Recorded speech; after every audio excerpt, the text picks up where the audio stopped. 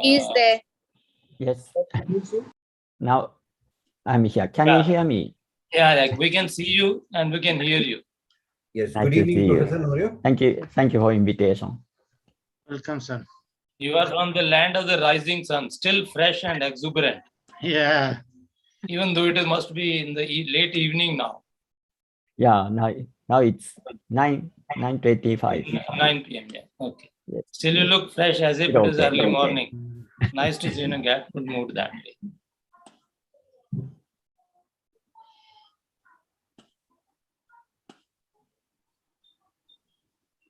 Dr. Vadhva, can we request you to just see to the timing?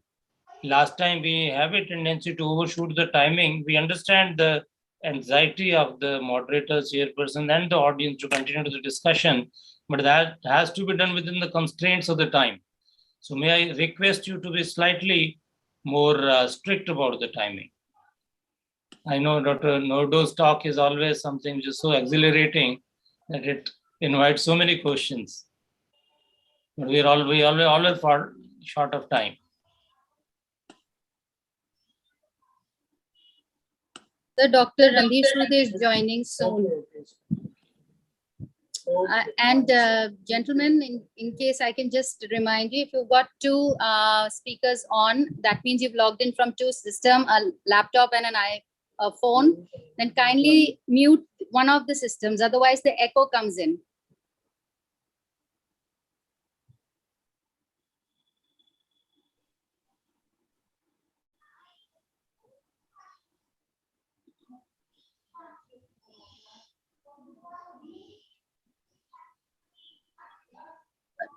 Dr. Vadhwa, Dr. Mayank Gupta and Dr. Naresh Agarwal are not joining in. Okay.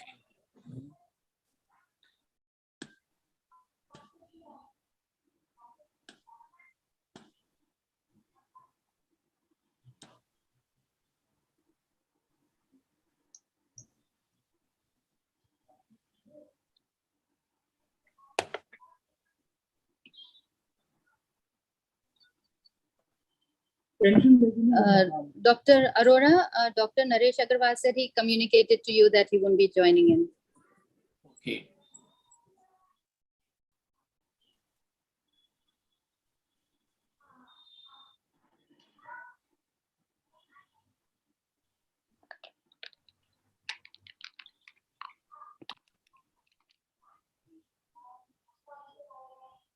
Two minutes to go.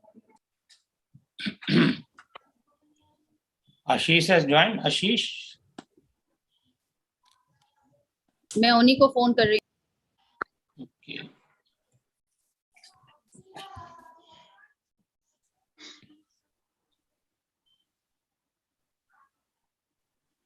Text team, don't go live.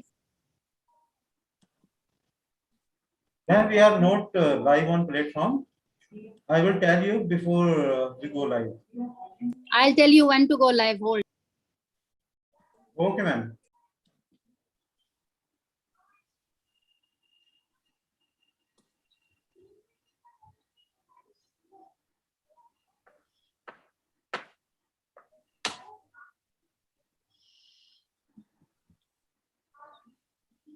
Sir, Dr. Ashish is joining in 2 minutes. Okay.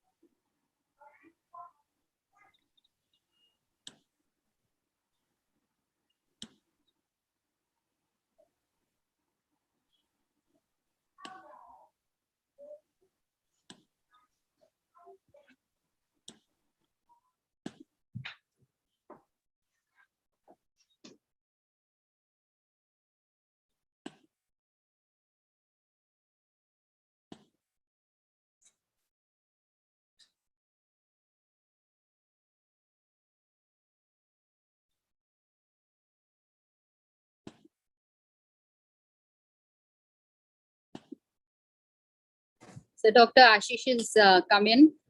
Dr. Vadva, I would request you to introduce the speaker initially because till Dr. Randhir Sood joins in, he can introduce the panelists thereafter. Yes, that should be fine with me, no problem. Hello, good evening, sir. Hello, Dr. Sood. You are muted, sir. So should we start, Dr. Arora? Yeah. Tech Yeah. team. Yeah, after my count. Okay. Good evening, sir. Good evening, Anil. I'm actually in Palampur, so hi, Noria. How are you? Nice. Sir, Nice to see you. Sir, I'm giving countdown. Then you can start. Okay. 5, 4, 3, 2, 1. Here we go. Good morning, good afternoon, and good evening to everybody joining from different parts of the globe for our continuing series on CME entitled as Visual Clinics in Hepatobiliary Diseases. Today is the second weekend and third day of the conference. And today we are going to elaborate on the advances in diagnostic modalities at various aspects of gastroenterology and hepatobiliary sciences. To take us forward to the journey of advances in the recent techniques of diagnosis in GI tract as well as in the pancreas, we have a galaxy of speakers who are going to give us the woven threads of the recent advances in field of diagnostic imaging by Professor Nordio, who is a celebrated figure from Japan. Then Dr. Govind Makharia is going to tell us the bread and butter of gastroenterology, the functional bowel disease, as to how do we go about managing the complex and difficult problem. We have two giants of pancreatic sciences, Dr. Pramod Garg and Dr. Vivek Kaul, who are going to take us through the journey of advances in management of the pancreatic fluid collection, as well as the approach to the so-called easily looking and casual looking cystic neoplasm in terms of its diagnosis and the therapeutic algorithmic management. Then we have Dr. Rana, who will tell us the basis of the endosonography for the beginners. And finally, we'll end up with recent advances in the bread and butter of, say, US, in which the colonoscopy is in big demand because of the presence of the polyps, which is becoming an increasingly common problem in India too. Is going to elaborate on the recent advances in management of colonic polyps, both in terms of diagnosis and management. With that, I'll hand it over to Ashish for further proceedings of the day. Ashish, please. Yeah. Good evening. Thank you, Dr. Arora.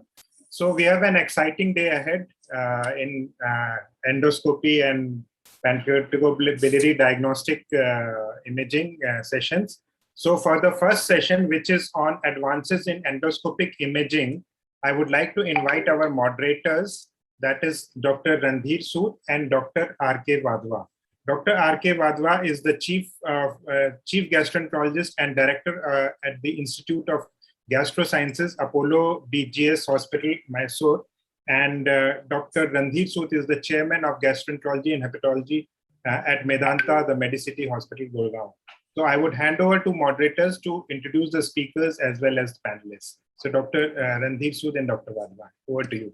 Yeah, I think anybody who is doing endoscopy and particularly is involved in enhanced endoscopy, imaging, will know Noria. There's nobody on this globe who is better qualified to speak on, enhanced endoscopy imaging, be it virtual, be it, the chromoendoscopy and the different evolving technologies of magnifying endoscopy. And today we have Noria with us from Osaka, and he's one of the authority and one of the persons who is any atlas you take on, NBI, you take on magnifying endoscopy, you will have his contribution to it.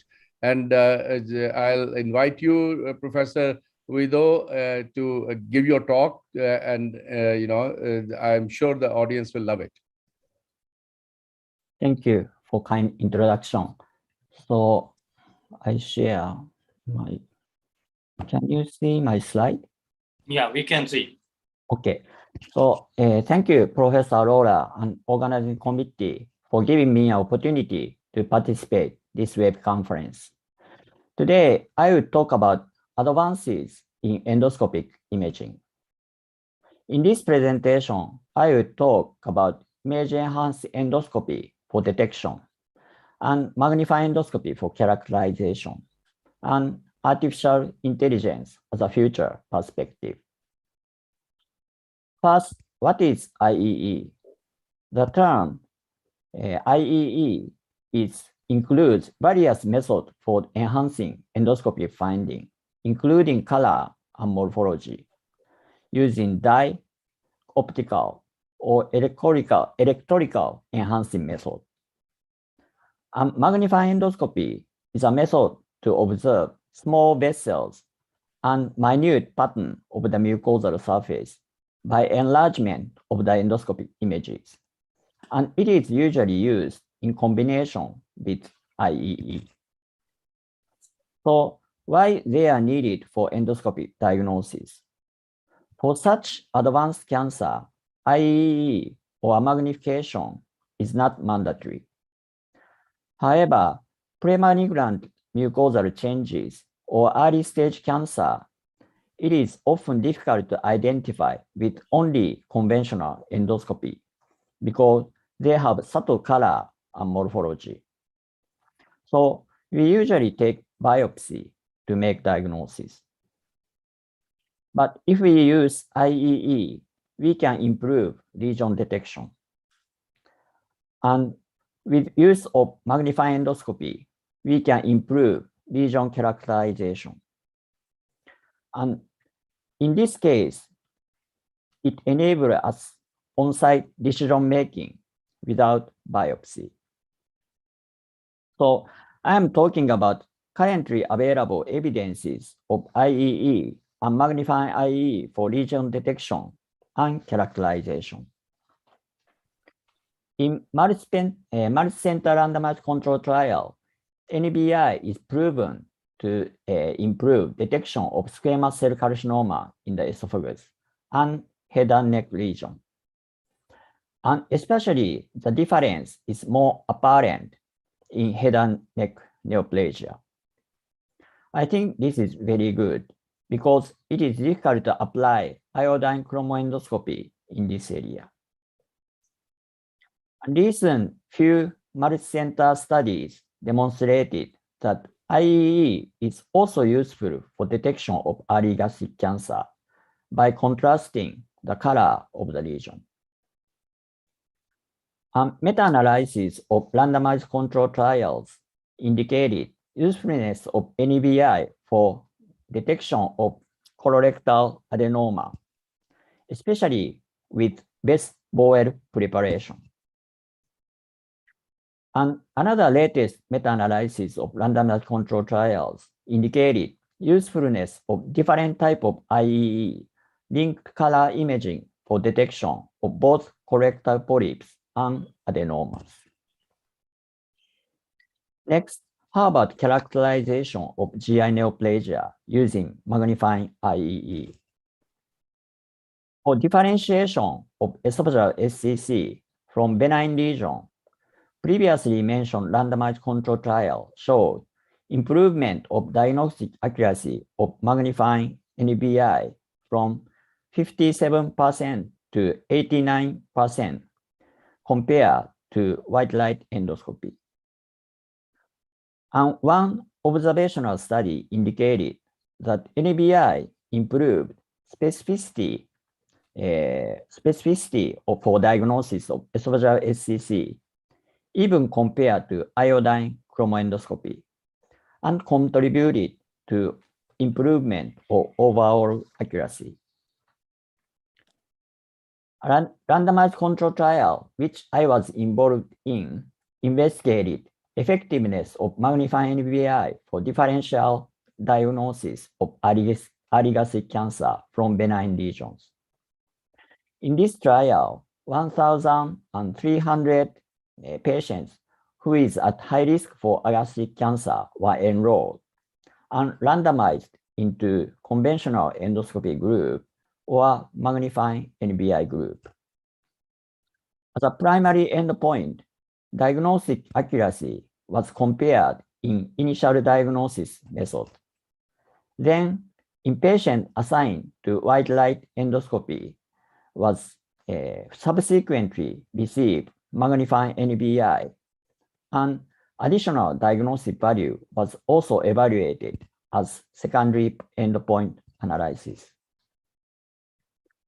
In the primary endpoint, magnifying NBI improved diagnostic accuracy, especially specificity for differential diagnosis of gastric lesion. Moreover, in the secondary endpoint, if magnifying NBI is performed in addition to white light diagnosis, all diagnostic value exceeded 95%. Diagnostic accuracy of near focus endoscopy, which is more common outside Japan, for differential diagnosis of early gastric cancer was also published recently. This result was analyzed as a secondary endpoint of randomized control trial for early gastric cancer detection. According to the data, near focus NBI showed 88% of accuracy, 61% of sensitivity, and 97% of specificity for differentiation of early gastric cancer.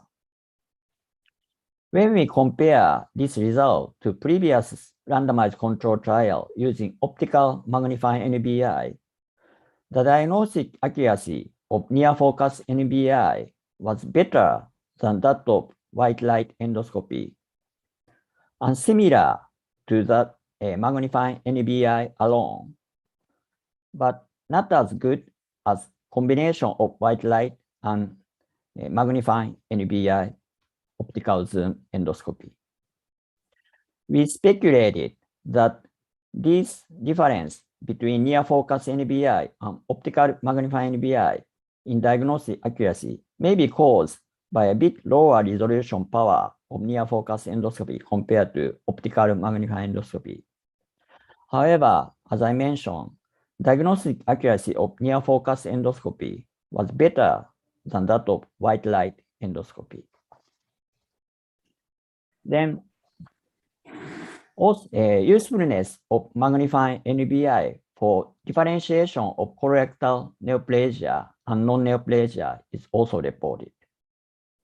And with magnifying NBI, differential diagnosis of colorectal neoplasia has very, very good accuracy like this.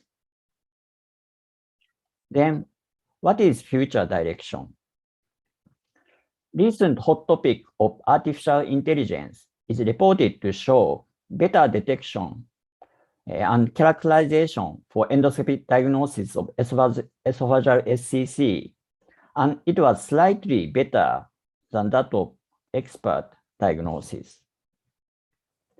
Japanese data show that in recorded images, AI show better positive predictive value for early gastric cancer detection with significantly shorter diagnostic time compared to expert diagnosis.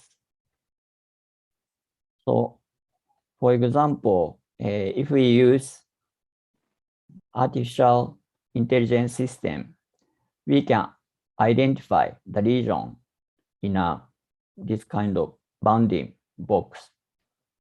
And it works also with NBI. Previous lesion was a bit obvious, elevated lesion, but AI also works for this kind of very subtle flat lesion as well. And it also works in NBI too, like this. Okay. So, but I would provide my thought of AI. Someone may say that if we use AI, there is no need for use of IEE or magnification for endoscopic diagnosis of superficial GI neoplasia. But I think this is wrong. because computer always make very natural diagnosis, meaning red is red and round is round. So even with AI, cancer with the same color and morphology to benign lesion cannot be distinguished each other. Therefore, even though we use AI in white light endoscopy diagnosis of early gastric cancer, diagnosis accuracy would be similar or slightly better than expert diagnosis. However, it would not be so high because small depressed early gastric cancer shows similar finding to benign depressed lesion in white light diagnosis. However, if we use magnifying NBI, diagnostic accuracy improve more than white light diagnosis because we can evaluate presence of demarcation line or irregular vessel pattern in magnifying NBI images. And this result is achieved by even less experienced endoscopists. This is a benefit of AI. Moreover, it is important to know that even AI cannot make diagnosis of invisible lesion or hidden lesion. Most published data use very clear and clean high-quality images for study material. But it is important to validate that the AI also works for in ordinary clinical situation all around the world. I understand that the endoscopic diagnosis has two domains. That is, technical domain to achieve good images to make diagnosis, and the cognitive domains to interpret the endoscopic finding properly. I assume that in the future, AI would solve issues in cognitive domains. So the improvement of endoscopic practice would be more focused on technical domains, such as good preparation or optimal observation technique, like that. In addition, for new endoscopy technology, expanded depth of focus EDOF has developed for the latest endoscopy. This EDOF technology widen the good focus area compared to optical zoom endoscopy. So this is a new image enhanced technology to contrast the color TXI mode, and it enhances the color of the lesion like this. And when we use optical zoom endoscopy, area of good focus is narrow, so the image is a bit unstable.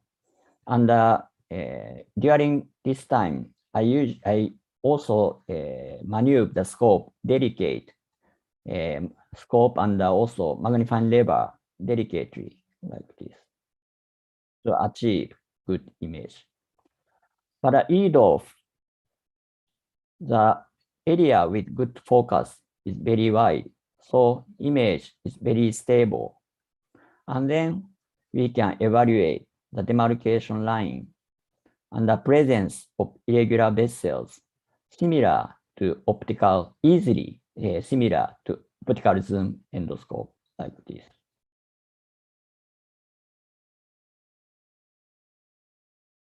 So in summary, for detection and characterization of superficial GI neoplasia, recent evidences support usefulness of IEE and magnification for improvement of diagnostic yield of endoscopy. New endoscopy technology and artificial intelligence will facilitate achieving good endoscopic images and interpretation of the finding. And finally, it is important to remember that for endoscopic diagnosis, achievement of good diagnostic images is dependent on endoscopist's hands. And the final clinical decision making according to this information is done by endoscopist's brain. Thank you for kind attention. Thank you, Professor Vedov, for an excellent talk, which was very precise and I think is of great value to each one of us. I'll kickstart the questions because you have provided us more time than Dr. Professor Anil Roda has provided for discussion, because you finished your talk 3 minutes early. So, the thing is that in image-enhanced endoscopy works best with the experts. But when it comes to the community level endoscopists or regular endoscopists, and unfortunately, unfocused endoscopists are more in India than the focused ones in IEE, in spite of the availability of the equipment, this does not perform so well. So artificial intelligence is one tool to minimize the difference. But what do you think is required for people like me to increase their skill level? So I explained in the presentation. So probably we can more focus on improvement of techniques in the future. Probably AI will solve some issues for cognitive factor. But Right. sometimes we really misunderstand that the technology solved all the problem. But we still have to, do some more deliberate practice. Yeah. I think. So I'll ask my co-moderator, Dr. Rajkumar Wadhwa, to ask any question, Professor Vedov, before we bring in our expert panelists for it. And I see Professor Naresh Bhatt, who is very interested in teaching, all the gastroenterologists about the videos and the NBI application and interpretation, as well as the NICE classification application. So, Dr. Rajkumar Wadhwa, please. Good evening, sir. Professor Norio, it was an excellent lecture. Now, I do practice Fujifilm, and we have BLI and LCI and CAD-I in almost a similar category as NBI and artificial intelligence. Yes. Do you think that these does make a difference, that you have a slightly different technology with one company and slightly different technology with another company, or does it confuse the people or end user about the different terminologies? So thank you for very nice question. So when we think about NBI and BLI, they use almost a similar illumination wavelength light. So I think achieved image is almost similar to NBI and BLI. So and the clinical result is also similar. BLI is also proven with a randomized control trial that it also characterizes better than white light image. So I think BLI and NBI is the same. LCI is probably a bit different. It's more for detection. But I think it is already, as I mentioned, introduced in my presentation, usefulness for detection of upper GI neoplasia and even for colorectal neoplasia is already proven with a randomized control trial and meta-analysis. So I think even though different company, principle is similar, so clinical outcome should be the same. This is my opinion, yes. We have a galaxy of experts who will be joining us.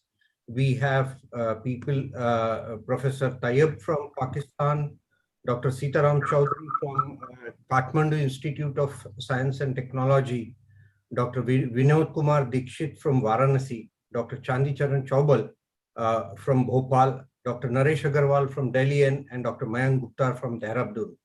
I will now ask our panelists to join with their experience and questions in this regard, in this the emerging field of new technologies in endoscopic imaging. Yeah.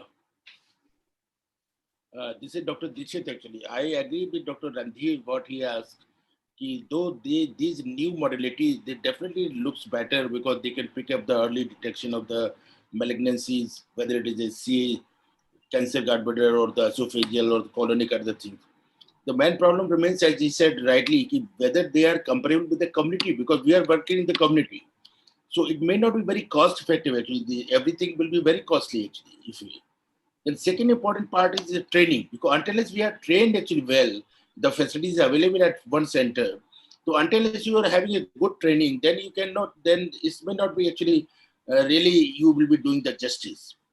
And then different type of validation is still required, whether for classifying the different type of regions. So I think this is too early actually. It definitely looks like more promising modalities. There are many more what Dr. Nehru had described. And what we require is basically a good classification understanding, a good training. At the same time, it should be made little cost effective, because we are working in the government setup, we know how poor the patients are there. So hardly we can actually perform these tests in the really those people. It may be only confined to the corporate sector where the people can afford. Thank you. Professor Chawal, any questions further? Mute. Unmute. Naresh, you can join in till that time. See the, Yeah, I think that endobrain is already in practice in Japan. It has come to now almost like from research tool, it has now come on the clinical side. What I'm saying is you have a lesion, artificial intelligence, it's a malignancy, do a biopsy, first a biopsy, it's a negative. So which one are you going to believe at this point of time? So that is also I mentioned in the presentation. Probably AI is also one of the information. So like endoscopic images or magnifying images, AI is also one of the information. So collecting all these information, final decision making is made by clinician. What I'm saying is if you have a divergence, for example, the forceps biopsy says no, AI says yes. Which one are you going to believe now? Probably AI is not 100% accurate, because I also show that if it is used in a different modality, accuracy is almost one level. So according to all these comprehensive, interpretation, we can decide. So AI is not always 100%. This is my opinion. Professor Norio, since we are talking about the newer technologies and advanced imaging, I was reading about introduction of amber light in, these are all blue, violet, blue, red, or green. And introduction of amber light in the diagnostic modalities can help us in detection of GI bleeding. Do you think that will be a new area which we can look forward to? You mean the RDI? Red dye, yeah. I also tried in our clinical practice, especially we are doing a lot of ESC practice, and during the procedure we have a lot of spotting bleeding. Not a lot, but some often we experience. So at that time, it's very useful to identify the bleeding point. So I think it also works for emergency bleeding case as too. So we feel it's really good for clinical practice. So I think you have to investigate it in a clinical study so that you can actually get good data, I think. Yeah, sorry. Dr. Udo, do you see any possibility in Japan, because finance is not a big problem and you are always the leader in the endoscopy advances imaging. Do you see a possibility that in Japan you will altogether recommend for stopping the white light endoscopy in future? Is there a possibility like that? That is very difficult question. Good question, but difficult question. Sometimes very enthusiastic endoscopists say that it is, image enhanced endoscopy will take place, the white light endoscopy. But in my understanding, usually image enhanced endoscopy really enhance some specific image area of light. So maybe good for diagnosis of superficial neoplasia, but in our clinical practice, we have many different diseases, like benign disease or bleeding or something. So in specific purpose, maybe IE is better than white light, but I don't think it's really, replace all the clinical practice, endoscopy practice. This is my opinion. Yeah, in Nepal, for us, the problem is that very occasionally only we are able to detect these cancers in early phase to cure. Sometimes we are happy. Mostly it is only palliation. So our concern is how to do maximum number of endoscopy in the community. Maybe we are hundreds of gastroenterists in Nepal because of Professor Dr. Anil Arora, lot of advances for us in last decade. But we are realizing probably we will need to double, triple the number so that the community people get the endoscopy done. And the suspicion, when the suspicion is there with the white light endoscopy, then they can be referred to the tertiary center where these NBI experts, I think, will practice only, we will learn. Somebody has to go ahead. So we fully believe that it's very useful technique, NBI technique. Advances are useful, but all over the country, it won't be possible in Nepal. Sometimes, I also mentioned that sometimes we misunderstand technology, solve all the problems. So probably NVI or some IE is one of the clue to change our mind. But the most important thing is the changing of mindset, maybe. So, for example, Japanese endoscopy detected early lesion, maybe 1960s or 1970s by fiber optic scope. That's right. So even at that time, they can detect some lesion. Of course, IE enhanced detection. So I think if we really change, knowledge or our idea, I think even we use conventional endoscopy, we still improve somehow for the diagnosis. Thank you. That is my idea. Is there any Yes. Professor sorry. Mori. Professor Nuril, Can I a speak small now? question. Are you using some fluorescent material during your NBI also, just to have more No. appropriate?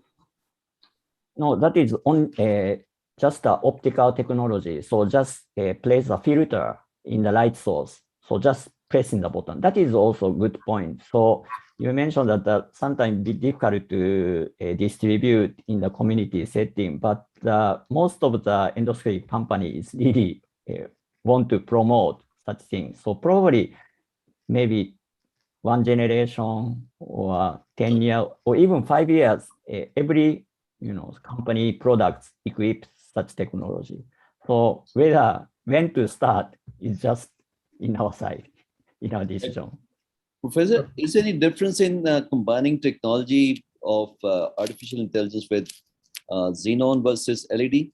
Which one is better, LED or xenon, or they're equal? I think it's equal. So AI just identify the image recognition. So even it uses a different light, I think it's if the endoscopic image represents the characteristic finding, I think it's the same. Professor Norio, I have another question, and I think Dr. Naresh Bhatt, who has a phenomenal experience in India, can also join. When I started early for applying these techniques into clinical practice, what I found confusing is the plenty of classifications which existed in these field. Different companies have put different classifications, like Olympus promotes a particular type of classification, and Fujifilm users promote a different type of classification. Do you think it is a time for us to now, combine all these classification into a universal classification? As you said, technologies are similar, so that it becomes easy and more, applicable to a beginner who is more confused with these classifications than actually they should be.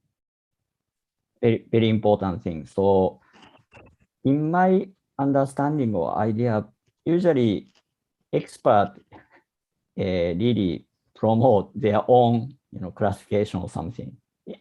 Because as I mentioned that the Fuji BLI or NBI uses almost the same principle and same illumination light. And we see the same vasculature and the surface structure. So we have to have some more merged classification. So I think it is possible if we really understand the principle or characteristic principle finding. So I think we can use the same terminology, even for different methods. So Raju, I agree with, totally agree. Yeah. I agree with you that there has been a lot of confusion, but then that confusion is not limited to us. Even in Japan, for the colonic thing, they had 3 or 4 until they merged it and they now have a JNet classification. So I think now we have fairly clear things that for squamous cell carcinoma esophagus, we have a Japanese classification, Japanese Endoscopy Society. We have one for Barrett's. We have for CS stomach and colon. So I think it is now, it does exist.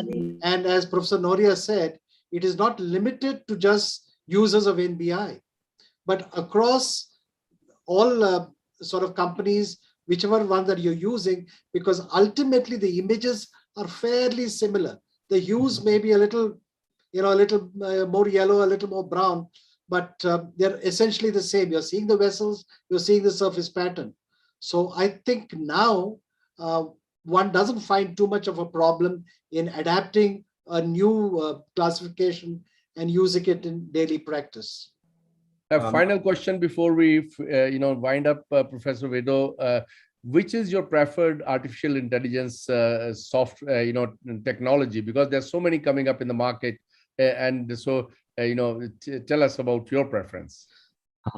So difficult question because still different company, but still not yet proven for the high quality of evidence. So still amateur AI technology in clinical practice still. So maybe we have to wait the more big prospective randomized trial to prove the efficacy. Sorry, I didn't answer well. Thank you, Professor Vedo, and thank you, my co-moderator Rajkumar, and all the panelists for joining in. And I can see some worry coming on Professor Anil Rora's face that we are exceeding time. So over to you, Anil. Thank you. Thank you. Thank you, sir. Ashish, you can carry on. Thank you so much, sir. Thank you, Dr. Sood. Thank you, Dr. Vadva. So we'll move on to the next session, which is what is new in the management of functional bowel disease. And for this, I would like to invite our moderators, Dr. Deepak Lahoti and Dr. Naresh Bhatt. Dr. Deepak Lahoti is a Senior Director of Gastroenterology, Hepatology and Endoscopy at the Max Hospital, Patparganj. And Dr. Naresh Bhatt is the Chief of Gastroenterology and Liver Disease, Aster CMI Hospital, Bangalore. He's also the former president of ISG and SGEI. So over to you, Dr. Naresh Bhatt and Dr. Deepak Lahoti. Thank you, Ashish and Anil, for having me here this evening. And I welcome you to this session on functional bowel disease.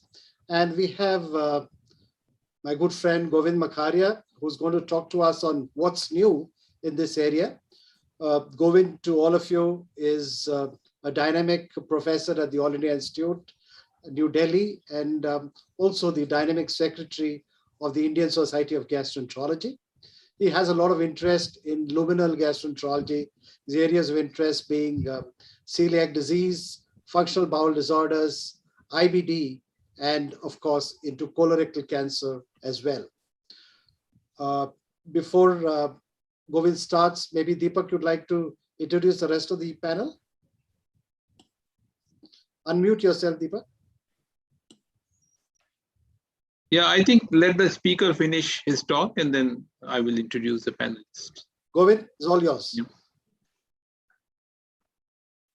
Yeah. Thank you very much, Dr. Arora and Dr. Ashish, for very kind invitation, and very good evening, everyone. Thank you, chairpersons, Dr.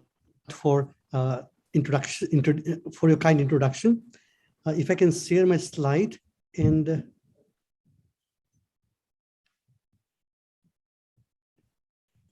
the slide visible now? Yeah, they are visible. Yes. You can make them full screen. Yes, I will, yes. Yes. Just 1 second.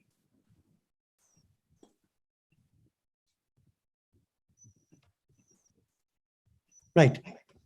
So as this topic is, I believe, it's a very important topic, that what's new in patients with functional bowel disease. I have no conflict of interest. Before I go to my talk, I'd like to cover a couple of a case scenario and to highlight the importance of why we need to change the way we see IBD or IBS now. So this is a 45-year-old female who came to us with altered bowel habit for the last 5 years, had abdominal pain, had postprandial discomfort and bloating, and had no constitutional symptoms. She also has episodes of palpitation, had a chest pain, has gavrat, tiredness, and lack of sleep. For this, she went to multiple doctors, and she was prescribed symptomatic care, including antispasmodic and laxatives, but there were no response. Over time, she visited 4 physicians, and multiple tests were done, and her her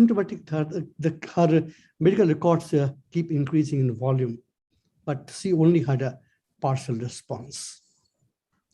Bring to another patient, this 46-year-old male who was symptomatic for 10 years with chronic constipation, had no urge to pass stool, and he used to pass stool once every 1 week, and hard stool. He used to pass the stool only once a week.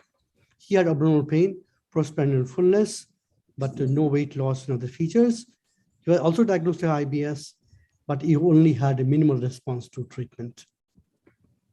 We have another patient, she's a 52-year-old female, 3 years symptomatic, chronic large bowel diarrhea, postprandial fullness, multiple other symptoms, including restlessness, tiredness, migraine, frequent crying without any inducing factor, and lack of sleep. She was diagnosed to have IBS-D by a physician and treated, but again, she didn't have much response. So I give you a 3 clinical scenario, which is a common clinical happening, which we see day to day in our clinical practice. But I told you that all 3 did not have great improvement in the symptoms. Why it is so? The first thing, when this patient comes to us,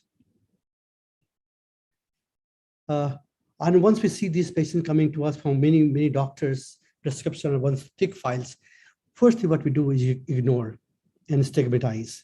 This is a functional bowel disease. Don't put your time and write a prescription, and therefore the file keep increasing its volume. Second thing, we try to put everything together into one diagnosis, which may not be always true. We try to look at only GI symptoms. Since we are GI specialists, we try to look at only chronic diarrhea, constipation, or pain abdomen, and we don't consider other aspects. And we compartmentalize the diagnosis to only GI, while the patient can have multiple other symptoms, multiple other somatic, multiple other psychiatric illnesses. And in addition, we address only symptoms. We provide only symptomatic care. So this is how we treat IBS today. And even our treatment drugs, even the best drug which is available to us, even after a randomized controlled trial, the response rate is less than 50% and just 7 to 15% over placebo. It means we don't have effective care of these patients. We learned over time that all IBS are not same. Therefore, they cannot have similar prescription. And therefore, we need to change the way we look at IBS or other functional GI disorders today. And therefore, I'm going to highlight what's new in the changing concept in patients with the functional GI disorder. And these are my agenda to discuss, and we come to each one of them one by one. The most important thing which has come now, that the people who work in IBS, I'm not one of them, but my colleague Uday Ghosal and many others, they work in this field, and everybody realized that the way we look at IBS today is not the way we should. Therefore, the whole FGID group has been redefined as disorders of gut-brain interaction. That's called DGBI. And we will not use the term FGID now. We will use the term gut-brain interaction. And why it is so? Earlier it was called functional. The term functional for both for doctors and patients looks like a functional disease, a psychiatric illness, or some kind of a somatization disorder. And therefore, we always underplay it. It's not so. Therefore, this disorder is now called disorders of gut-brain interaction. And why it is so, we'll come back. And this occurs because of multiple GI physiological abnormalities, which are part and parcel of DGBI. That's a GI tract motility abnormalities, either increase or decrease. Increase IBSD, decrease constipating type IBS. They have increased visual hypersensitivity, more frequency of stool, more symptoms, more blotting, altered mucosal immune functions, altered microbiota, which is very important, and altered CNS processing of these factors. And all together, they lead to a symptom complex of IBS. Earlier, it was called brain-gut axis. Now it's called gut-brain interaction. So gut leading to the factors. And it's also known that, for all FGIDs, if you look at all of them, and there are studies available, that in 50% of patients, the primary abnormality is psychological distress, early part of life stress, some kind of sexual trauma, some kind of other major stress during early part of life, and they later developed a FGID. But in 50% of patients, the primary abnormality in the GI tract, and that leads to secondary brain involvement. True. And of these, if you look at how it works, and how it works is this pathway, that in 50% of patients, the GI tract is abnormal. And why? How is it abnormal? They can have multiple factors. For example, if they have an infection in the GI, if there is change in microbiome, and most important, let's start from diet. If the diet is diet-induced inflammation. So once we ingest a lot of our food and food antigens, as we take our food, a lot of antigens are also ingested. So these antigens are picked up by antigen-presenting cells. These APCs then induce the immune cascade. And these immune cascade leads to T cell infiltration, type 2 immune reaction that also lead to mast cell infiltration. And all this what we call a kind of inflammatory state in the GI tract. And this can persist because person is taking diet every time. There may be some factor in the diet which induces inflammation. Also, that can induce dysbiosis in the gut. That can also induce, so all these factors, once we have mast cells infiltration, once we have immune inflammation, they also sensitize neural cells, the enteric nervous system. That neural cells that leads to visual hypersensitivity, and that secondary brain involvement, and that leads to all these symptoms. So therefore, in 50% of patients, gut is the factor which leads to immune activation and brain activation. And therefore, there are multiple factors do happen, and multiple physiological abnormality do happen in these patients with IBS. So IBS is no more a functional disease. This is called a microorganic disease. They may appear normal, but if you look close, if you look at microscopic, you find a lot of patients with IBS will have a mast cell activation, will have more serotonin levels in the GI tract. They will have a dysbiosis. They will have bacterial overgrowth. They will have motility abnormalities. So they are not functional. They are all microorganic. They are not visible to us, but if we start looking at it, we'll find multiple abnormalities. And all of these convert into symptom complex.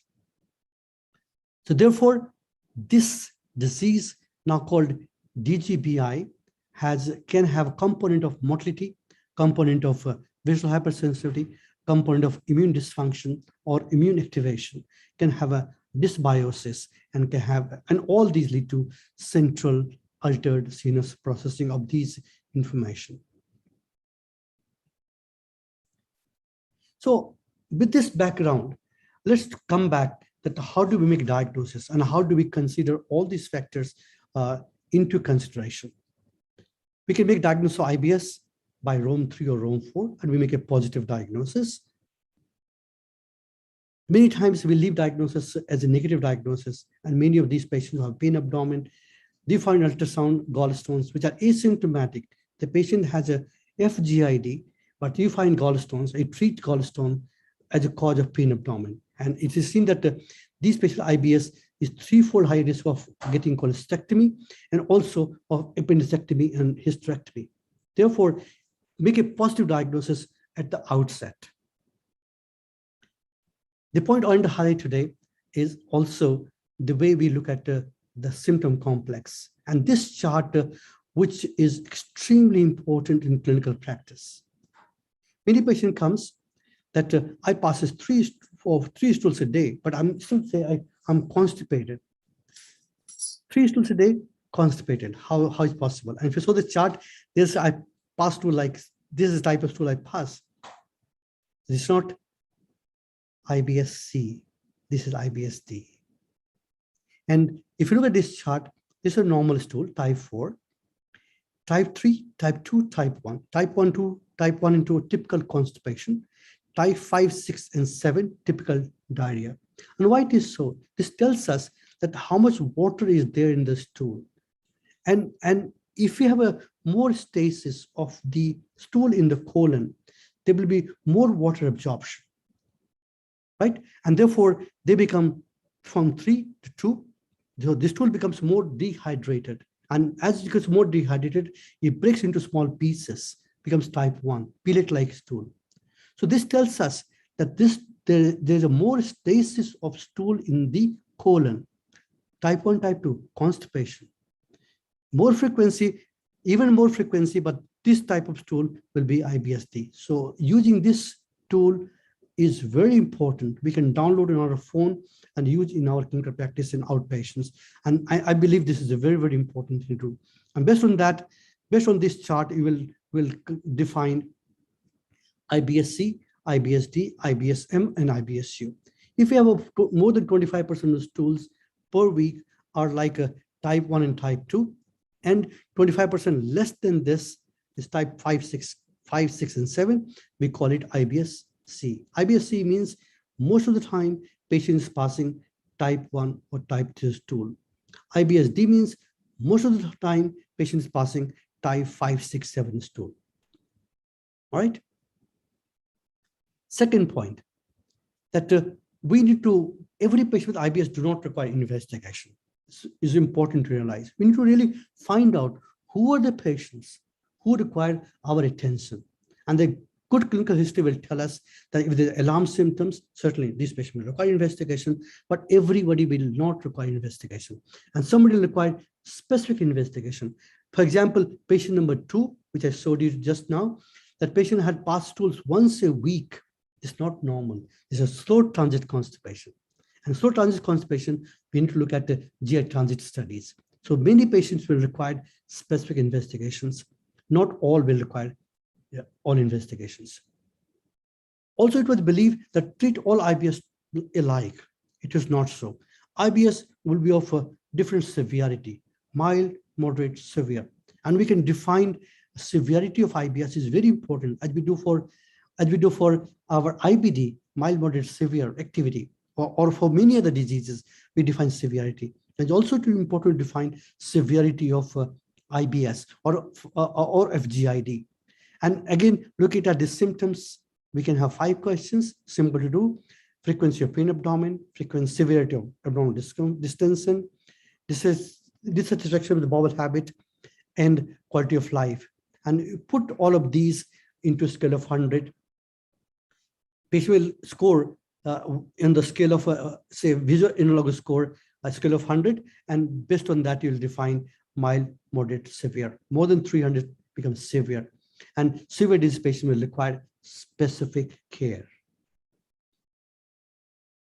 Also, IBS patients are not alone.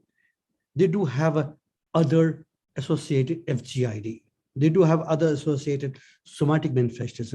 They do have associated psychiatric manifestations. We need to know all about them. If we know about them, we'll also address each one of these. the Rome, the Rome Foundation, which have been the building block for FGID, never realized that a patient with IBS will have other comorbid illness. And therefore, Rome always says, make one diagnosis, is IBS or functional dyspepsia. But in practice, this never happens. One patient can have multiple other FGIDs. And if you treat only IBS, the symptom of bloating will persist. If you treat bloating, symptom of IBS will persist. And therefore, there have been a change in thought in the Rome Foundation, which Uday tells us. And now we have a study published this year that looking at people, this is an internet survey, looking at individuals and asking questions. And it found that almost, say, of those patients who have disorders of brain interaction, almost 40% have other associated FGID. If they have IBS, they do have a other disorder.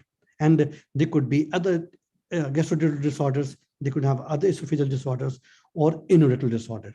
So therefore, one patient with IBS can have a multiple other FGID, and this is a new concept which is evolving. We need to address each one of them. Govind, you have less than 3 minutes to go. Really? Yeah. Oh my God. So then all those who have those patients who have a one abnormality will have a more abnormality. They will have more psychiatric abnormality in this. Furthermore, let me have to skip a couple of slides then in that case.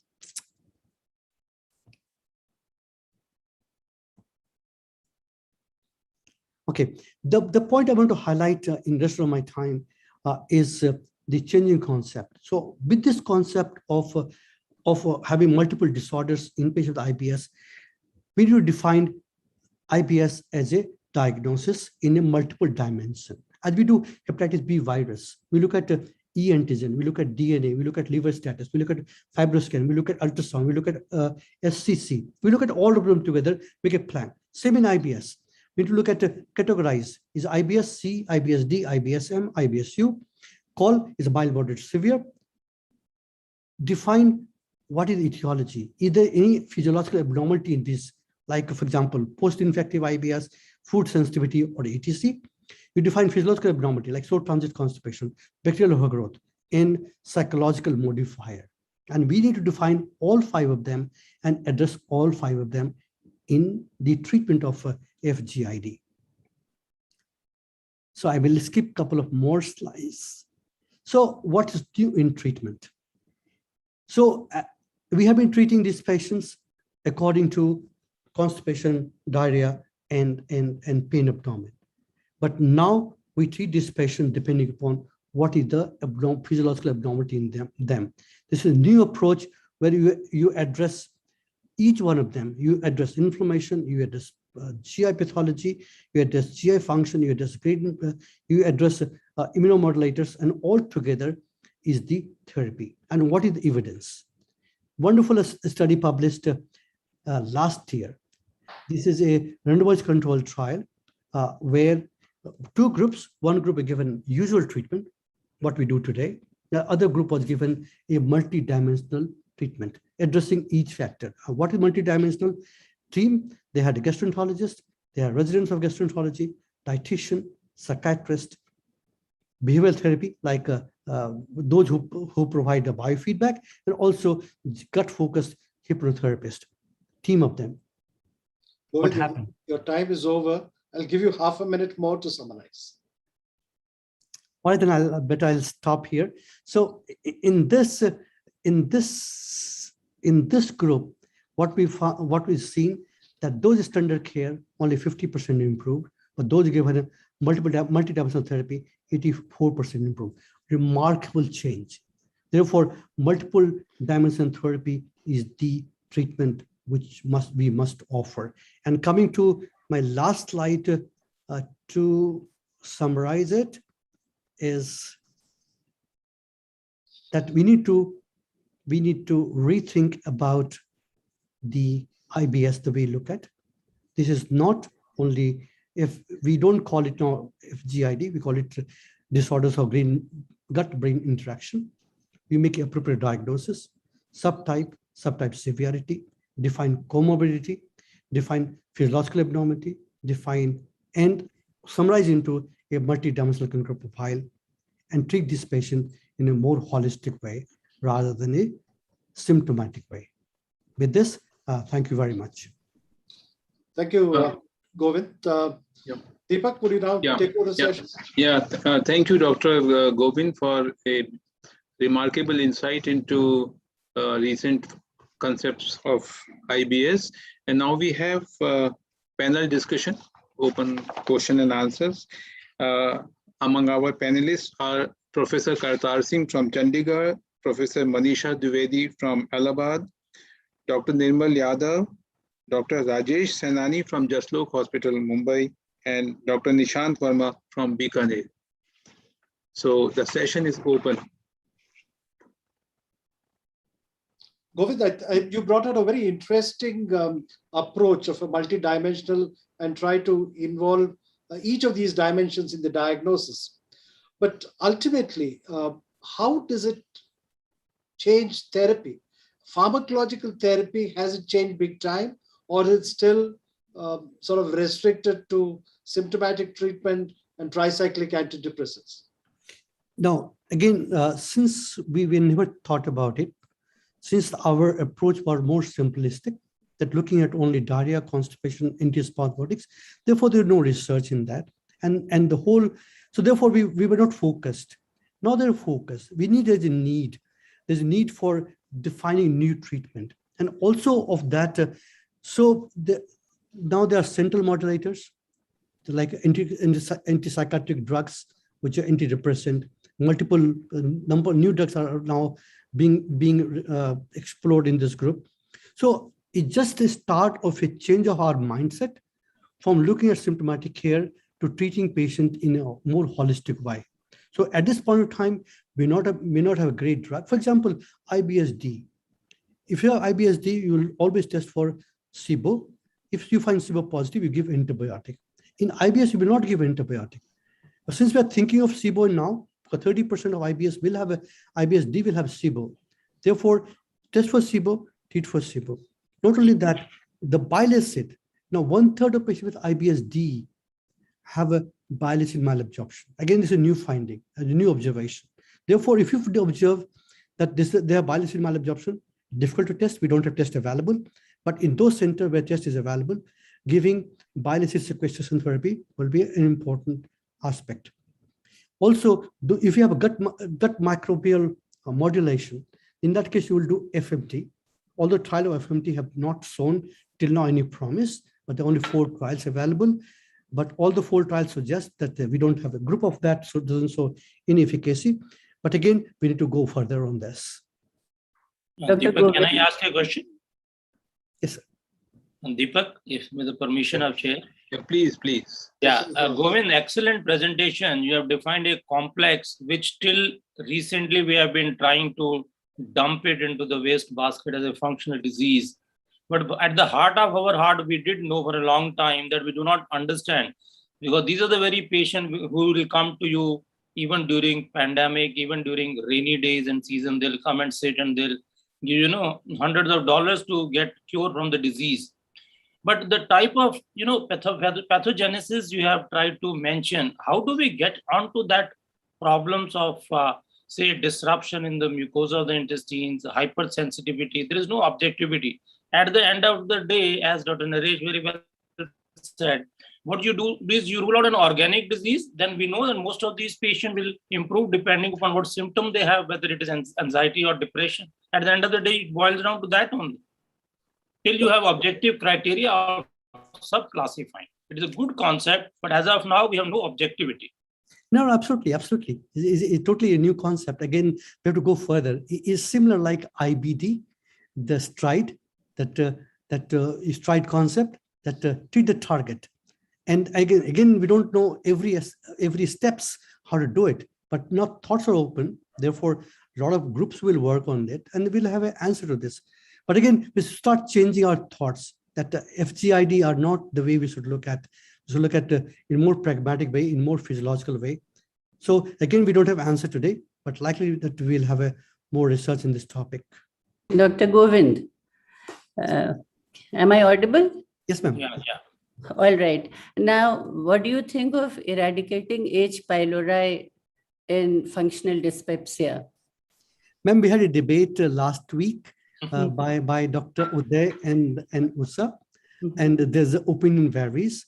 But in the Western countries and even in Asian countries, the guidelines that in functional dyspepsia, if you have H. pylori, treat that, eradicate H. pylori.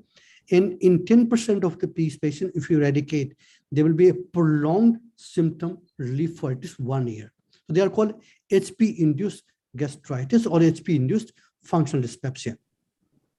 But in all others, we don't have any consensus. We don't have any guidelines in our country. But personally, I believe that we should start thinking more positive way to eradicate H. pylori. There are many challenges, but again, we need to be open about it. And what are your views about using gabapentin for visceral hypersensitivity in IBS? Yes, ma'am. They are now, as I said, that multi-dimensional clinical profile, and if you address those patients who are resistant to treatment, if they have an increased frequency, if you have a physiological test like endocrininometer is normal, the only issue is that more frequency, then one can use this in a low dose. Yes. Thank you. Dr. Govind, by the time a patient reaches a gastroenterologist, he has everything with him: endoscopy, colonoscopy, CT scan, ESR, thyroid. Still is not happy because a big file is just a culmination of everything which a gastroenterologist thinks of. Then how do we start looking for the cause then? So if you look at because at the end of the day, everybody repeats everything else. He goes to 10 patients, 10 doctors, everybody does an endoscopy, everybody has an RUT positive, everybody repeats a CT, just to be sure that you're not missing out anything. That is possibly because you do not know what is happening at the level beyond the mucosa, submucosa, nerves, gut-brain axis. Yeah, exactly. So the more important, that's what the new concept is, that don't make a negative diagnosis. IBS make a positive diagnosis. If a positive diagnosis, majority of patients will not require any investigation. If they have a simple pain, abdomen, diarrhea, changing with pain getting better with passage of stool, IBS-C, IBS-D, majority of them will require simple symptomatic care, nothing else. But those patients who come to us to GI after primary and secondary care referral over years, these patients require our attention. We need to sit with the patient. Don't look at the file. If you look at the file, you already made your mind, okay, I'm going to write my prescription and that's it. That's not true. We need to go about it. For example, I give example, the patient number 2, who had a typical slow transit constipation. And if you keep giving any therapy, you're not going to work. If you know is a slow transit constipation, I give him the gut motility agents. I'll give him something like Dulcolex. I give him something like a sodium picosulfate, because I want the gut to move. I want colon to move. At the same time, I'll give him Pegleg, because to move the stool down to the rectum and so that it can pass, right? Or we can use prochloropride. But if you're giving him simple other drugs, we're not going to help. If you give fibers, it's going to worsen the symptoms of this individual. So therefore, if I understand what is the cause, then I can treat it better. Dr. Nirbal, you had some comment? I just want to say something. This is very nice presentation you have given us.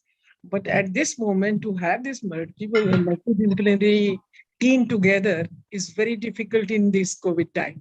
And not only that, only 5% patient will be going to specialist. 95 will be with us. I'm not a gastroenterologist. And the thing is, for us, it is a simple thing that rule out any organic cause. And I have listened to both. And I have listened to the previous hepatobility also by Dr. Usha Datta.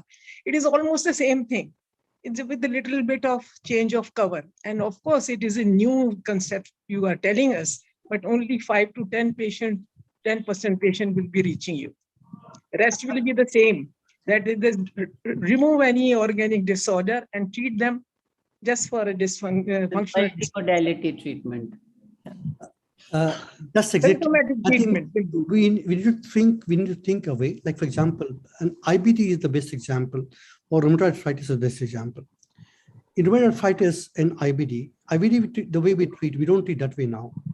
We treat IBD now more different way, more pragmatic way, more holistic way, looking at the healing of ulcer. Because we know, because most IBD, and I always wonder that we can treat a complicated disease because we know pathophysiology. We can address each of the abnormal pathophysiological factors, and we treat each one of them. But why in IBS we fail always? In IBS, in some number, in majority we succeed because majority of them are mild disease. But in some number, maybe I would say 20-30% of all patients with IBS, which are moderate to severe, we don't see them like they have a specific abnormality.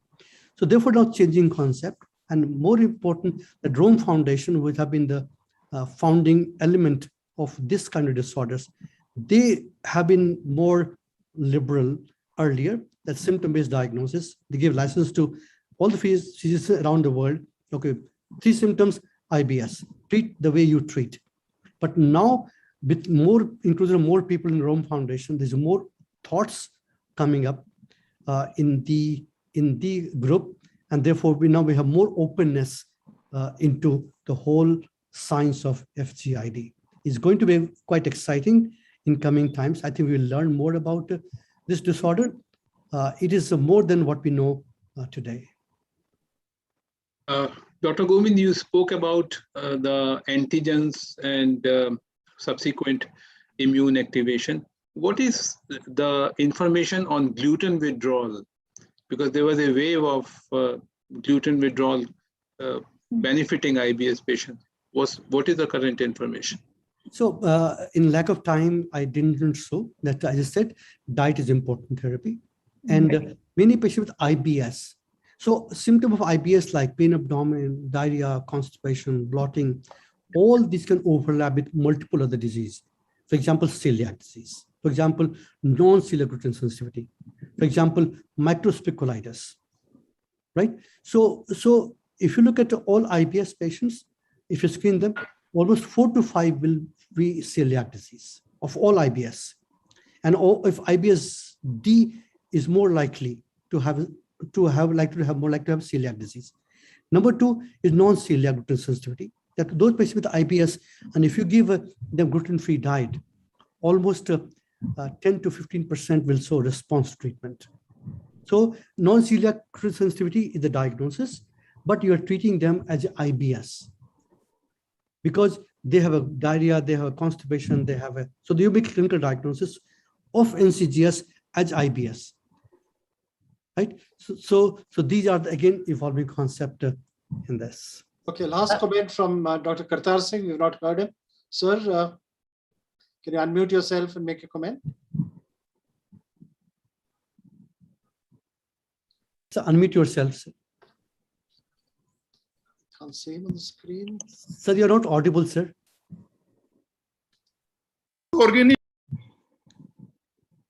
Sir, you're not audible, sir.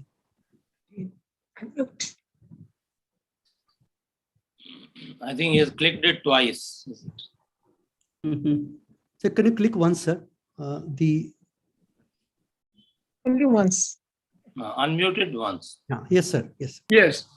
So the microorganicity of the process needs to be made macro.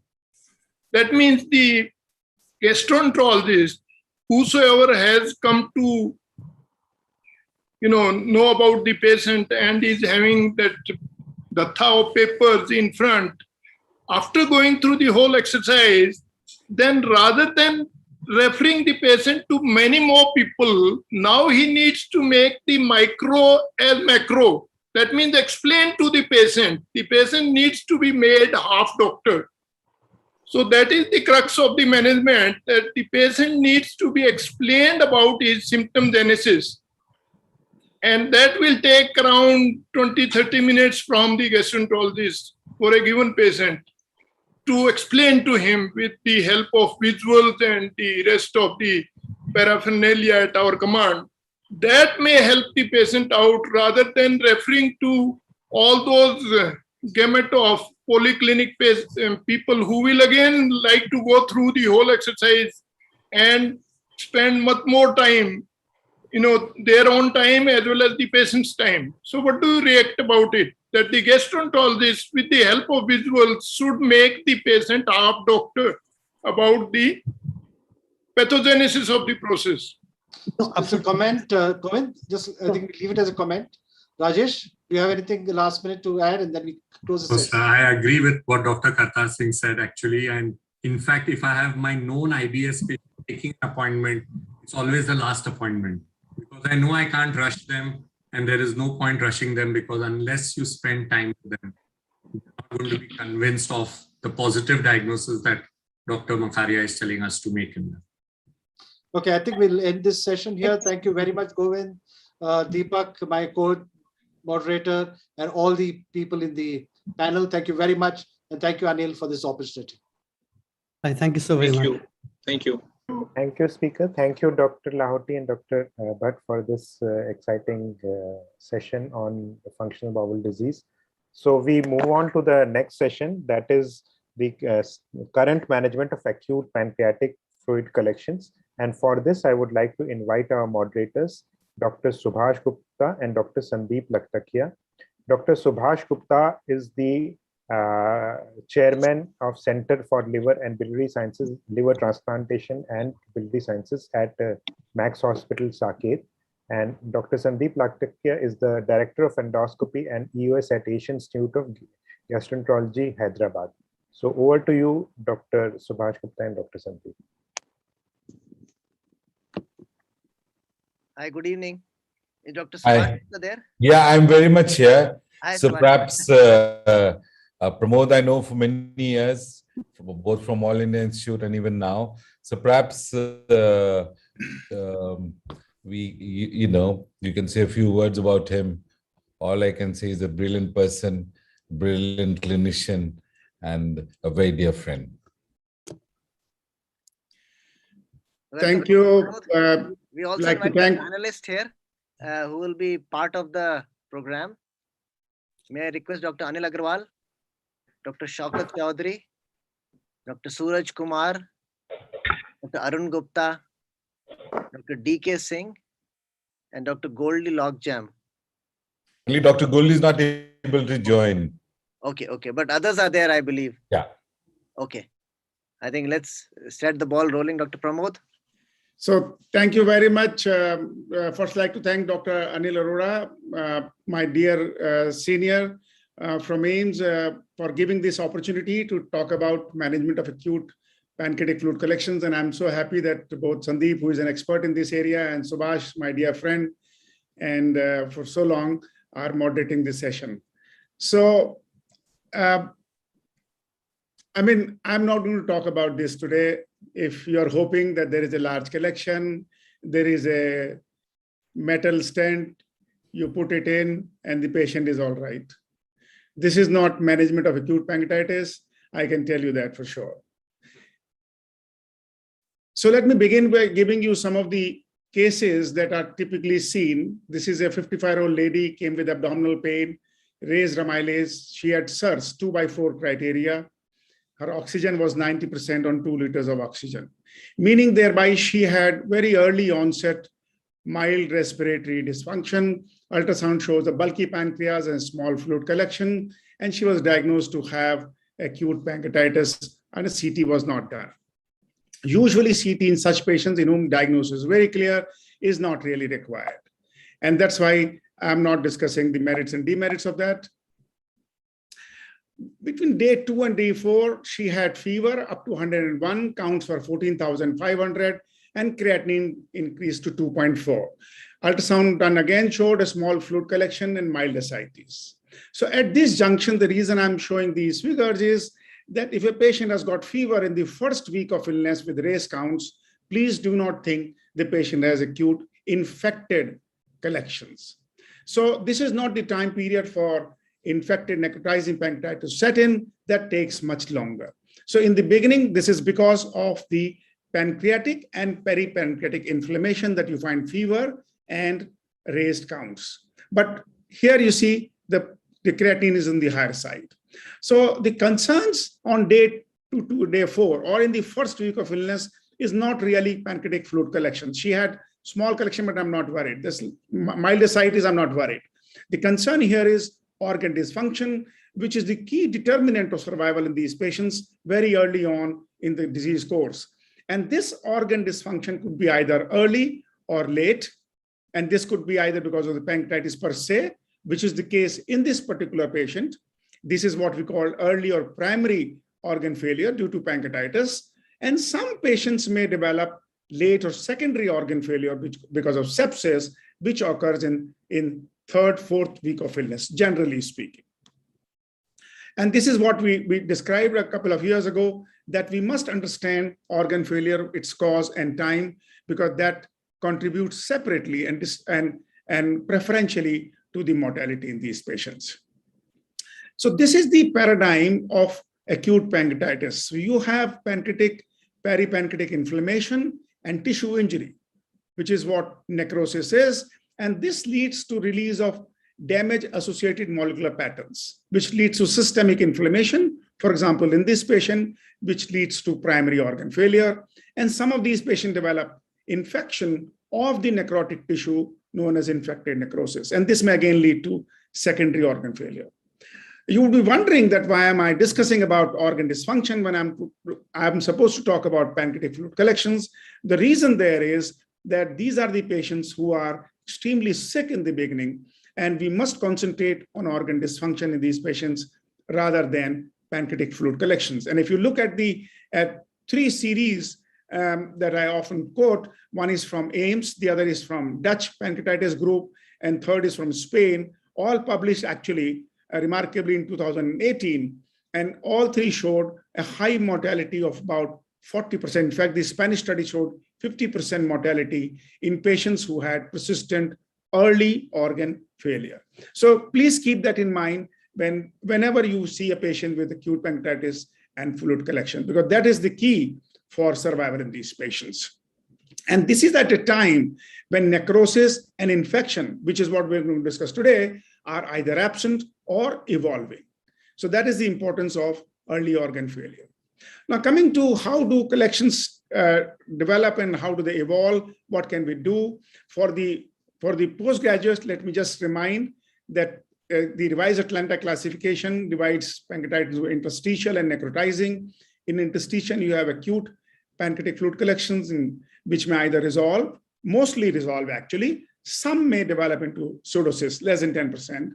And in necrotizing, you have acute necrotic collections, which may resolve, usually do not, and then develop into what is called as world of necrosis, which may remain sterile or infected.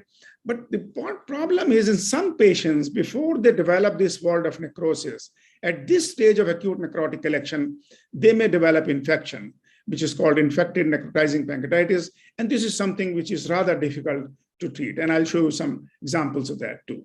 This is acute pancreatic collection. This is acute necrotic collection. And this is a patient with infected collection where you see air within it. And this is a classical example of a pseudocyst.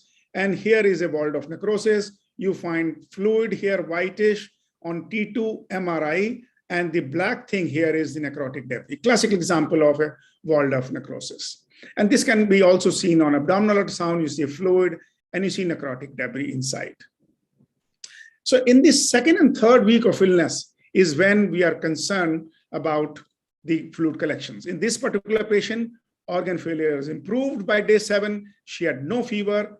A CT was done which showed this small fluid collection with necrosis, but because the patient was improving, no intervention was done and she was discharged home. The take-home message here is acute sterile pancreatic fluid collections do not require any intervention in the 1st or 2nd week or even 3rd week of illness. This is case 2. A 20-year-old lady came with acute pancreatitis, and this time she showed 50% necrosis with fluid collections, classically acute necrotic collections. She had early organ failure, required ICU treatment, and improved, but again started having fever in the 2nd week of illness. Now is the time when you actually start suspecting that this patient may be having infected pancreatic necrosis. Unfortunately, we do not have many tests to confirm our diagnosis. Most of the time, you have to depend on your clinical acumen and some of the tests. For example, procalcitonin might be helpful. So this patient was started on enteral nutrition through NJ feeding, given a combination antibiotics, but fever continued, and she was found to have large necrotic collection. So in such patients, if they have acute necrotic collection which is likely infected, should we drain or not in the second and third week of illness? Now, this is a question which remains unanswered. We really do not have much data to suggest whether or not to drain. The guidelines so far suggest that invasive intervention, whether percutaneous, endoscopic, or surgical, wherever possible, should be delayed until 4 weeks for the collections to become walled off. That's the guideline. However, there are patients in whom you may be forced to drain. And a pointer trial done by the Dutch group showed not much difference between early and late drainage. Early in their case was mean of 22 days after onset of illness, and late was 29 days after the onset of illness.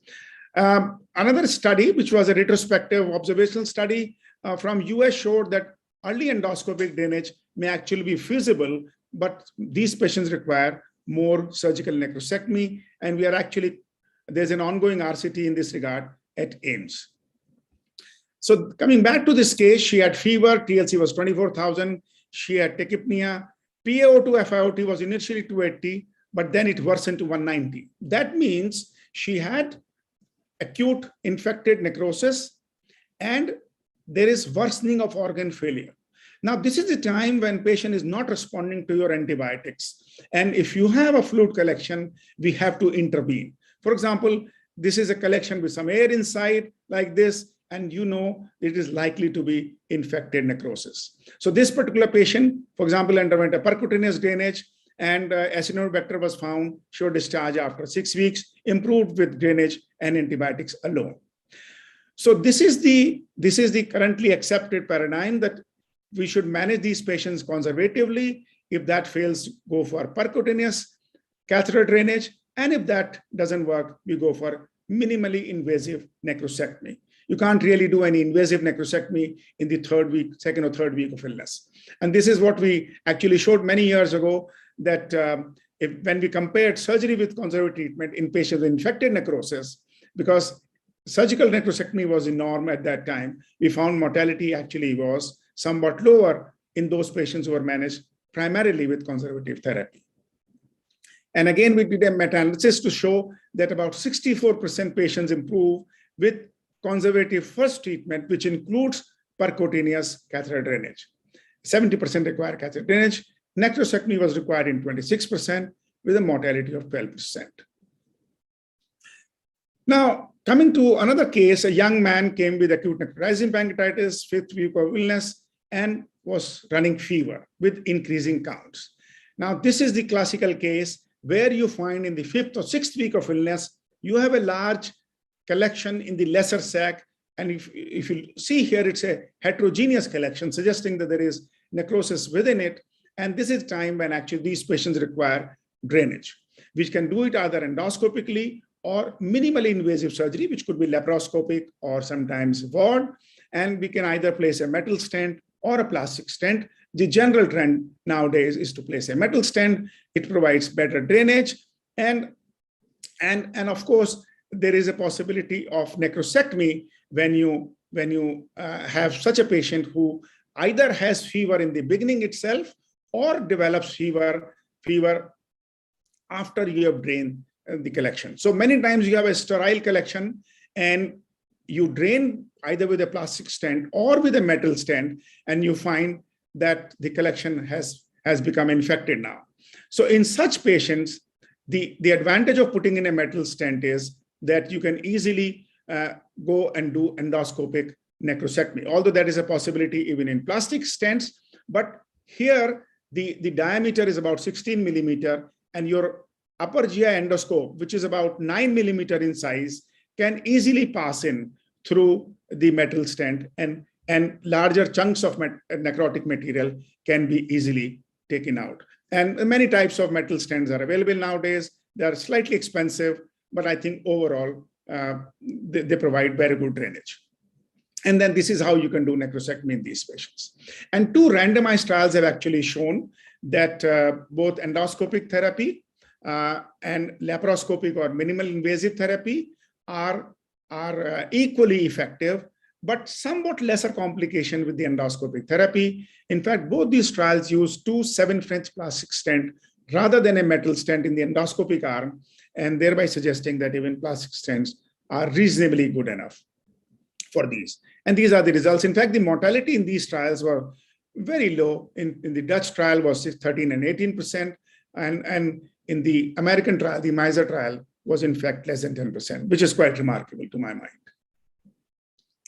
Now, this is another example of a 20-year-old patient who came with respiratory failure, renal failure, first week of illness, improved with conservative therapy, 4th week of illness started having fever, high TLC, and procalcitonin was 6. Less than 0.5 is less than 1 is normal. He had 6, and there was no improvement with antibiotics. Now, again, this is a patient with multiple large collections where endoscopic therapy or even surgical therapy would be rather difficult because patient had organ failure and just about improving in the ICU. So this is what I showed earlier, but this is not the case. Most of the time, you may find a large collection away from the stomach and duodenum with air inside. So these patients are ideally managed with percutaneous drainage, as I showed you earlier. And peroral necrosectomy is difficult. But if the patient doesn't improve, what do you do at that time? Because peroral necrosectomy is not possible. Then you go for minimally invasive necrosectomy, which could either be endoscopic or surgical. Surgical is ward or some similar technique. So what we do is a percutaneous endoscopic necrosectomy. We place a percutaneous drain, initially 12 or 16 French, and go with a very ultra thin endoscope through the same tract and do lavage, which helps clear the pus, and these patients have improvement. And after you have dilated the tract about 12 millimeter, you take your normal upper GI endoscope and do lavage and necrosectomy. One of the patients, this slide is my favorite slide, which I've shown in multiple my presentations.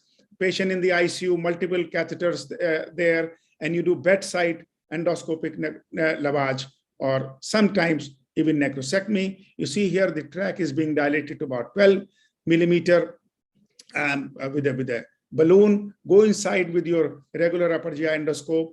Make sure you do not inflate this with too much of air. We generally use carbon dioxide. Don't inflate too much of air, and very gently, gradually remove the necrotic debris. You don't have to remove debris in the first sitting. We take at least 3 to 4 sittings to take out the necrotic debris. More important is lavage and sucking out of all the pus which is inside. And after you have done that, and this will again take 2-3 sittings, then you find the cavity becomes very clean, and patient will improve subsequently. And this is how you take out necrotic debris. They're not large pieces. People are, very fancy to show nowadays large pieces, but most time you don't get large pieces. And this is how the cavity may look like. We published our initial experience in 2015. Subsequently, we became a little bolder. You find large collection in the paracolic area going right up to the pelvis here. And one of our assistant professor, Dr. Soumya Jagannath, did this. Multiple catheters have been placed here. Patient didn't improve. You can see with the endoscopic picture, large necrotic debris here. And so sometimes what we do now is to place a metal stent. Soumya is actually quite interested in placing metal stent percutaneously and then doing necrosectomy. You see the entire cavity has been cleaned up with this. And this is the follow-up MRI, which showed complete resolution of the collection. This is our latest experience. 177 patients with acute necrotizing pancreatitis were treated with percutaneous endoscopic step-up therapy and with an 80% success rate. So very important to realize that location, number, timing of PFCs and organ failure determine the outcome, and they also determine the type of therapy that we can employ in these patients. Again, I just want to show that when we read a trial, we say, oh, this therapy is going to be the best. So this is the MISER trial. 168 patients were assessed for eligibility and only 66 were analyzed. Mind you, tension trial had 418 patients were analyzed, only 98 were included. That means a large majority of patients will not fit in those criteria which were used during those RCT. I like to just finish up by the last case of a 35-year-old male presented with abdominal pain and distension 3 months after the illness. So this is not acute, this is rather subacute or towards chronic. He had a large pseudocyst. And again, I want to emphasize that we have to differentiate between a pseudocyst and a wall-depth necrosis. And here the treatment again is either endoscopic or laparoscopic. We did a randomized trial, which was published about 3 years ago, and we showed both are similar in terms of outcomes, but necrosectomy was required in a larger number of patients with endoscopy because we use plastic stent, and many of these patients actually developed fever after the drainage. About 60% developed fever, and 12 of these 18 patients require repeat endoscopic drainage and necrosectomy. Then we did another trial where we compared metal stent versus laparoscopic drainage in those who had larger amount of debris. And we found, again, both techniques were similar in terms of success and need for additional therapy. But in terms of hospitalization and duration of illness, duration of procedure, endoscopic therapy was better. So ladies and gentlemen, I'd like to summarize by saying that acute fluid collections without necrosis mostly resolve. Those who have necrosis, it is necrosis which determines the outcome of the fluid collections. In acute sterile pancreatic fluid collections, no intervention is required in large majority of cases. If we have infected necrosis, we do a step-up therapy with conservative first, followed by endoscopic or percutaneous drainage, and followed by minimally invasive necrosectomy. Mind you, in suitable patients, you may straight away go for endoscopic drainage rather than percutaneous drainage. And if you have a wall-depth necrosis which is symptomatic, we can do either endoscopic or laparoscopic drainage. Thank you very much for your kind attention. I'll stop here. Thank you, Dr. Pramod. That was very nice, as usual. So you have shown several cases with a different degree of severity and how they were managed. May I request the panelists to have any questions or comments to share it? Shaukat, Dr. Suraj, Dr. Arun. Garg sir, a very good evening. Sir, one edition is like before we used to do lavets by pushing with the syringe from.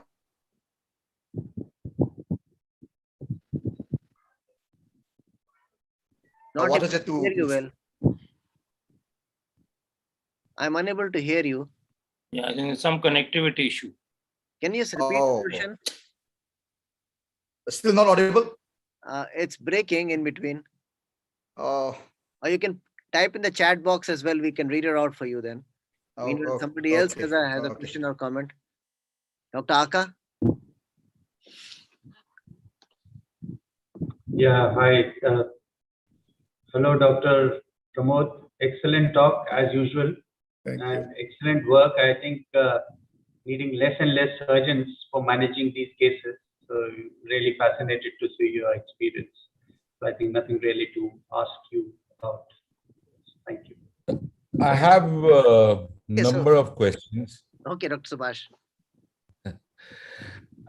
First of all, when we used to do, nowadays I'm lucky I don't have to do it, we used to have a lot of bleeding complications. And that was usually used to be the sort of,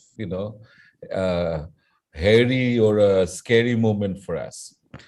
Second question, we used to use a lot of retroperitoneal flank approach. And I used to find that really excellent in draining, at least in one of the presentations, which Dr. Pramod showed, a small nick at the retroperitoneum but drained everything out, rather than expensive sort of endoscopy, in the one which was kind of bulging in the flank. But that somehow has not received as much attention as it should. But I think that's really rather than focus, we've been completely on laparoscopic and endoscopic, but a flank incision, and that unfortunately has not received as much attention as it should. And finally, one of the problems that we've had is sometimes we end up with a gastric fistula and we find it very difficult to feed them. And what do you do in such situations? Thank you, Subhash. So you have raised all very, very pertinent points, and the reason I didn't dwell upon them was, if you get into these things, you can't complete your talk. So thank you for asking these questions. So bleed again, of course, is a very important. In fact, we recently analyzed our 400 patients with large collections, and we found bleeding was a major problem in about 9% of these cases.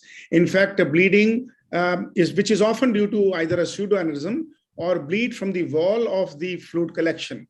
That complicates the whole thing, and then becomes very difficult to do any kind of minimally invasive therapy. Fortunately, if we are able to find or recognize a pseudoaneurysm, it is easy. You do embolization and geographic embolization and then going the way you used to manage. But sometimes it has so happened that we were not able to control the bleeding, or we didn't find the source of bleeding, and these patients ended up having a surgical procedure. Even during surgery, and as you very well know, it is often difficult to identify the bleeder or control it. So bleeding, I agree with you, there's a major problem. In fact, if you put large percutaneous drains, that itself may also be a factor that we have recently found as one of the causes of bleeding in these patients.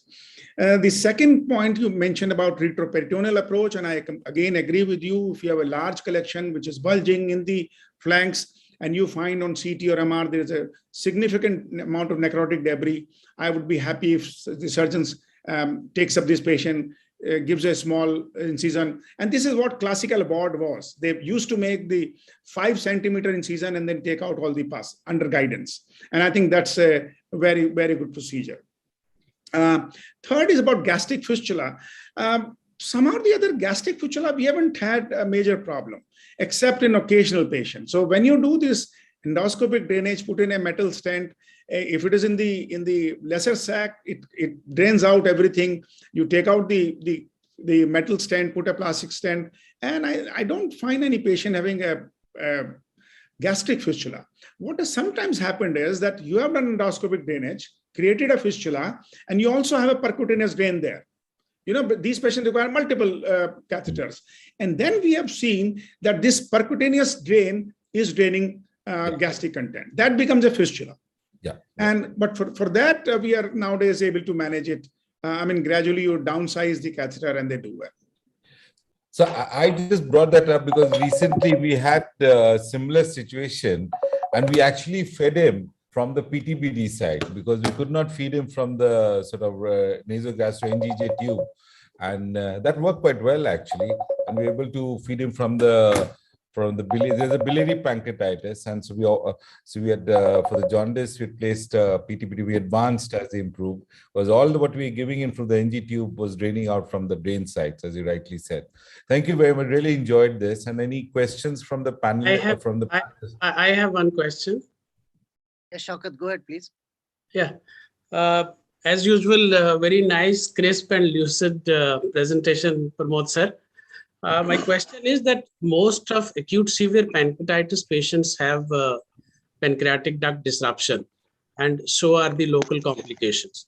The question is that, can we evaluate for pancreatic duct disruption early by an ERCP? How safe is that? Did anybody try that? Is the question. So important question, but short answer is it is not a real major problem. And Sandeep can dwell on that a little more detail. He has recently published a good paper in gut. So majority of patients who have large necrotic area involving the body of the pancreas would have a disconnected pancreatic duct. Okay. And that is why in these patients, you need to place a plastic stent for 4 to 6 months. Fortunately, in majority of these patients, the fistula, the ducts get strictured and there is no more fistula. You can safely remove the stent. And in only 5 to 10% of cases, there could be either a recurrence of a fluid collection or sometimes large collection, which may require re-drainage. We don't do ERCP. Most people don't do ERCP to assess for this because it is likely to be there. Sandeep, if you'd like to add to that, you may do so, please. As you rightly said, the necrosis of the pancreas also causes necrosis of the duct. And this disruption, once you drain off the collection, heals also with scarring. And this scarring causes a disconnection of the upstream pancreas from the downstream pancreas in the head. So when we remove the stent, if you have a reasonable size cavity, we were actually placing plastic stent at that time. And we did a randomized kind of a study where in one arm we did plastic stent, other arm we did not do anything. And we found that there is no difference in the either arm, which means that both groups, whether you place a plastic or don't place a plastic stent in the residual cavity, can have with a disconnected duct proven anatomically on MRCP, the recurrence of collection is equal in both the arms, which ends up saying that there's no point putting any more plastic stent. And those patients who have a disconnection and come with a recurrence of symptoms, which is less than 10%, if they have a small recurrence of pancreatic pseudocyst now, it will not be a necrotic pancreatitis, it will be a pseudocyst, you can do an EUS and place a plastic stent and leave it permanently. So this is now the common path that we follow in most patients. If we have plastic stent, we can discuss about that permanently, but if you place a metal stent, we have to remove after a finite indwell time of 3 to 4 months, 3 to 4 weeks, and then no plastic stent is required in such situation.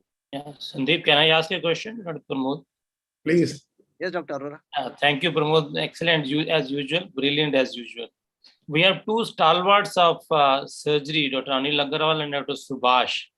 And in your whole algorithm, there is no role of open surgery. Is that the order of the day? That is version number one? No, not at all. In fact, many of our patients require surgery. About, in every year, I think at least 15-20% of patients require surgery for various things. And this could be because of incomplete drainage, incomplete control of the source, and bleeding complications, fistula, bowel fistulae. There are many things. And surgery is very much there. In fact, right from the beginning, second, third week, our patients are regularly seen by surgeons. So surgery is very much in. And as I said, earlier also, those with large collections, large necrotic debris will benefit from surgery. Yes, Dr. Agarwal. I think I was going to ask the same thing, that in your protocol, when do you refer it to the surgeon or the radiologist? Looks like 15-20% you let the surgeon survive. So yes, so what's your protocol for referring patients for these? So protocol is very much step up. I mean, hardly any patient would directly go for surgery. Although, as I showed, that those who have proper walled-off necrosis with either sterile or infected, laparoscopic drainage internally is excellent. In fact, those who have biliary pancreatitis, we prefer laparoscopic drainage. Those in fact, one of your cases, I thought was a very good case for laparoscopic or minimal invasive drainage, but probably you manage them.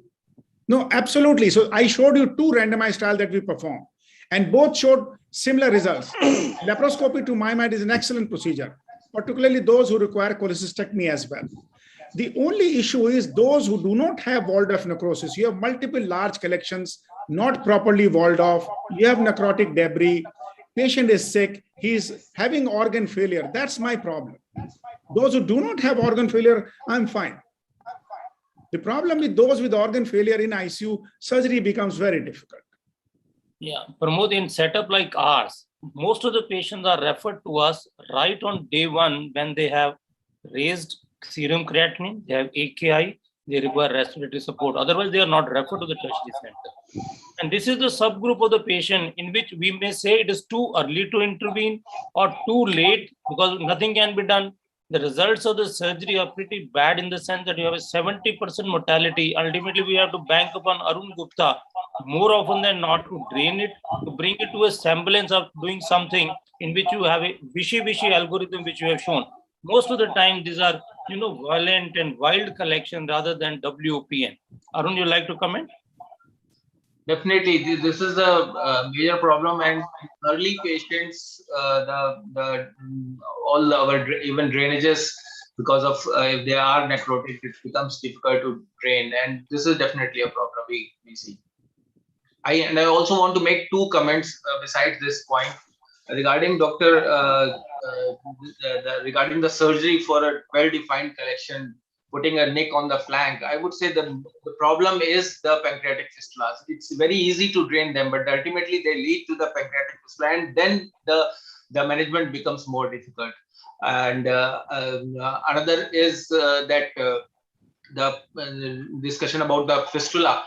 So the proper selection of patients who require endoscopic drainage in the form of putting metal stent and doing lavage is of utmost importance. Otherwise, many of the patients ultimately land up with this situation where we, even after putting the metal stents and doing the endoscopic therapies, we have to place a stent, and then it becomes the gastric fistula. Okay, let me throw some questions from the audience to Dr. Pramod Garg. I think Tahir Mahir has asked, what is the role of anticoagulants in patients who have splenic vein thrombosis due to acute pancreatitis?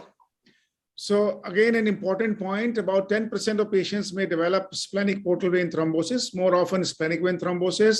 There are no data to suggest that we should give it prophylactically or even therapeutically. So, and they really do, overall, they do well in the long run also. But I think there is a case for a randomized trial where you can start anticoagulants in this subgroup of patients and see how do they behave. But as of today, we do not have any guidance whether or not to give. So generally we don't give, except those patients who are in ICU are prolonged immobilization. Then as the protocol in ICU is, we give them prophylactic Clexane OD. Thank you. There's two more questions from Pankaj Navgare, who's asking a role of octreotide and role of enteral nutrition in pancreatic fluid collection. So again, for octreotide, there is no proven role, and we don't use it, except sometimes we have tried in those patients who have got either a pancreatic fistula or a pancreatic ascites, and we place a nasojejunal tube and give them octreotide and see whether it helps them or not. Other than that, there is not much role. With regard to enteral nutrition, of course, this is a very, very critical point. Such patients must be given enteral nutrition, and often those with moderate to severe pancreatitis require enteral tube feeding rather than oral feeding. And I think putting in an early nasojejunal tube is of very, very high importance in these patients. I'm glad that point has been answered, because nutrition is the most important treatment. And by end of first week, you know that this patient has severe pancreatitis and is going to have a prolonged course. And those are the ones where NJ tube has to be placed. Am I audible now? Yes, Suraj, please go ahead. Garg sir, while using hot axios, would you like to use over the guide wire technique or straight away? So generally we use straight away. We don't generally use a guide wire, and most people now are comfortable using a direct puncture rather than over the guide wire. And one quick addition, while doing lavage, sir, are you using water jet nowadays or not? So yes, so we generally use, with the 50 ml syringe, you flush it well, or sometimes you use a water jet, but the water jet that is available doesn't have a very high pressure. And I think 50 ml syringe is good enough for that. Dr. Sandeep, Dr. D.K. Singh had a question. Yes, sir. You had a comment. I just wanted to know, with the peripancreatic fluid collection is less at the 4 week, and a pleural left-sided pleural fluid collection is much more. How best to manage?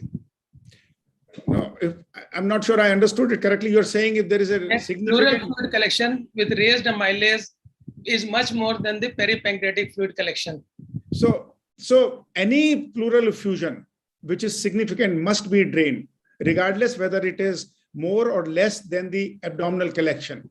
So in fact, some of the pulmonologists are quite aggressive in this. They say even if you have 300, 400 ml of fluid, you must take it out. So my suggestion is to put a 8 French pigtail drainage if any patient has significant pleural effusion. It really helps them in their overall respiratory function.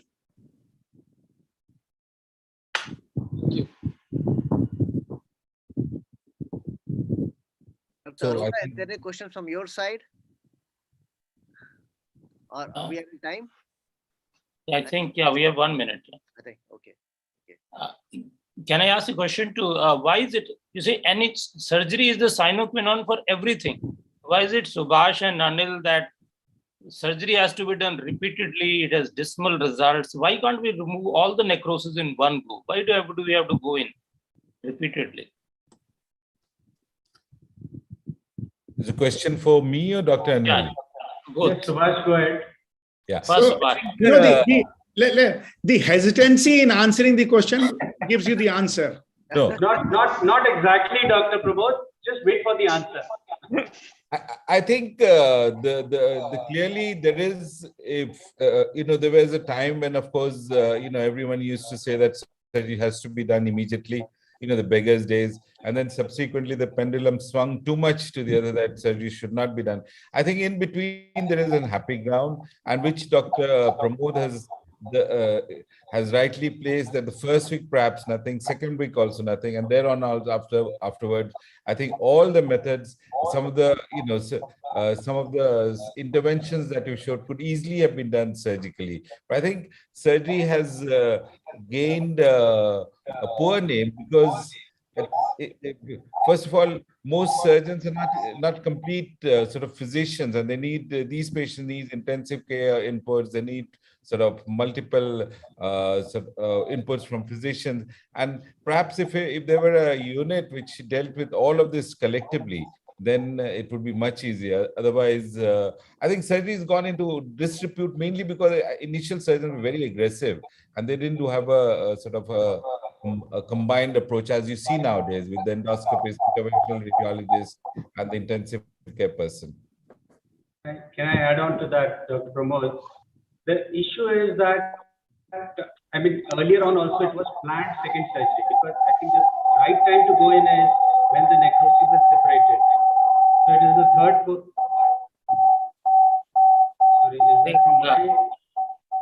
Somebody has logged in from 2 devices. Can you check up the organizers, please? Dr. Suraj, can you mute? I think it's coming from you. Dr. Suraj, can you mute yourself? So the issue was that third, fourth week when you go in, and because you only remove the necrosis which is separated, because the necrosis which is not separated. So that is why earlier on it was that you do a planned second surgery.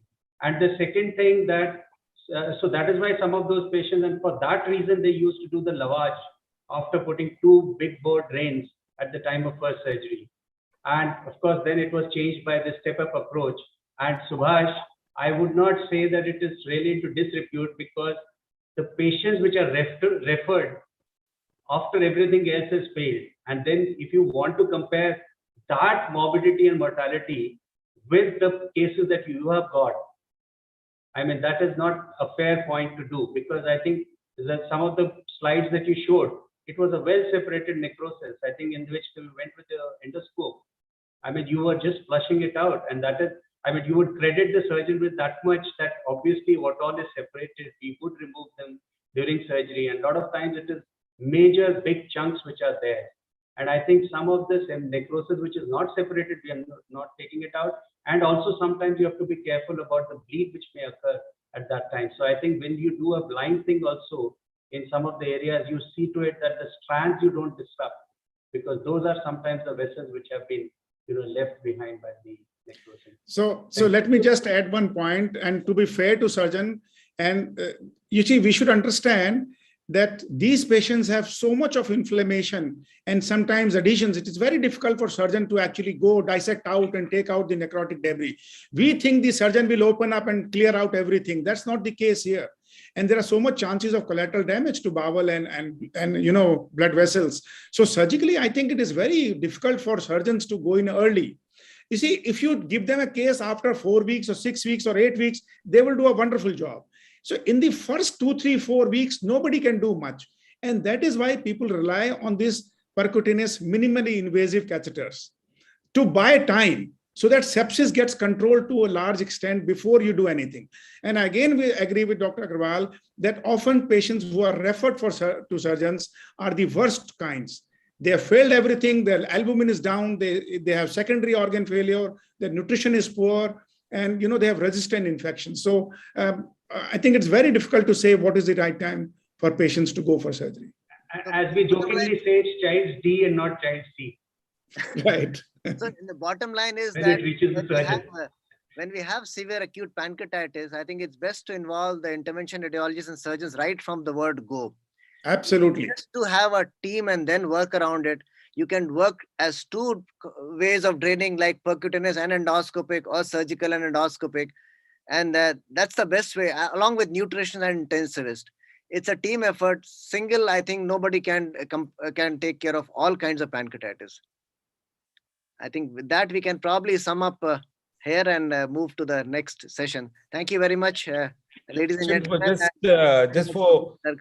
Just short answer will be needed. Do you think that over the years the mortality and morbidity is decreased of severe acute necrotizing pancreatitis? Because in my days in the in Gangaram, it used to be terrible. So answer is, in early persistent organ failure, the mortality has not decreased. It has decreased to some extent, marginal extent. And I showed you those 3 large series up to 40% mortality all over the world. But mortality for the late phase, infected necrosis, that has decreased. We are below 20% actually now, and our wish is to reach below 10%, single digit. That's the answer. Dr. Pramod, can I just add on to that? Just one word, as you rightly said, it is the SIRS related and the early, which is not related to the necrosum. That mortality has not decreased. However, infected pancreatic necrosis related morbidity and mortality because of the step-up approach has drastically decreased, and it is now in very manageable kind of limits. Thank you. And thanks for giving 15 to 20% cases for surgeon to survive. Thank you. But Pramod, it is not easy to separate the two. It is a very group of the patient who had an early mortality, early organ dysfunction because of SARS. They are more likely to go to the infected pancreatic necrosis. It is absolutely all coupled. Right. At the end of the day, I agree with Subhash. It has not changed. Right, sir. Okay. Yeah. Thank you, Dr. Subhash and Dr. Sandeep, for this exciting discussion. Now we'll have to move to the next session. That is the session on diagnostic EUS for beginners. For this, I would like to invite our moderators, Dr. Malay Sharma and Dr. Saransh Jain. Dr. Malay Sharma is a very senior gastroenterologist from Meerut as well as JP Hospital, Noida. Dr. Saransh Jain, who has been trained in gastroenterology from AIMS, is a consultant at Astha Hospital, Ahmedabad. So over to you, Dr. Malay Sharma and Saransh, for inviting the speakers and the panelists. Thank you so much, sir, for the kind invite. And it's an honor, sir, to be here for moderating this session with the stalwarts of US, Dr. Malay Sharma. And I would like to invite our speaker, Dr. Surendra Rana. He has been the pioneer of US in India and is a professor of gastroenterology in PGI Chandigarh. And what best to learn as diagnostic US for beginners by such a great knowledgeable person as Dr. Rana. Sir, please. Good evening, everyone. Am I audible? Yeah. So I'll just share my screen.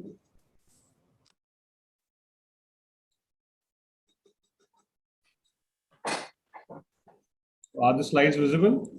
Yeah, they are visible. Good evening, everyone. At the outset, I would like to thank Dr. Anil Arora and team Sir Gangaram Hospital for inviting me and giving me an opportunity to participate in these clinics, which are quite popular with gastroenterologists in our country. So I have been asked by Sir to speak on diagnostic EUS for beginners made easy. At the outset, I thought it's a pretty tough topic, and it's very, very tough job to make an EUS look easy, because EUS requires cognitive and technical skill set, which requires combining endoscopic manipulation and ultrasonographic interpretation. So actually you require 2 different skills to be a good endosonologist. And hence there is no magic wand to make an EUS look easy. A systematic approach and training, however, can make it look easy. So if you look at how to acquire competence, this is how most of the procedures in which competence is acquired flows through this pyramid. First is to acquire a knowledge, then knowledge of how to do the procedure, then do the procedure under supervision, and finally do the procedure on your own. That's how we acquire a competence in any of the procedure in the medical sciences, and same holds true for endoscopic ultrasound. So first question is knowing the procedure. So you need to have a theoretical knowledge. which is basis for proceeding to training on simulators and supervised clinical training. So you need to have an anatomical as well as theoretical knowledge of endosonography, which you require to know about the indications, the contraindications, which can be learned from textbooks, scientific journals, and short-term courses, which are held along with various conferences. And this acquired knowledge should be tested using a validated theoretical exam. And most of the centers where fellowship is done, they use a validation test based on multiple choice questions. So once you acquire the knowledge, then is to know how to do it under supervision. So in this era of patient safety, a simulation-based training is required. So hence it is no longer acceptable to put the burden of initial training on patients, as patient safety is of paramount. So now the current trend is that the initial steep part of the learning curve should be overcome using simulators. And fortunately for EUS, we have a lot of simulators, which can be rubber models, animal organs, live anesthetized animals, and then virtual reality simulators. So once you have acquired a sufficient knowledge, then you should do a supervised performance on patients, because we need to understand that all the aspects of the procedure which are practiced on simulators are not 100% realistic. So one need to perform initial endosonography procedures under supervision. So self-learning of EUS should be discouraged, and the number of supervised procedures which are necessary to acquire competence varies from trainee to trainee, center to center, as well as procedure to procedure. So we need to have our own set of number of procedures which we need to do our trainees to perform to acquire competence in EUS. So hence these 3-4 slides re-emphasize the fact that to achieve a certain level of competency, additional training is required, with numerous studies which have demonstrated importance of learning curve in improving the EUS accuracy. So because of this, in 20 minutes, I must admit it's very, very difficult to make EUS easy. But in this talk of 20 minutes, I'll just briefly talk about the tips and tricks of performing a diagnostic EUS briefly. There are many techniques and maneuvers which you can read through textbooks to perform a diagnostic EUS. I'm not going to go into the details of all of those techniques and maneuvers, but I'll probably discuss the easiest ones so that for the beginners, it looks to be a little easier and they can follow what can be done easily. And finally, I will also discuss few common mistakes which are done by beginners in performing EUS. So if we look at diagnostic EUS, it has 2 broad components. One is correct image acquisition and interpretation.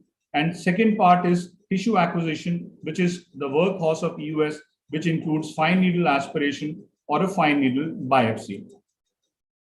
Now, whenever you start doing an EUS, as it is true for any intervention, the safety of the patient is first.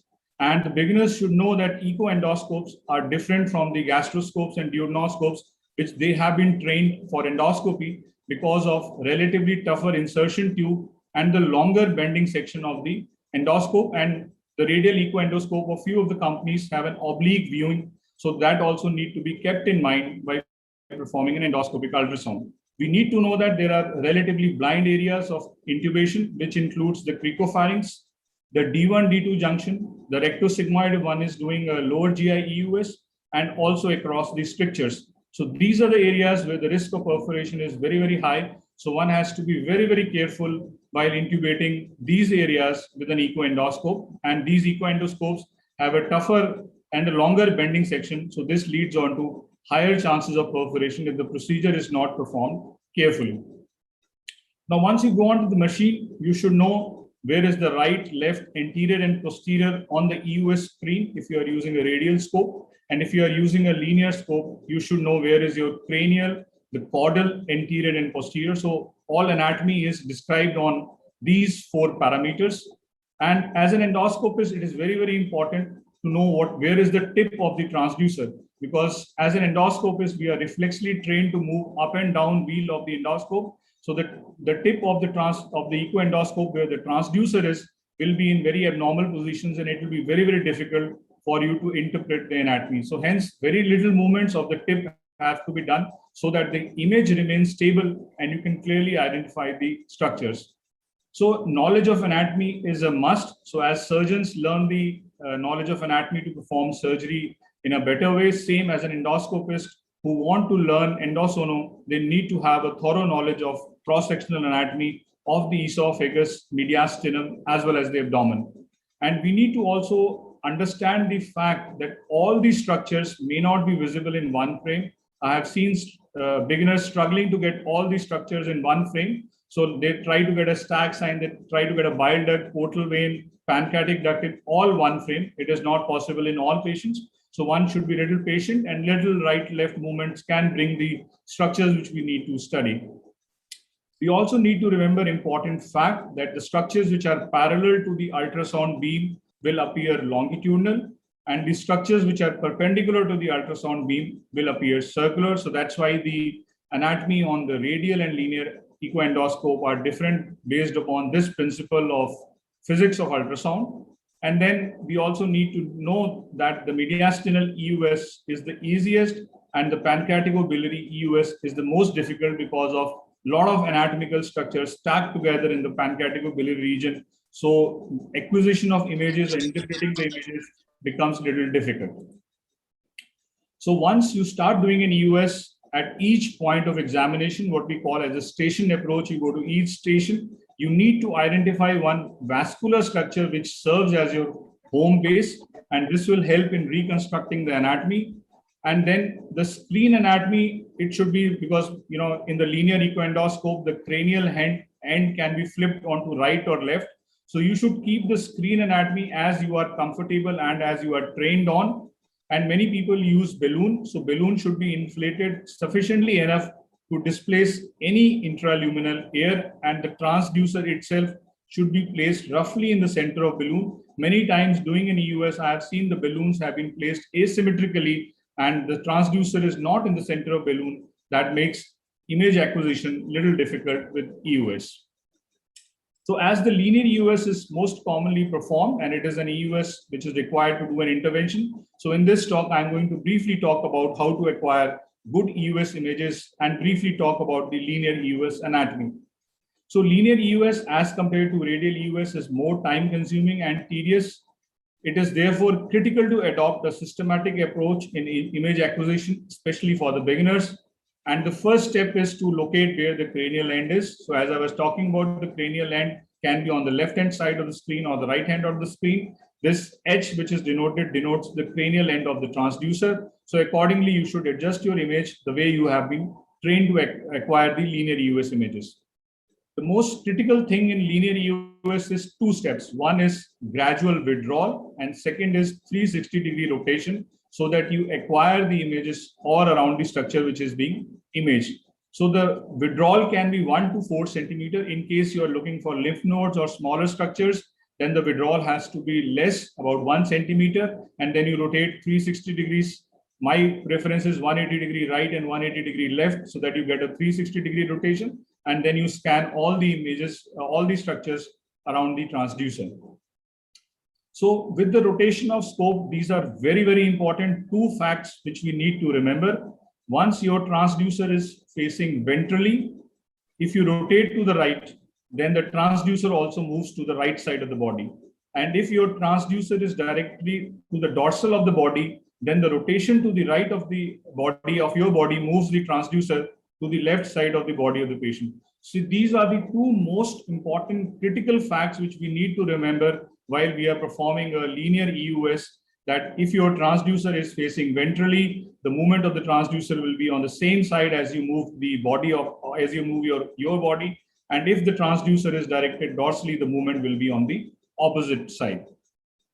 So for mediastinum, the starting point is aorta, that will serve as your base station, which appear as a linear anechoic structures. So many of us would have seen this while the EUS is being done. And then you rotate the echoendoscope 180 degree in clockwise, return back to the neutral position, and then rotate 180 degree in counterclockwise direction, so that you have done a 360-degree evaluation of the structures around the esophagus. And then, as I've highlighted already, this needs to be done initially at the first step, and then with a gradual withdrawal repeated after withdrawing every 1 to 2 centimeter. It is very, very critical to remember that it has to be withdrawal and not insertion, because blind insertion without an endoscopic view can lead on to perforations. So At the GE junction, you identify the celiac axis and superior mesenteric artery, which are arising from the aorta, with celiac axis being cranial to the superior mesenteric artery. This is the classical view. And then you rotate the shaft of echoendoscope to the right. This will bring sequentially left lung, right atrium, right lung, azygous vein, and spine. So these all you can read from textbooks of anatomy and EUS, what anatomy is coming. But the most important critical steps which I've highlighted is gradual withdrawal and 360-degree rotation. So this is how the aorta and azygous vein will appear on rotation to the left and right respectively. And then you gradually withdraw and you see the left atrium, the right pulmonary artery, where you see the subcarina and you see the lymph nodes. These are the common areas for which the patients are referred to us for sampling of the subcarinal lymph nodes.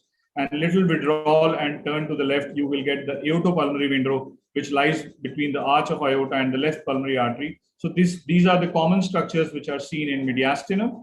And similarly, in the upper abdomen, there are a few important facts to remember, that the stomach is a mobile organ and it is stretchable. So stretching of the stomach with an echoendoscope will lead on to variation of its relationship with surrounding organs.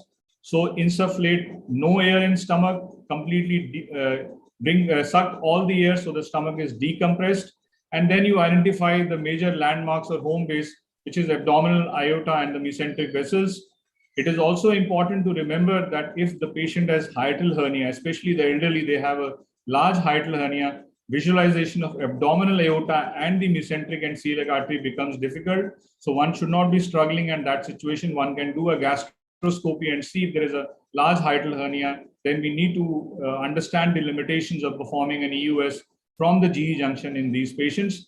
And once aorta is identified, then echoendoscope is advanced slightly, celiac trunk is identified. Once you identify the celiac trunk like this, so this is the crux of the diaphragm, the celiac artery, the superior mesenteric artery, and then you just rotate your the echoendoscope to right, so you will see the left adrenal gland, which appears as a seagull sign. And then from this position, the leftward rotation will bring the left lobe of liver, and advancing 1 to 2 centimeters farther will image the superior mesenteric artery coming from the aorta.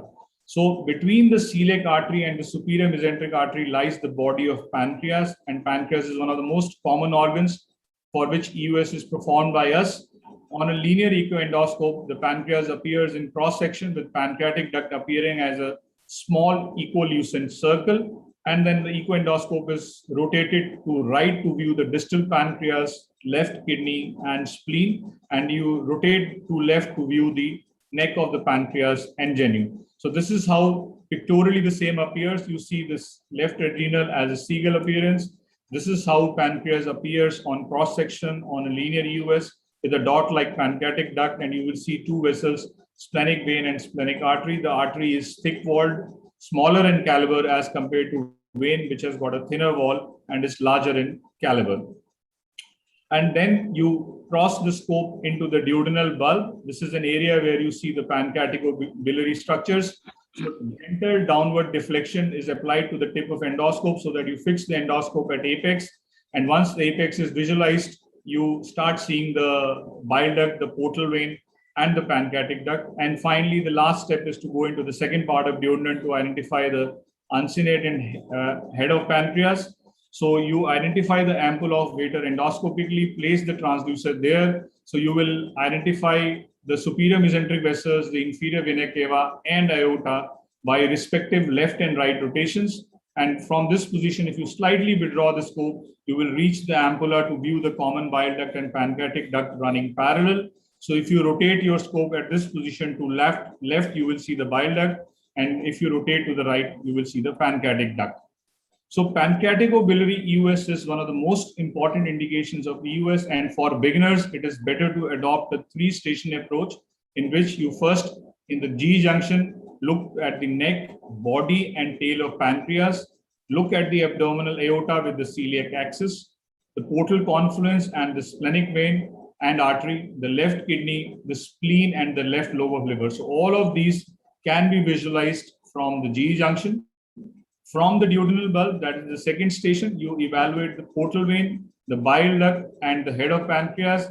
And finally, from the second part of duodenum and sometimes in third part of duodenum, you can completely evaluate the uncinate process of pancreas, the ampulla, The convergence of the bile duct and the pancreatic duct all can be visualized from second part of duodenum. So for a beginners, it is very, very critical to adopt this 3-station approach to completely evaluate the pancreas. And once a sufficient expertise is acquired, then one can directly focus on the region of interest directly, or one can insert an echoendoscope directly to D3 and slowly withdraw into stomach so that the pancreas can be traced sequentially in its entirety from the uncinate process to the tail of the pancreas. Now, after discussing briefly about the various ways of doing a diagnostic EUS, I would just like to highlight few common mistakes which are done by beginners in performing a diagnostic EUS. First is failure to recognize the variations in pancreaticobiliary anatomy. It is important to remember that increased echogenicity, which is seen in pancreatic parenchyma, is not synonymous with pancreatitis. It is quite commonly seen in normal patients and can be mistaken for chronic pancreatitis by beginners.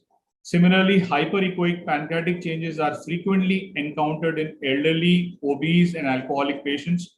So they do not suggest presence of chronic pancreatitis. So if there is no parenchymal calcification and there is a normal pancreatic duct, even in presence of these features, you can confidently exclude chronic pancreatitis. Another important variation to recognize is that the ventral enlarge of the uncinate process of pancreas is oftenly hypoechoic, and I have seen beginners reporting it as a mass in the head of pancreas. So absence of a clear margins and a non-dilated common bile duct and a pancreatic duct helps in differentiating a ventral enlarge of uncinate process from a hypoechoic mass. If there is a doubt, either an experienced endosonologist should take over, or one can perform a contrast enhanced endoscopic ultrasound to differentiate between these two pathologies. Then about the variations in the ampulla and presence of periampullary diverticulum, we know that EUS is the gold standard for diagnosis of bile duct stones, but presence of a periampullary diverticulum will complicate, especially if it is large and the diverticulum is filled with debris. So intradiverticular papilla can also confuse because of the air artifacts that can produce a false stone-like image. So in case a duodenum, a periampullary diverticulum is seen on endoscopic image, it is better to fill with the duodenum with water, give an anti-motility drug like Buscopan, and then perform an EUS so that the papilla is submerged in water and free of air bubbles to avoid this issue. Finally, you should also remember that there are certain situations where one scope is better than the other scope. Especially, I would like to highlight the imaging of hepatic hilum, which is not considered by endosonologists. In case you want to explore the hepatic hilum, it is better to use a linear scope as compared to radial echoendoscope, because studies have shown that the hepatic hilum can be examined in totality by more endosonologists by using a linear echoendoscope rather than a radial echoendoscope. And similarly, a pancreatic tail, which is quite distant from the gastric wall, and using a radial echoendoscope, sometimes the tail cannot be completely examined. In these situations, it is better to use a linear echoendoscope to examine the pancreatic tail, especially if we are considering a possibility of smaller neuroendocrine tumors. And finally, for staging of early tumors, I would say that radial echoendoscope is probably better than linear echoendoscope for evaluation of early tumors for staging.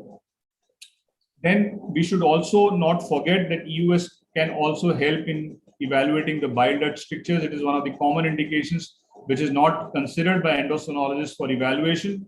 So strictures which are situated 2 centimeters below the hilum, EUS with or without FNA, followed by ERCP with biopsy samples, is considered as standard of care. And if you have to remember, if there is a biliary obstruction proximally, EUS guided sampling should not be performed only if the patient is not a candidate for liver transplantation and a palliative intervention is considered. One can do a EUS guided sampling. And last thing which one has to remember is that EUS morphology alone is unreliable to identify response to neoadjuvant chemotherapy. So in case a patient has received a neoadjuvant therapy, you need to do a tissue acquisition to confirm recurrence of malignancy or a residual malignancy from post radiotherapy changes. So lastly, few slides about tissue acquisition. We all are aware about the needles which we use, so I'm not going into the details.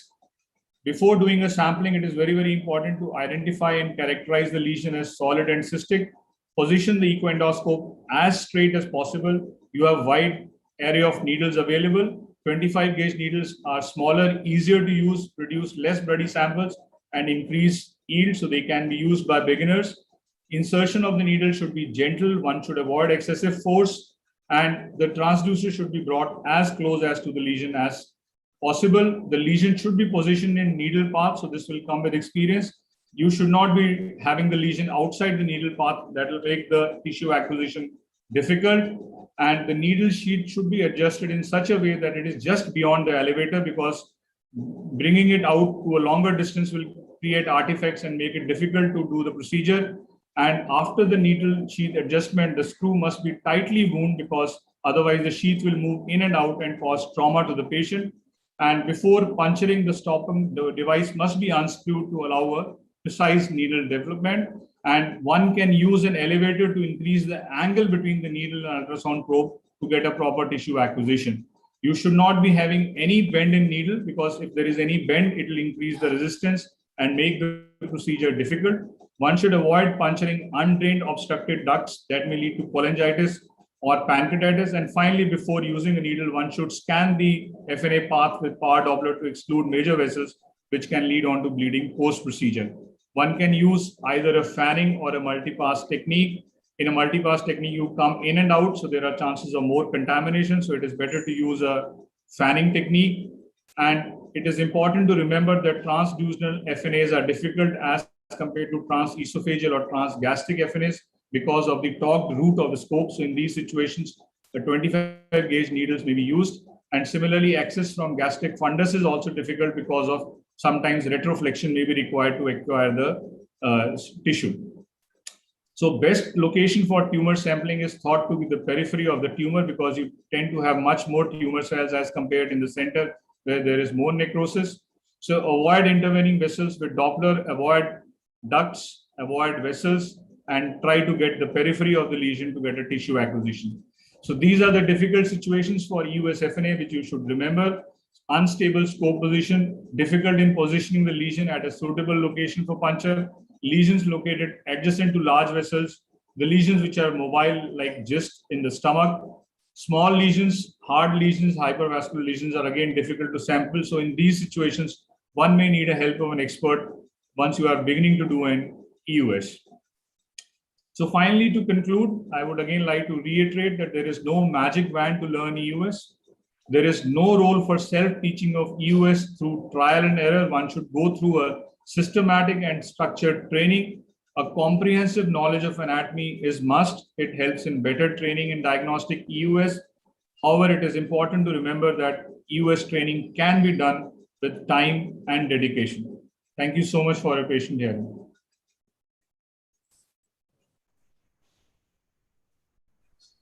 Thank you, sir, for that wonderful lecture.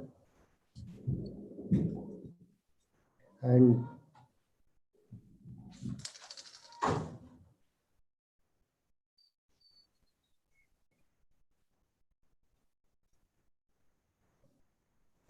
thank you, sir, for that. Malay, you are muted. Malay, can you unmute? Yeah. So I think we have now questions and answers. So that was an excellent talk, Surinder. So one of the question is, what books you will recommend? If somebody wants to study endoscopic ultrasound or learn endoscopic ultrasound, what are the books? Dr. Malay Sharma's book. No, not. No, I think first, sir, I will like to thank you for moderating this session. You have been one of the great teachers of EUS. You have taught generations of endosonologists EUS in our country. So I think regarding the question you asked about the books, there are a lot of books now available. One can go and read through any of the textbooks. The books which I have read was a book which was written by Shyam, Rob House, and Paul Fawkins. Otherwise, there are many other books also, but I think that's a good book for beginners to read. My point is that in the books, whatever are available, the chapter on techniques is not so well written. What they say is they mention more on pathologies. So you have to read all the books, and if you go through all the books, there are many more books of previous authors. Yeah, I agree with you, but I think there is no book which can replace a teacher. So you need a teacher to be, teaching you how to do in US. Yeah, teaching how to do. Can I ask a question, please? Yes, Doctor. Yeah, excellent talk, Dr. Rana. I just wanted, you didn't highlight anything about ROSE, as in rapid on-site evaluation. Is that a must? Is a beginner going to be aware that we should have somebody around?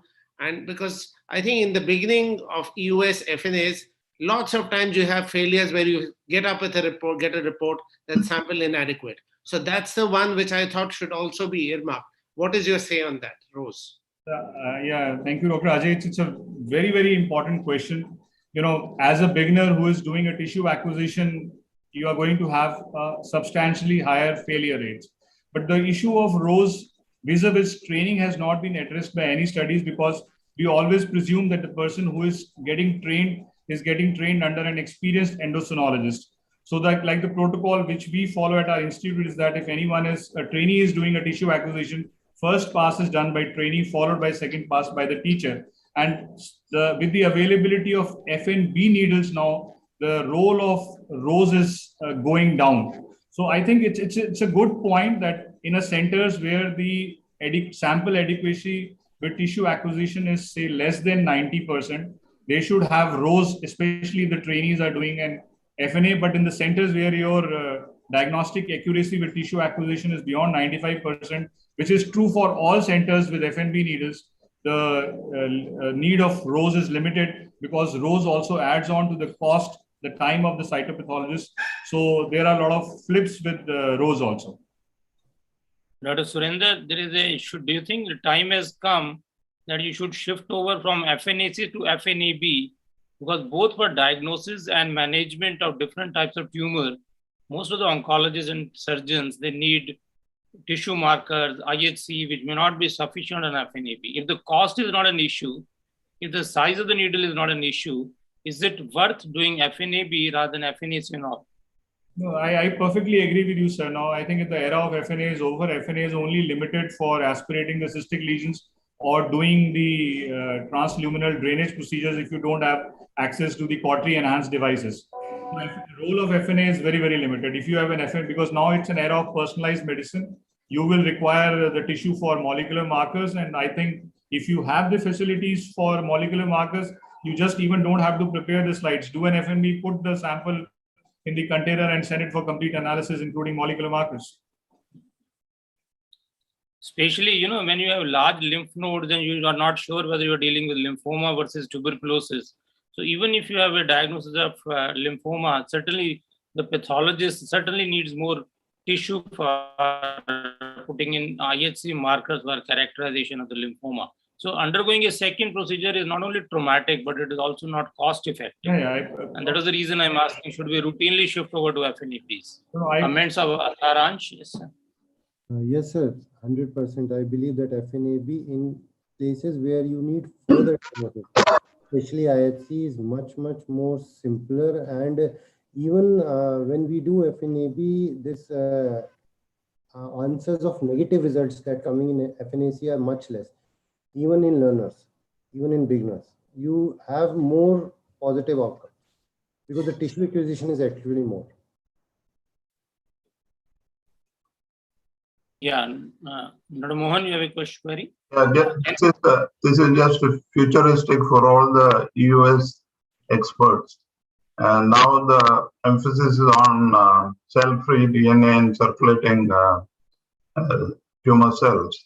And cancer screening is going to be, that's going to be the future of cancer screening, where you collect a blood sample and you do the molecular studies and you can make a diagnosis, and subsequently you will do an imaging to stage the cancer. So several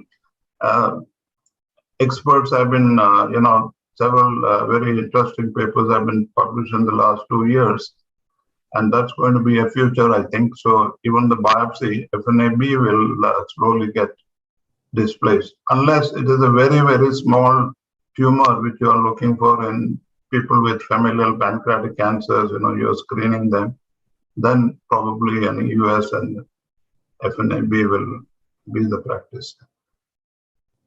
So another question to Dr. Surinder is, Surinder, you know, EUS is a part and parcel of day-to-day practice in gastroenterology. Why is it that we do not have a structured training program? Can you even name one center which gives you state-of-the-art training other than possibly Malays? Why is it that is so important and nobody teaches? I think so. That's what the comment I was about to make, highlighting at the end of this talk, that we don't have any structured training program for EUS. It's a high time that we need to have a post-DM fellowship in advanced endoscopic techniques, including EUS. Why it is not there, I think it's a question which is difficult for me to answer. I think it's for the senior people probably to guide us how to have a structured training program in this field. For the past 2 years in AIMS. It has been started for the past 2 years in AIMS, Advanced Intervention Fellowship. Anil, I would like to say one thing. Yes. Whatever is the structured training program, that is vastly insufficient. Absolutely. And we have to do at least 50 times that much of a structured training program. Each center has 1 fellow or 2 fellow, 3 fellow. That is not on. And there is another word in structured training program is that you go right, turn this, turn this left. No. Like every CT scan, every MRI is different. You cannot put in structured description of report also into the training. That is ridiculous in my opinion. Dr. Vivek Call is there from US. Dr. Vivek, would you like to suggest to us in India as to what should be the changeover? And who else will take the lead? If Dr. Surinder Rana thinks is too junior, Saransh thinks is too junior, who else is going to take the lead? Vivek? Hi, Dr. Anil, and hello, everybody. Good evening. It's about 11 a.m. in New York. Thank you again for inviting me to this conference. To answer your question, I think I can answer in 2 ways. In the US, we have EUS. I'm not going to say ERCP, but EUS training definitely available in the 3-year GI fellowship format in the 3rd year. Now, we've done that for about 15 years where I am currently am. And in a high volume center, you can have the, a 3-year fellow in the 3rd year do between 450 to 750 EUSs with, 3 rooms running every day. I believe that volume and that complexity and that spectrum of disease is adequate to train somebody, who can come out and be competent at basic EUS with basic interventions such as FNA and pseudocyst drainage. Then we have the 4th year format, which is the 1-year additional after the 3-year fellowship. And we have no fewer than 80 to 100 programs, many of them in the ASG match. The problem there is that we have a wide variation in the volume and the disease spectrum. And of course, as was highlighted by Malay very accurately, the quality of the training as well. And so whereas we are doing a little better in terms of the platform and exposure and opportunity, I think gaps remain even in the US front where we could do something different. Now, recently, ASG has been involved in trying to look at this issue and along with experts in industry and experienced trainers, they're trying to create some kind of a combined national program where people could, but it's very, very early in its infancy, and also it's very difficult in the pandemic. The whole thing, everything has taken a back seat. I think for India, I think that you already have so much talent, you already have so much experience, but most importantly, you have the volume. And I think there are 2 ways to learn. One is high volume in short period of time, and one is relatively lower volume over a long period of time. So I think in the Indian context, the high volume exposure, so-called crash course in EUS, which would be 3 months, or would be more 3 to 6 months, something like that, or even shorter. It would be, I think, adequate with the right teacher. I think that would be how I would summarize it. And you have enough of those available. And I think to the extent we can help from 8,000 miles away, in structuring such a program, in providing cognitive and endoscopic resources on the ground. We certainly can talk about it. I also chair the WGO endoscopy committee, and this could be an interesting program that we could put together under the auspices of the WGO, which India is a member of as well. Just throwing it out there. Dr. Surinder, I have a question. At the time when we were trained, and you and I were batchmates, same parallel batch, US was not very commonly there in our institutes. So most of the time, people who have learned is after they have completed their training. But nowadays, the residents get to see at least the US, most of the centers do have. So, but most of us who had graduated early are left out and not trained. So how difficult it is for us to learn now at a senior age. I know Dr. Anil Arora learned at very late age. I've seen him working and learning, but how it is difficult for a person who is much younger and compared to the person who is much. So tell me your age now. I'm 51. 51. So I learned at the age of 48. Okay. Okay. 2007. You raised a very interesting point, but I think age is not any bar for learning. So you can learn at any age. And there is a very beautiful editorial written by Todd Barron in EUS. I think you should read it. He wrote it beautifully, learning EUS in middle age. So he has beautifully summed it that it is worth reading it, because, you know, any technology which comes is the technology of future. So if you want to remain in practice, you need to learn the future technologies. And I don't think so age is any bar for learning. One can learn at any age, and EUS is not difficult. You can easily learn with your skills of endoscopy in a month or 2 months. Yeah, I was going to mention Todd's example as well. He went about 10 years ago, roughly, to AIG. We have trained, more senior individuals as well in the US in a relatively short sabbatical. There's a person came from Pennsylvania many years ago. He was a very accomplished and high-profile surgical endoscopist, which we don't have that many even in this country. But he was in the lineage of, Ponsky and so forth.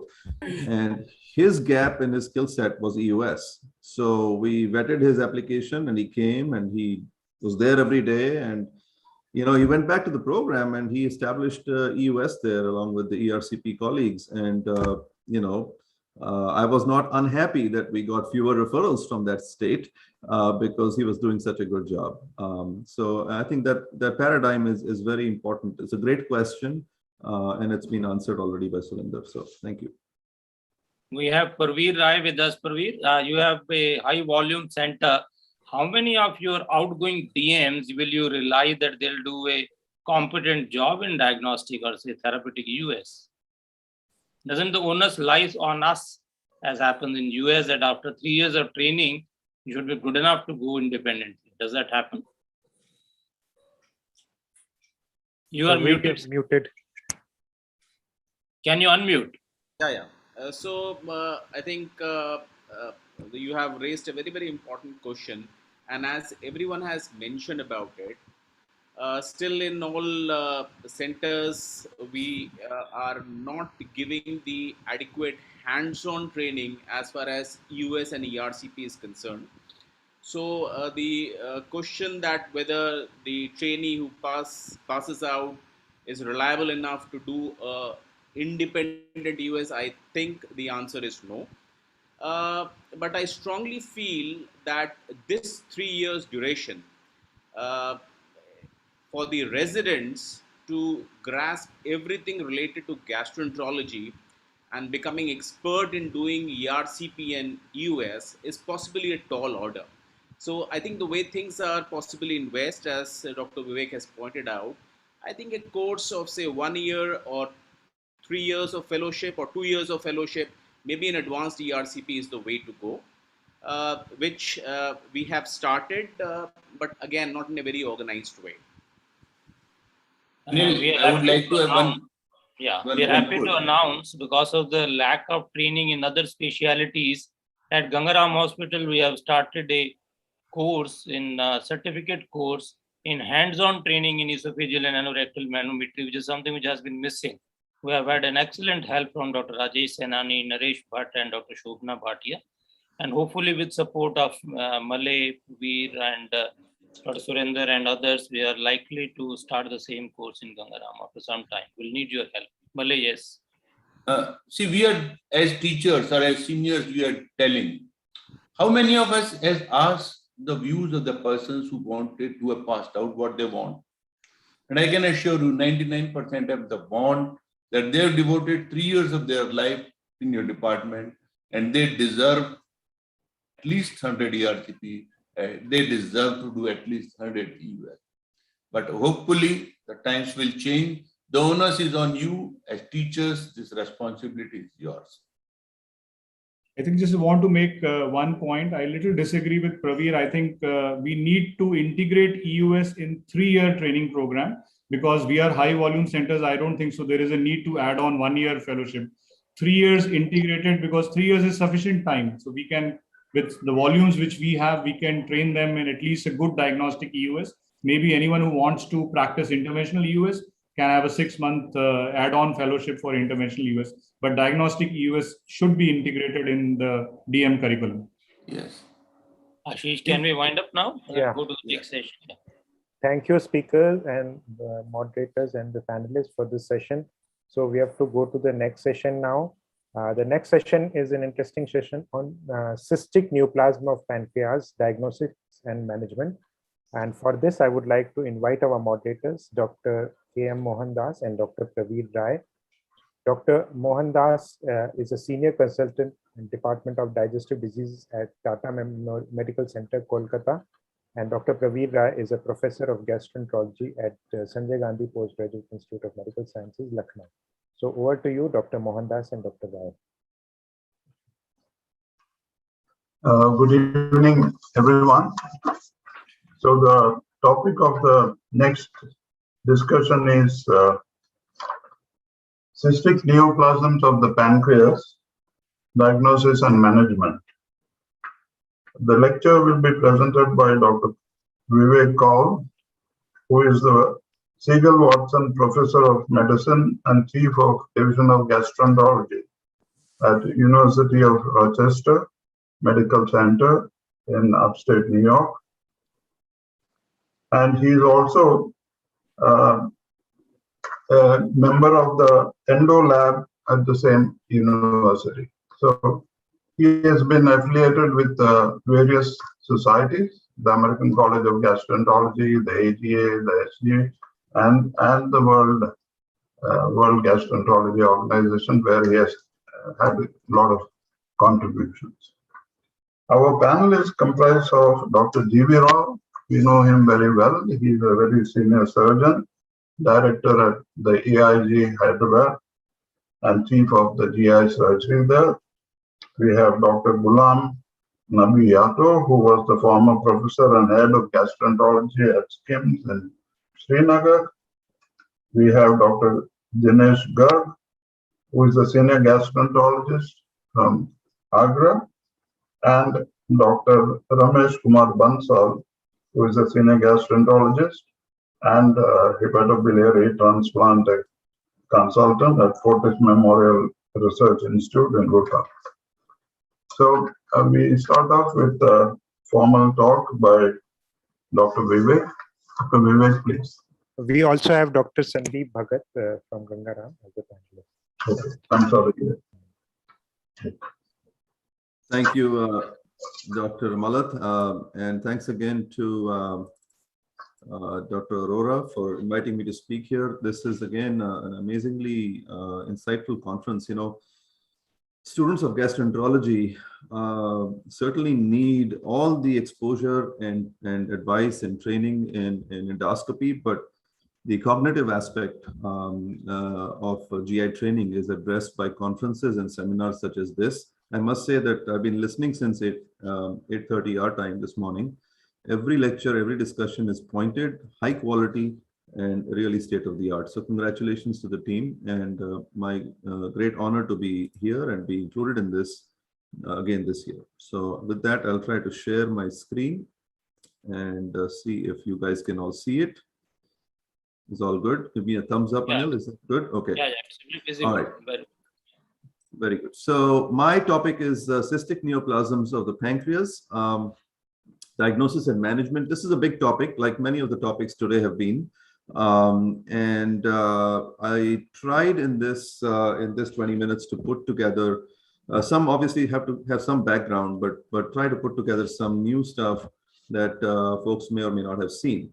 The objectives of my lecture are to obviously review what is the published guideline recommendations, look at some landmark papers, some newer ones as well, talk about some consensus recommendations, some standard of care, opinion-based agreements.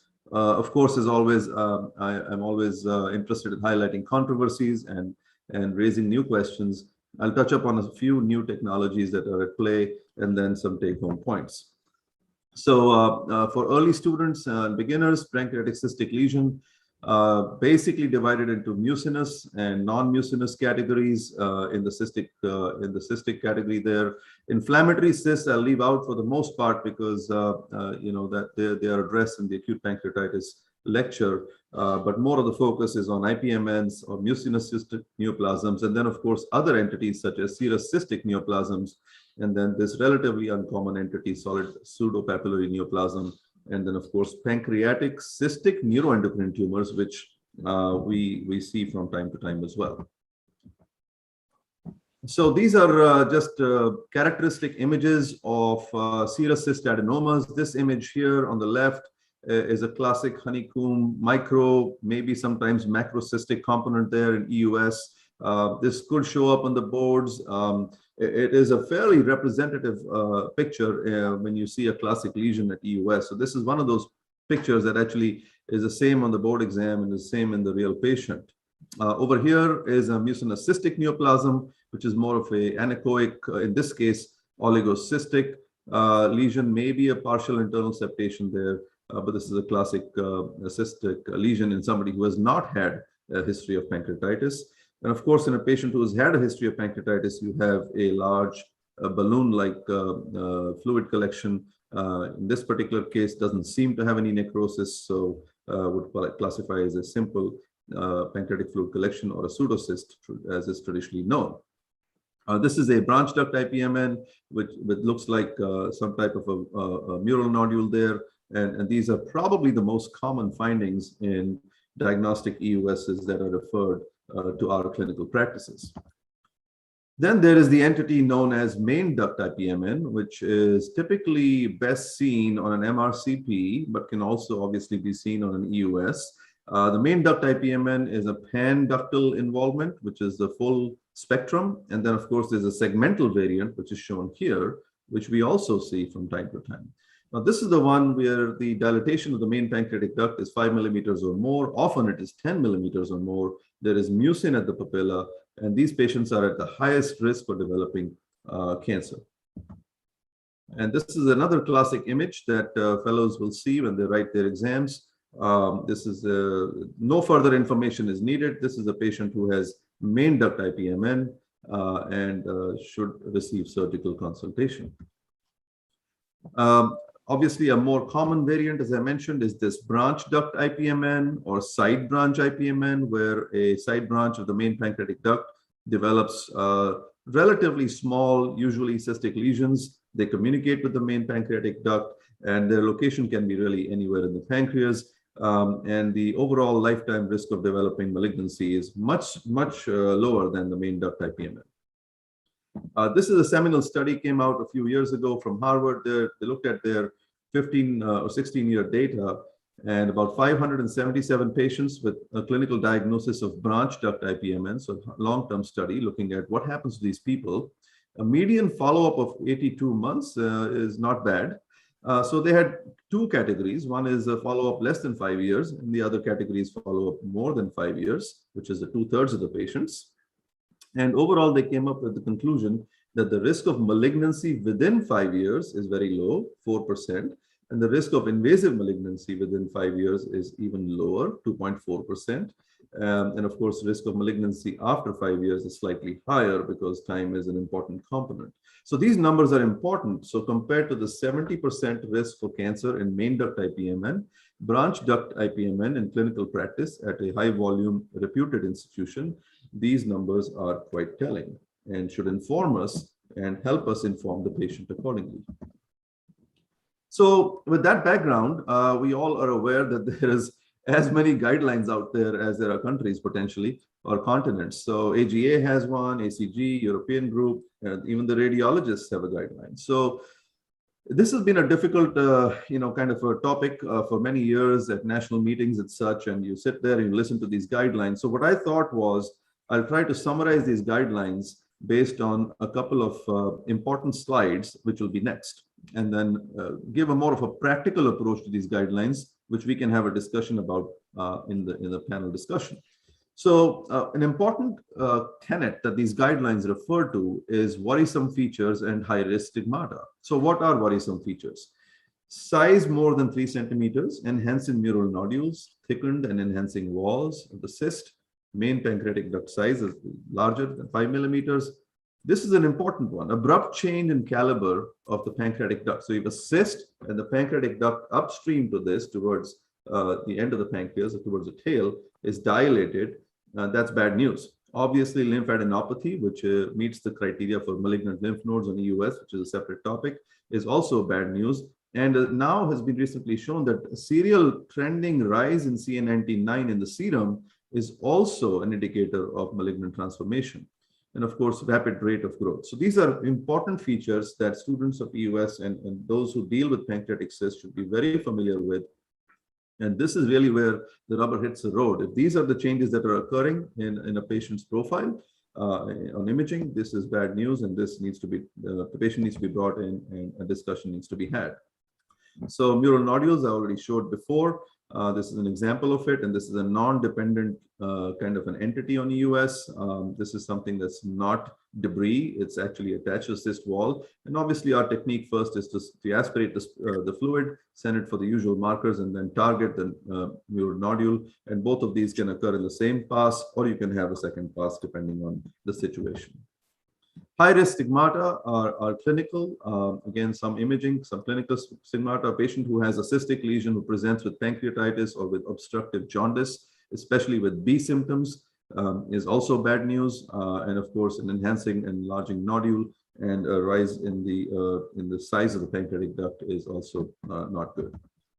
So based on this background with the multiple guidance and so forth and these criteria that have been described, this is kind of my take on all the guidelines out there. This is an important slide, at least from my perspective. Surveillance and management of asymptomatic pancreatic cyst. Now, this is asymptomatic cyst. This is a patient whose typical referral has no symptoms, had a CAT scan for some other problem, and now has found to have this.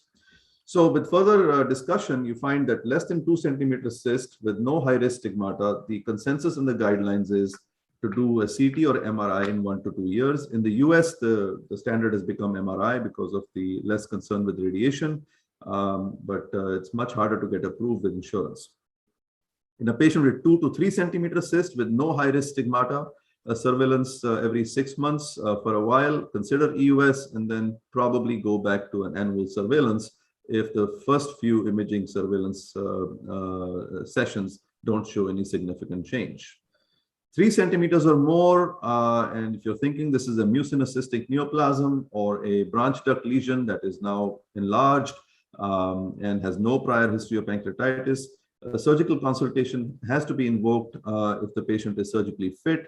And certainly if the consensus is we are not going to surgery, then shorter interval surveillance and consider alternating EUS, especially if new worrisome features develop.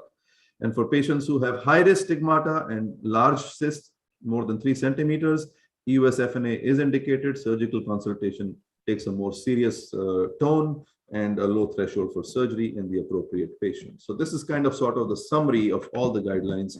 And obviously there are some variations, but we can have a discussion on that.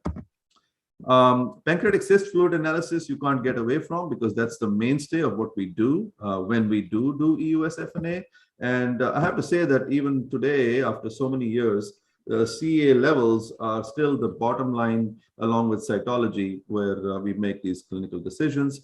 And the CEA level of more than 800 has a greater than 98% specificity for neoplasia, and that should not be ignored. Are there cases that have a high CEA and end up being benign? Yes, but you cannot make your clinical decisions based on that. So a high CEA with a low amylase, it's again for the students, this combination is bad news. This is the highest risk population when you are dealing with a sizable cyst. You just did an FNA, you have a high CEA and a low amylase. That is not good news. You have a low CEA and a high amylase. These probably represent the lowest risk categories, all other things being equal. Now, what about biomarkers? You know, the last 10, 15 years, there's a lot of research on that. This is my takeaway slide on biomarkers. You can see here the different types of cysts that are listed here, ranging from IPMN all the way to non-neoplastic and cystadenomas. Over here are the biomarkers. GNAS, of course, has received a lot of attention, but there's a variety of other biomarkers that are have been used in studies, and this review described it very well. So obviously in IPMN and MCN populations, you'll have the variety of biomarkers positive, and in the benign lesions, you'll have most of them negative. And the markers in red are associated with advanced neoplasia as a subcategory. So something to keep in mind. Again, I'm not sure all of us are doing these on a routine basis, but this is where the science is at this time. So my take on molecular markers is that DNA molecular analysis is useful in certain cases. And there are some commercially available tests available in the US that are being used at certain centers in indeterminate cases, especially when the CEA levels are in the intermediate range and the patient is a borderline candidate for surgery and so forth. The diagnostic accuracy and the prognostic value of these markers needs further study. And I think that's where the issue is not resolved yet, which we can discuss as well. So the question comes up is, when should we stop surveillance of pancreatic cysts? Well, it's a difficult question because you know, the patients, at least in the US, are growing older, and I assume in India as well. Here is a very controversial issue, because when the AGA came out with, you know, do every year for 5 years and then stop, most of the practitioners didn't agree with that. The ACG says, you know, 7 years. The radiologists say 10 years, and they will not approve these studies beyond a certain age. However, the Europeans say we should survey forever. I do not know the Indian position on this, but we'll find out in the discussion. The question I have is, if the rate of malignant transformation for any disease increases with age, how can we then say that we, you know, at 70 we are higher risk, and 80 we are probably lower risk? So it's another conundrum that we deal with, but we really don't have clarity on this point. Another point that has come up for review recently is antibiotic prophylaxis. This is a paper published in Gastro, which is very hard to get a paper in. Randomized control trial, 112 patients who got Cipro, 114 did not. And you can see here the infection rates were very similar. In fact, probably more events in the placebo group. So my take on this is that, yes, it's a good study. It's thought-provoking. But doing a single dose of an antibiotic, or 1 or 2 or 3 days of prophylaxis thereafter, is not a huge cost burden. And for the 1 or 2 patients who do get significant local or systemic infection, if we can avoid that, we might be better off. But again, something we can talk about. I don't think practice should change just based on one paper. So my approach for an asymptomatic pancreatic cyst is an office visit. As often as I can do it, and most of them I do myself. Some of them can be done with my advanced practice provider who works with me and has worked with me for more than a decade. We involve the patient in shared decision making.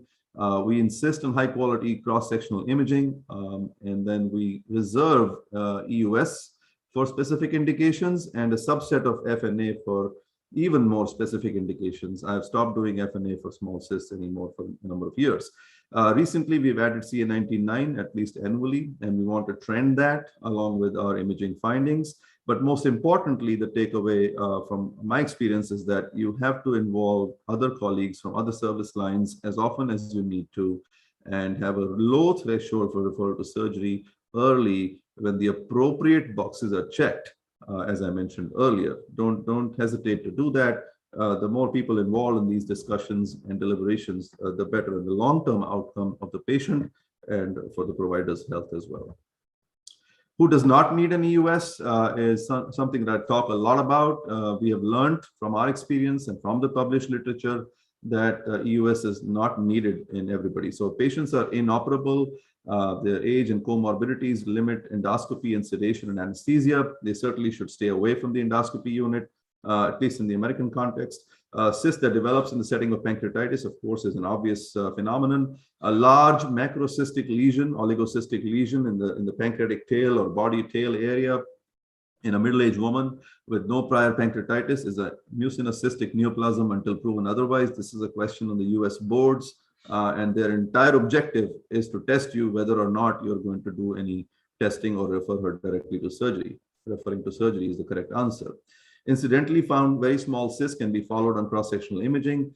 Symptomatic cysts, patients who have recurrent pancreatitis and so forth, in general, if they have a mechanical problem, it is typically solved with surgery, and futzing around too much with endoscopy is probably not a good idea. When imaging is classic for a known entity, such as a serous cystadenoma, then also it is usually not necessary to do an EUS, although the forces of clinical practice may drive you one way or the other. So with that, moving to the other section, new technologies for evaluation of cystic lesions.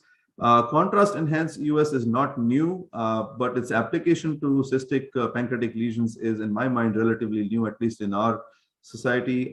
We don't have a lot of CEUS going on for a variety of reasons. But the Europeans and, of course, all of you back in Asia are doing this a lot. It is a time-tested modality and has value in a lot of situations that I've listed here. But the characterization of cystic pancreatic lesions, as shown in this video, the one on the left does not have contrast enhancement, and the one on right does have. And in case there's an occult lesion or a solid lesion that is there, even for characterizing the actual cyst for mural nodules and thickening, it may have value. But then again, we're not doing this routinely in the US. We can talk about it, what your experience is over there. So this is a paper from 2015, 50 patients with branch duct IPMN with contrast enhanced EUS. It was performed and mural lesions were seen on EUS, and mural nodule height was used in 15 patients who underwent resection. And they found that the diagnostic accuracy of mural nodule height enhanced the CEUS accuracy to 98% compared to EUS alone. So this concept of mural nodule height using contrast enhanced EUS was found to be quite accurate for differentiating benign versus malignant branch duct IPMNs. And so that is something I wanted to highlight. This is another paper looking at the fundamental B-mode EUS versus contrast enhanced EUS for pancreatic cystic lesions. 70 patients out of 580 were retrospectively analyzed after cyst resection. This is the ratio for mucinous and malignant versus non-mucinous and benign cysts. And again, contrast enhanced EUS had a very high accuracy of 84% versus 64%. With a very high, very impressive p-value actually, and mural nodule height was also part of that calculation. So this is a paper that came out in endoscopy a few years ago, and again highlights the fact that contrast enhancement definitely has a role, and with appropriate criteria and metrics such as a measurement of mural nodule and so forth, a subset of patients will benefit from that evaluation. So what about confocal laser endomicroscopy? This is something we were involved with as the technology came out more than a decade ago. The idea here is to inject IV fluorescent dye and enhance the visualization at the 20 micron level, really almost microscopy, which the name suggests. And does it improve the diagnostic accuracy at the time of FNA? The concern early on and why this technology didn't go through in the beginning was related to inter-observer agreement, because the initial papers came out, there was a wide variation in the kappa value and it fell out of favor. But this is a prototypical image. You have a 19 gauge needle and the probe goes through that. The patient already has received IV fluorescein dye, and that need to start that again. So this is the classic image of the serous cystadenoma and superficial vascular pattern and a few other criteria. And then the next part of the video shows the stark difference between a benign lesion and now the papillary lesion in IPMN. So we have used this technology for a number of years, and these are quite reproducible images. You just have to be patient and hit the right spot in the cyst to locate this frondy papillary type of area there, right there. So, but then again, not being used daily in every cyst, and we can talk about that. So this is a paper from 2019, a prospective study where they basically used needle-based confocal endomicroscopy and looked at the area under the curve versus CEA and regular EUS, and it basically was superior performer, and that was pretty good data showing a very high negative and positive predictive values. And this is endocystoscopy with the basically the spyglass probe through a 19-gauge needle, and you can see the back wall. Again, something we don't do normally on a routine basis. Microforceps biopsy sampling of the pancreatic cyst wall is definitely something that has come around in the last 5 years. 19-gauge needle, the forceps goes right into the needle, into the cyst, and biopsies the back wall. That's pretty much a technique. This is a meta-analysis of 9 studies showing a diagnostic accuracy that is not as high as we would have expected it. And of course, published reports as well as personal communications of some serious complications related to intracystic and peripancreatic bleeding. So a technology that is useful, but to be used with caution. In the interest of time, I'll skip that and talk about AI a little bit, real quick. AI in pancreatic cystic evaluation is being used using the platform of radiomics.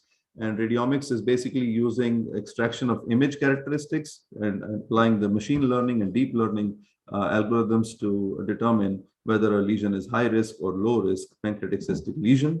And these 2 studies are both taken from CT images, where basically the CT images were treated with an AI algorithm and trying to achieve an accuracy of distinguishing between IPMN, mucinous cystic lesion, serous cyst adenoma, and so forth. So this is early work. This is from the AI technical world, not necessarily from the GI world. And this is another study looking at AI algorithms between mucinous and serous cystic neoplasms based on CT images. In the validation group, 75% accuracy. So still a little bit on the short side, but this is supposed to go further as we learn more about this. So in terms of treatment, I know I'm a little bit over time, so I'm going to go very quickly. Ethanol lavage of pancreatic cystic lesions is not new. Ian Gann published this many, many years ago, and Ken Chang was involved with this. Bottom line is, in the early years of cyst ablation, a third of the patient had complete resolution and the rest of them came back. More recently, about 8 or 10 years ago, John DeWitt's group looked at ethanol lavage versus saline, and they found that the ethanol was more effective when used alone against saline, and that the saline group actually had no resolution in the cysts, whereas the ethanol lavage people had about a third of them resolved. So the similar results to Ian Gann's study. Now, more recently, a few years ago, alcohol-free ablation has come into view. And this is a study where 30 patients were divided into ethanol versus saline initial lavage, and then main treatment was paclitaxel and gemcitabine. And again, with the chemoablation, 67 versus 61%, and the serious adverse events, 6% of the ethanol group and 0 in the saline group. So they were making the case that saline plus chemoablation is the way to go, and that alcohol is not needed. So more to come on that. In fact, I am not at liberty to show, but this year the program is not out. At the ACG meeting, there will be some more high-profile papers coming in on ablation with chemotherapy. So this is moving on to RFA ablation, which you guys are quite familiar with.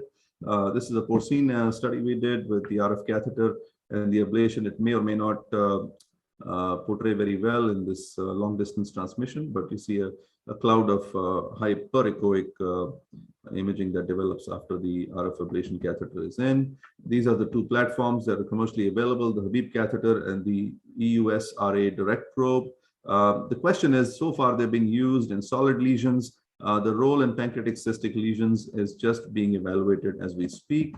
And here is a study looking at prospectively at 12 patients, 14 of whom had neuroendocrine tumors, but 17 had cystic tumors. And that's relevant to this talk.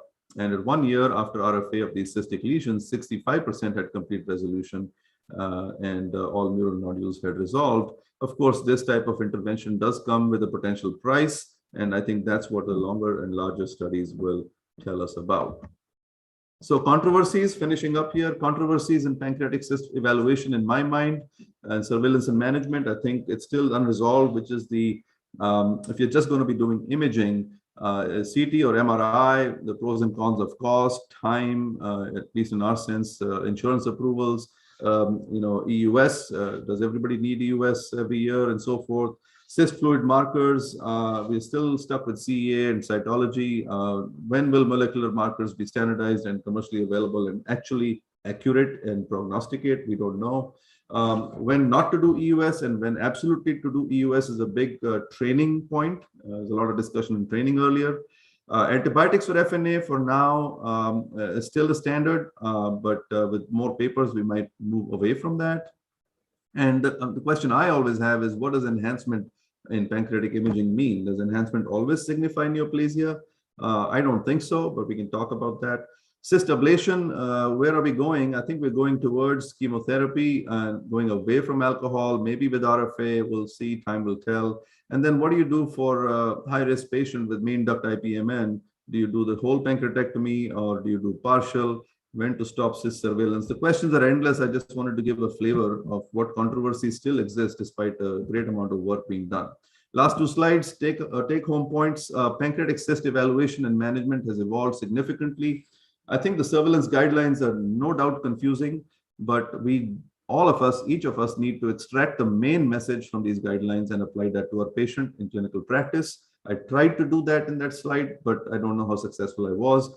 Novel imaging platforms and molecular testing definitely have made progress, but are not yet mainstream, at least in my mind. Who does not need an EUS is a very important point, and I think we have overused EUS in this realm, and that's open for discussion. High-risk stigmata and worrisome features are very important and to know and to act on, and indications for FNA in the cyst realm are more clear now. Microforceps is probably the most direct way of enhancing tissue sampling, but cyst size and complications potentially will limit to some extent. Artificial intelligence is coming along. I think like in every area, it will be applied to pancreatic cysts. I think we do need some help in this area, but the field is relatively in its infancy. But in my mind, multidisciplinary approach with shared decision-making is the best strategy for this population, which represents a large population in all our clinics. Thank you so much, and sorry for going over time. Thank you, Dr. Vivek. That was an excellent talk. I think we are running short of time. So can I know from Dr. Ashish or Dr. Arora, how much time do we have for this discussion? I think you can have 15 minutes discussion. Okay, that's fine. So I think the summary slide tells us all that this topic is not that easy as has been shown in algorithms. So a point that I would like to make and ask Dr. Vivek to opine about that is that if you see the ACG guidelines 2018, almost in each the algorithm chart that they have put forward, they have opined about doing an US FNA in almost majority of the patients who are going for surgery. So do you agree with that? Or do you have any subgroup of patients where you will take the patients directly for surgery based on imaging like MR without doing a cyst fluid analysis? Yes, that's an excellent question. And I think it comes back to multidisciplinary management, right? So you have a 29-year-old girl who has a 10-centimeter pancreatic tail cyst, and she's sitting in front of you. Now, what will I change in her life by doing an FNA? How long in her life will she be? This actually was a case presented last Thursday at our pancreas conference. And of course, you can argue that, okay, well, I would like to, in the American context, patients want to know everything. They want to know more, and that's appropriate. It gives patients autonomy, and it gives them decision-making capability. But my answer to that was that, how long are this patient is likely going to live to 80, 85 years of age based on US Census data. So are you going to do 70 years of MRI? So I think in that case, that is an abnormal finding, regardless of how you want to cut that cake. So that needs to, the surgical option needs to be very high on the list, and then let the patient make the decision. So that's a very clear-cut example. Yeah. But yes, there are patients routinely sent who have intermediate presentations where they're older, the cyst is not as dramatically large, hasn't done much over the couple of years, and somebody finds it and sends it over. Yes, we do have a kind of an intermediate threshold of sampling it, because at the end of the day, if you have benign characteristics on the cyst, you might not push that 70-year-old to a distal pancreatectomy or a Whipple, as the case may be. So every case is very individualized and has to be treated as such. That was my point in the whole thing. And I think the more people you involve, the better answers you get in an expert center, especially. And the patient benefits from that information, and then they can make a wiser decision as opposed to somebody wanting to do something randomly. Yeah, so I think the whole pretext of doing this surveillance and multiple imaging modalities is to avoid surgery if it's not required, considering the fact that surgery carries some morbidity and mortality. So about the type of surgery that needs to be offered to these patients, are we clear about what surgery to be offered to what subgroup of patients? Is that clear, or there is some controversy in that as well? Dr. Vivek, and then Dr. Yeah, Jivik. I would have Dr. Rao obviously to opine on that. I think obviously for the standard larger lesions that are in the head or in the tail or the body tail area, the surgeries have been well defined. More recently, some of our surgeons have dabbled with what we call enucleation of cysts, and this is particularly for cystic neuroendocrine tumors that are well away from the main pancreatic duct. They're relatively smaller, and with the intraop laparoscopic or intraop ultrasound, they can actually localize the resection margins very well. So that's the other thing. But I think the discussions always get more hard when you're looking at a Whipple, especially in a borderline candidate. I would submit that even though all of us have managed distal pancreatectomy complications in our career, I think distal pancreatectomy, especially laparoscopic and robotic assisted in the appropriate patient, is a very low morbidity surgery at expert centers. Actually, I agree with Vivek. Actually, parallel to what has happened on endoscopic ultrasound, we should also realize that very good advances have happened on minimally invasive surgery. We talk about spleen preserving distal pancreatectomy and block pancreatectomy. All these are the procedures that are practiced now, either laparoscopic or robotic, depending on the facility available. For me, actually, I would differ with Vivek that I would strongly depend on a CT imaging rather than an MR imaging. And for all body tail regions which are symptomatic, resectable, young patients, I think I don't think US gives us any additional information. And we are just over-investigating all these patients by doing all this molecular testing and all these things. These patients functionally fit, symptomatic patients, younger patients, good cross-sectional CT suggestive of this thing, I think they should go for surgery. Head lesions, obviously, because of the morbidity involved, I would agree, yes, we can over-investigate these patients.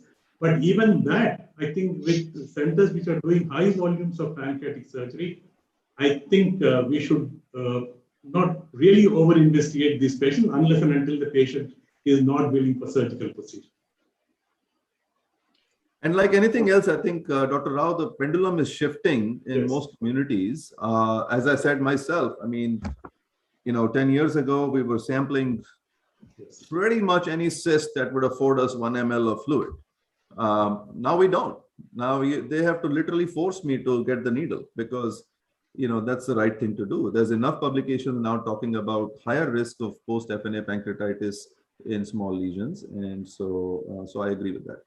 So body tail, absolutely no needle, please. I'm dead against this. Body tail lesions, resectable lesions, I don't think I should stick in a needle into those patients. You know, so the interesting irony is that the body tail lesions are the easiest one for the beginner and novice endosonographers to sample. Yes. So what are they going to do then? Head is difficult to sample. Body tail, you're saying not to sample. They should just go home. Body tail lesions are good for the surgeons also. They are good for surgeons too. That's what I wanted you to highlight. So body tail is good for everybody. Everybody. So, but no, I think the point is well taken. I think in the age of the patient, yes, the motivation of the patient, the skill sets available in the building, the imaging characteristics, and the collaborative approach to this problem solving. These are the bullet points that decide what's going to happen. And I think that's really a fact that doesn't get talked about much. In any area you see, when you have a random individual making decisions, the patient is left with not much choice. And you have an expert group bringing these cases to a conference, to a tumor board, to a shared decision making, then the patient makes an intelligent choice. But Dr. Vivek, the problem is, the very lesions in the body and tail, especially in the size range of 3 to 4 centimeters, they hardly have any symptoms. That so is what true. is the criteria for surgery then? So symptomatic cystic lesions are actually quite uncommon, to be honest with you. I mean, the majority of cystic lesions that have symptoms fall on the Pramod Garg side, which is the inflammatory. I hope Pramod is still on. I loved his. Without further evaluation, how do you take them up for surgery? Says 3.5 centimeter lesion in the body, he'll just be having incidental non-ulcer dyspepsia. You do a CT scan just because the patient wants it. You have an incidental pickup of the cyst. So Dr. Rao, you want to answer that? How do you decide a 3.5 centimeter lesion in a 55-year-old CEO who comes to you? How do you decide that? So the same lesion, actually, Anil, I'll say, suppose you're talking about 3.5, because of the anatomical location, the patient doesn't have symptoms. But the same thing in the head of the pancreas, obviously the patient will come back with some symptoms. So I think if you have good cross-sectional imaging and it speaks of any worrisome features, I think it's worthwhile to consider. You will not need an EUS or further evaluation? No. Body tail lesions, if it is CT is good, I'm done with it. No EUS, no sticking in needle. Because not only this, actually, see, you're talking about worrisome features, you're talking about malignancy in these patients. Actually, even for CA pancreas, I would absolutely say no for body tail lesions because you're spilling the cells into the peritoneal cavity. And any patient who comes for a body tail lesion after CA pancreas with a needle stick, we always advise them neoadjuvant therapy before taking up for surgery. This is the standard thing. So body tail lesions, I don't think you should stick in the needle at all. If it's a benign lesion, say serous cyst adenoma. Okay, that that you can follow. Yeah. If you think confident is a serous cyst adenoma, you can follow it up on and then keep a follow up on this patient. So I think how I understand Dr. Rao's position is that, we are assuming that you're dealing with a young patient with a high probability of mucinous cystic neoplasm, where they are looking at a long-term imaging and cost and, distress associated with a lesion that is pre-malignant. So let's be very clear. We're talking about ostensible a lesion that, a 30-year-old will be looking at 60 years of imaging.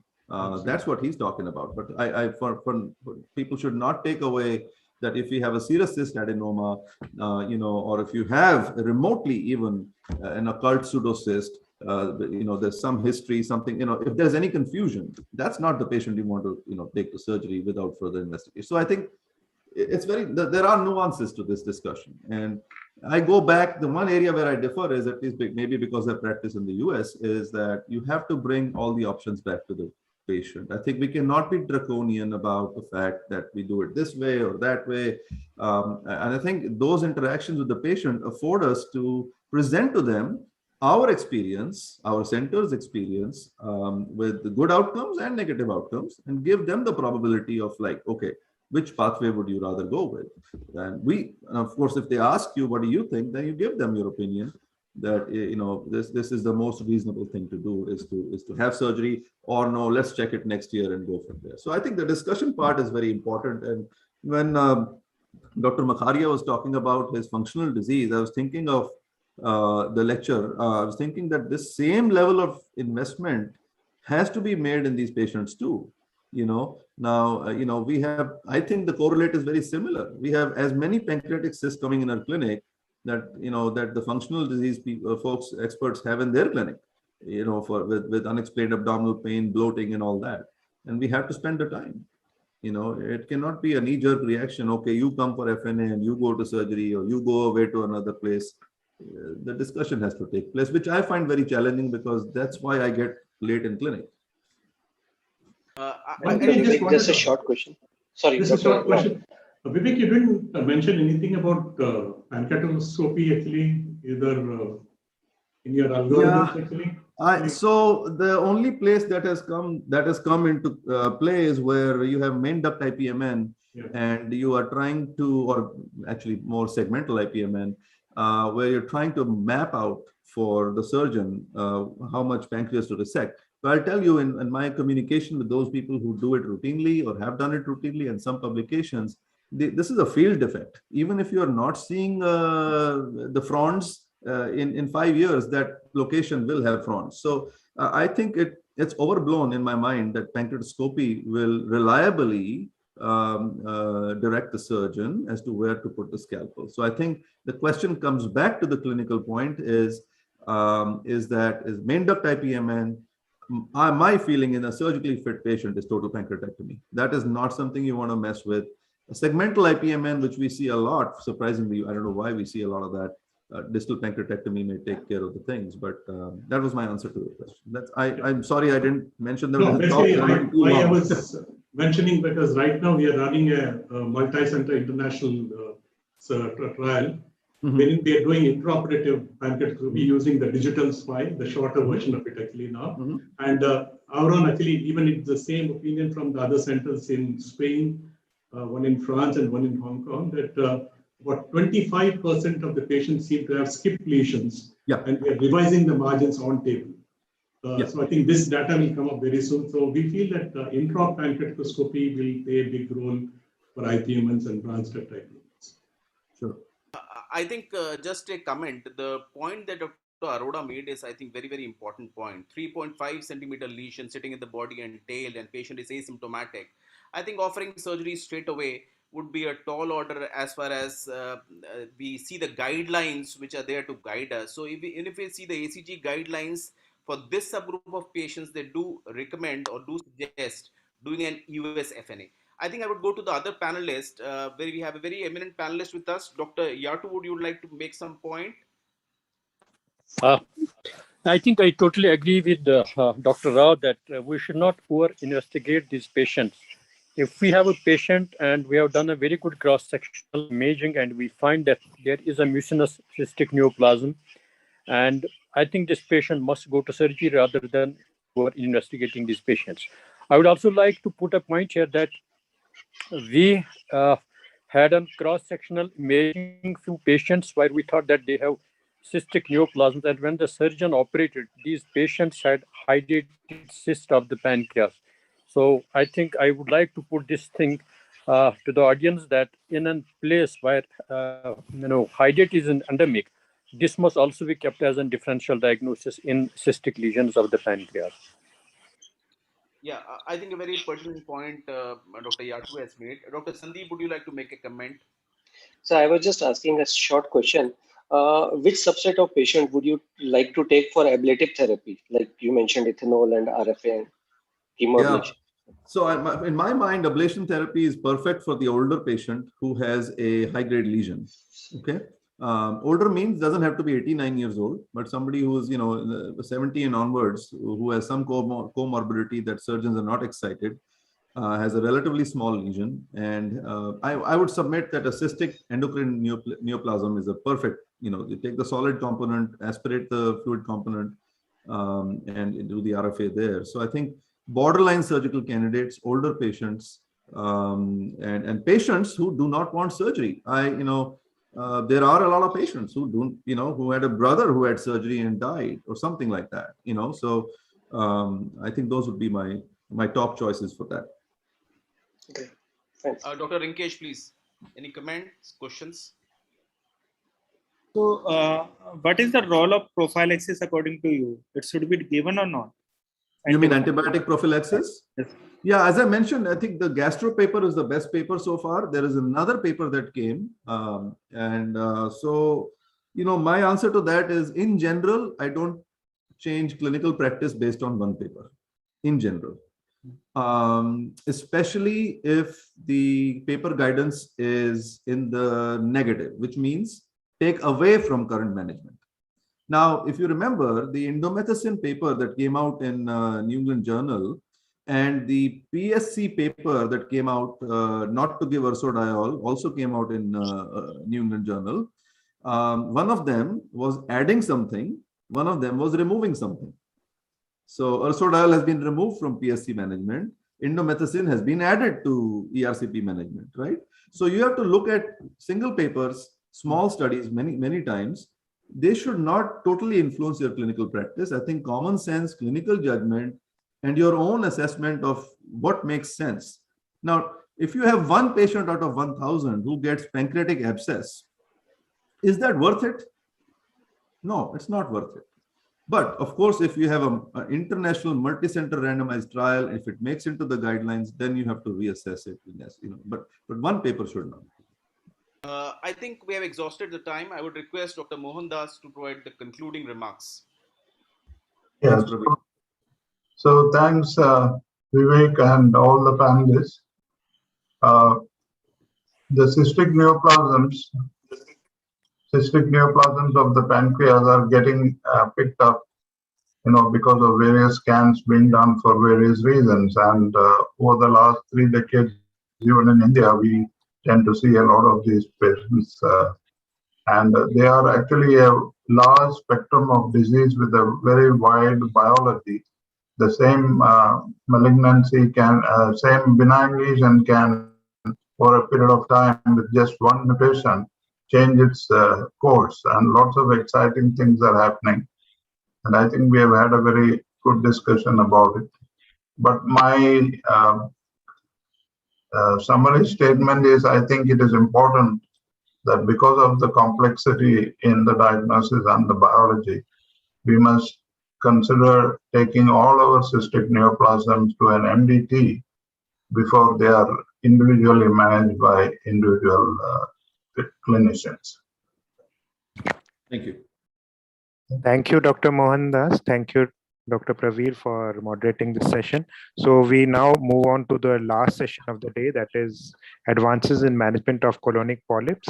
For this, I would like to invite our moderators, Dr. Ajay Kumar and Dr. V.G. Mohan Prasad.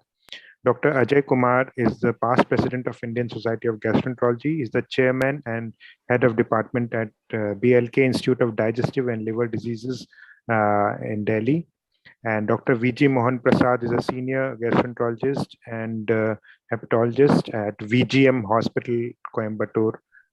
So Dr. Ajay and Dr. Mohan Prasad, over to you for inviting the speaker and introducing the panelist. Well, thanks, Ashish. I think we are already late by more than half an hour.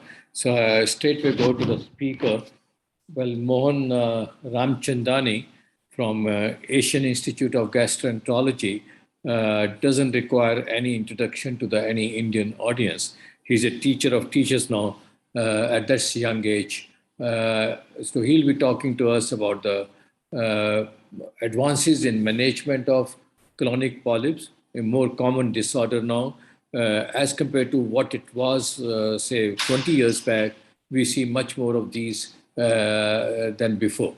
And we'll talk about the panelists after we come on to the discussion. I think over to Mohan. Thank you, sir, for the kind introduction. And can you hear me? Yeah, okay. We can hear.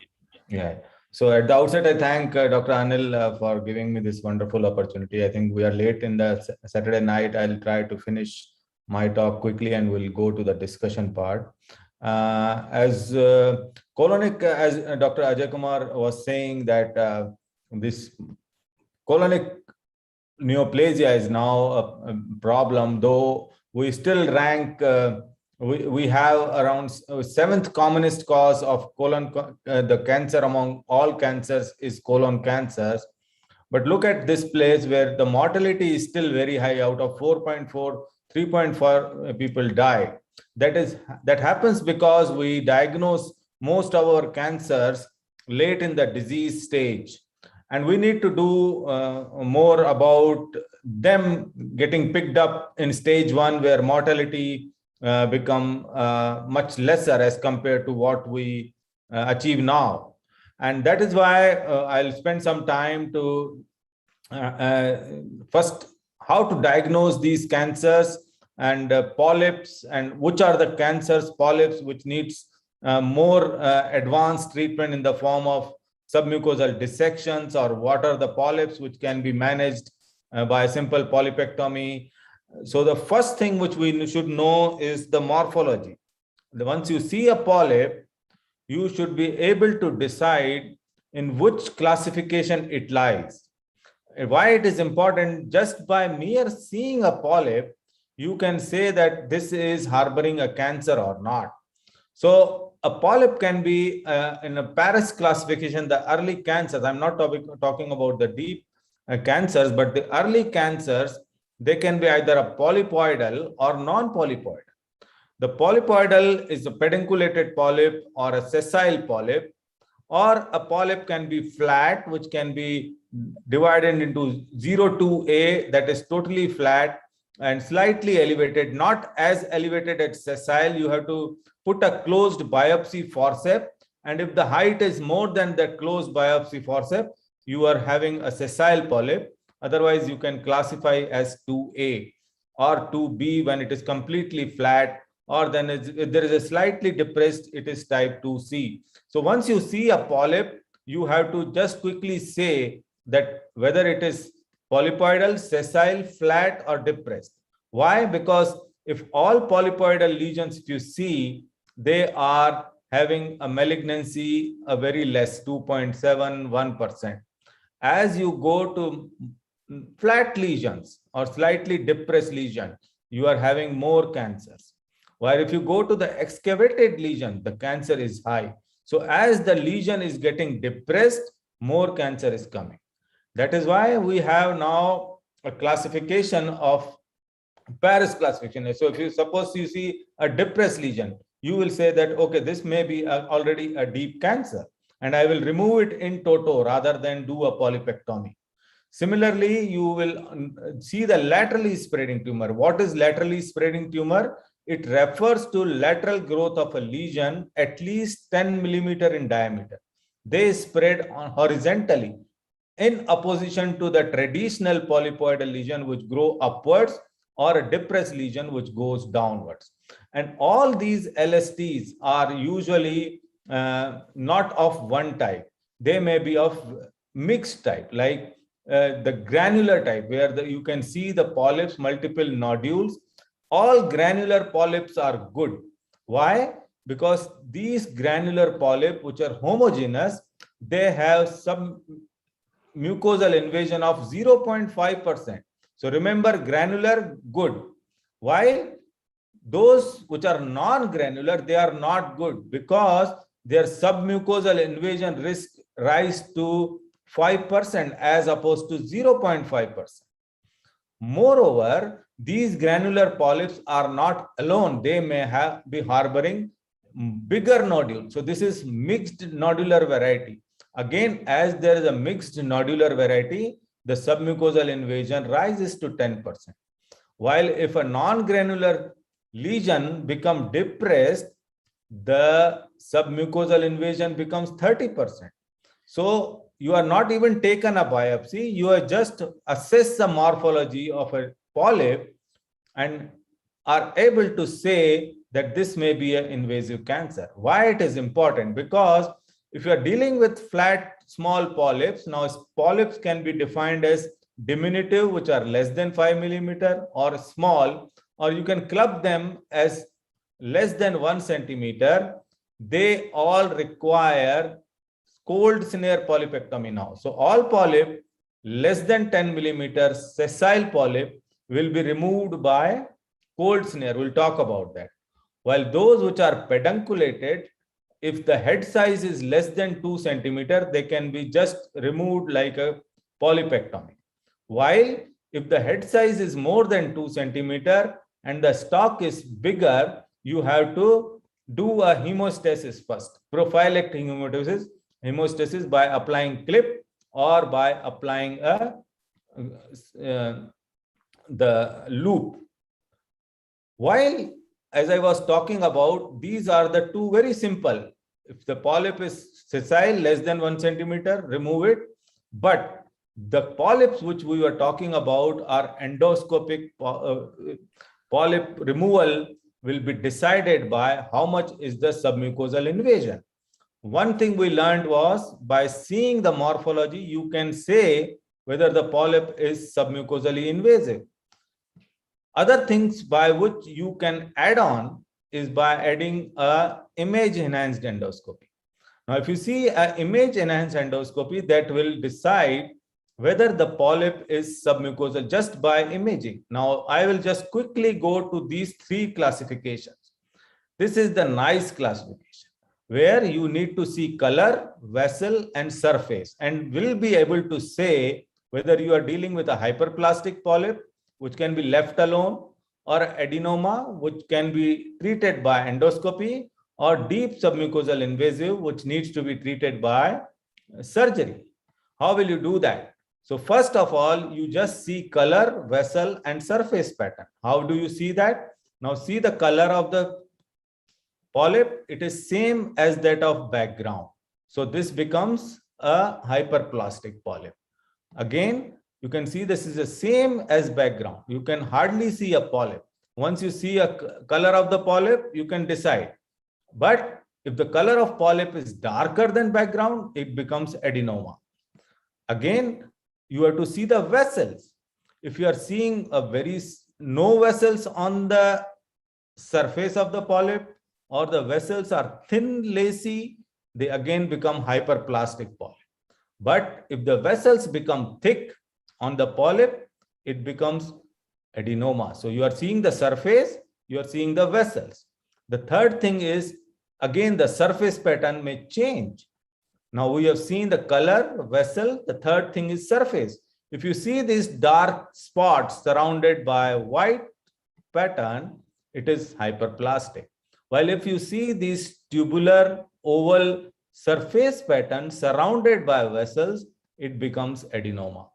So this is how we can quickly differentiate between a hyperplastic polyp or a adenomatous polyp. Hyperplastic polyp can be left alone, adenomatous polyps needs to be removed. While if this surface becomes amorphous, you can see there is loss of surface pattern, the vessels become too much of irregular, this becomes a type 3 polyp, and it is a deep invasive cancer and requires surgery. So this is the NICE classification. Unfortunately, if you see the NICE 2 classification, this is not able to differentiate. Type 1, it is easily differentiating. 95% it is correct that it is hyperplastic polyp, you can leave. Type 3, also it is 93% correct that it is in cancer, you refer this patient to surgery. But if you see type 2, which is adenoma or superficial submucosal invasive, this I will treat with EMR, but this I need to do ESD. But if I base my treatment strategy on NICE classification, I may prove wrong. That is why NICE classification may still be nicer. How can it be nicer? This was added by Japanese classification. This is known as Janet classification, which divided adenomatous type 2 polyps, NICE type 2, into type A, 2A, and 2B. By mere saying that if the vessels are irregular or obscure, then or the surface pattern still remains irregular or obscure, not totally gone, as is happening in type 3. If there is an amorphous area, loose vessel area where there is an interruption of the vessels, this they say type 3 and deep cancer, while this is type 2A is adenoma, type 2B is superficial submucosal invasion. We'll quickly see an example. This is the Janet classification. I'll just take few minutes because they are very important to understand. If you see this dot-shaped surface pattern, white surrounded by white, it is same nice 1 or Janet 1, hyperplastic polyp. Again, you have to describe how it is look like, flat, elevated. Second polyp. Now this is a drawback of nice classification. We cannot say sessile serrated adenoma in nice classification. You can see these small lacy vessels and you will see the crypt opening. Once you see that, but everything remains same. This is sessile serrated adenoma. Again, this will be required to be removed by cold snare.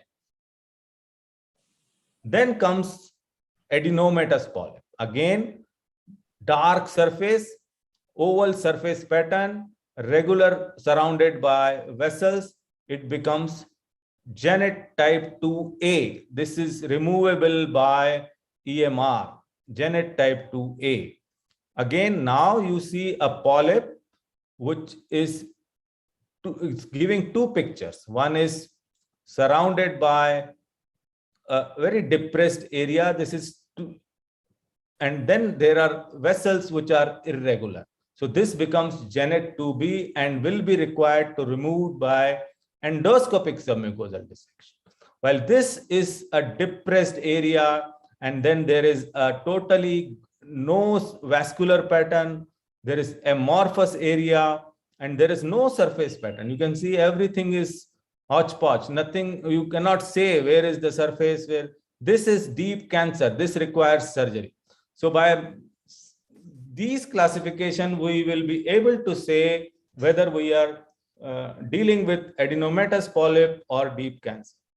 But now we have endobrain available or endocytoscopy equipped with endobrain. These are now able to magnify the image by 520 times. And you can have a real-time picture of histology, not only by chromoendoscopy, but also by narrowband imaging. And this is what we are using now. We use endobrain eye to say this will prompt that there is a polyp. You go near it, and then once you go near it, you apply zoom with an NBI, you will see regular surface pattern. It will say it is adenoma, 96%. And then you apply chromoendoscopy. This is the methylene blue being applied, and then you do endocytoscopy. You will have a classical example. If you are good enough, you will be able to say, okay, this is adenoma. But here you will get an answer by machine, the computer, that, okay, this is adenoma, and I will treat it by EMR. So we have now, these are equally available. Unfortunately, in India, we have less training. And that is why we may be able to depend on the endobrain to tell us whether we are dealing with a superficial cancer or a deep invasive cancer. And this scores better. But I'll tell once the training is more, and this may not be, that statistically significant, but yes, it reduces a lot of stress from our mind. Then comes the treatment. Now we are very well equipped that how to do a treatment. As I told, if you find a sessile polyp less than 1 centimeter, it is now, you need not to treat by a hot snare polyp. You have to bring dedicated snare in your department, which are good for cold polypectomy. CSP, cold snare polypectomy. These are shield-shaped snares. The sheath is very stiff. This normal sheaths are very soft, but this is very hard sheath. The second thing is the wire. The wire is thinner, 0.3 millimeter as compared to 0.47 of the regular snare. So a combination of thin wire, stiff sheath, and shield-shaped snare, these are dedicated cold snare polypectomy snare. And you have to do all these polypectomy, whichever you see in the colon, you characterize it by narrowband imaging. Okay, this is adenomatous, and then you just snatch it by the idea is to bring first of all at 5 o'clock position to take lot of normal tissue and then just jerk and you will just get rid of it. Good thing about cold smear polypectomy is that you will see bleeding in front of you and you can manage it most of the time. There will be no delayed bleeding and then there will be no delayed perforation. So you get rid of all the problems, and most of the studies have now and guidelines have recommended that all the small polyps should be removed in this method. Once you do get a larger polyp, then you have to think about, now this is a particular case where you can see a polyp is there. You have to define, first of all, this is granular variety. This is elevated. There are no mixed nodulator. There is no depression. Then the chance of this being cancerous, deep invasive cancer is very minimal. And that is why you can treat this cancer by a EMR, piecemeal EMR, where you need to inject. You need to inject at the base, lift the polyp, and work from one end to other. Here, the polyp required is, the snare required is bigger one, around 3 centimeters. Then again, you have to lift the base by injection of either saline or other thick viscous fluid, and then keep on doing the polypectomy. The results are same as that of ESD, because in this case, you have spent time to say that there is no submucosal invasion. You have studied the morphology, you have done the narrowband imaging, and then you have defined that this patient can be treated by EMR. Unfortunately, the piecemeal EMR is associated with sometimes incomplete resection, but recurrence are common, which are easily treated by next colonoscopy because they do not have submucosal cancers. But if you find a tumor, a polyp, which is like, say, non-granular, as I've told, there is a depression, tumor showing a different V1 pattern, which we will discuss sometime, large depressed type, or a mixed nodular variety. These are the cancers or polyps which you should not do EMR. You should always try to remove them by ESD. And this also includes tumors which has been previously tried to be removed, and now they have come with fibrosis, or they are associated with ulcerative colitis and now has developed a polypoidal lesion, maybe early cancers. Here, aim is to do en bloc resection. Once you get an en bloc resection, our pathologists are in a better place to tell us about the margins.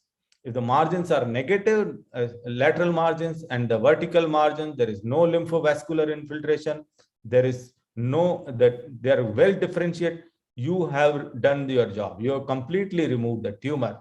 I'll not go into the details of ESD, but here the thing is that you have to remove the en bloc, you have to keep on injecting in submucosa, separate the muscle layer from the mucosal layer, and you will complete this procedure.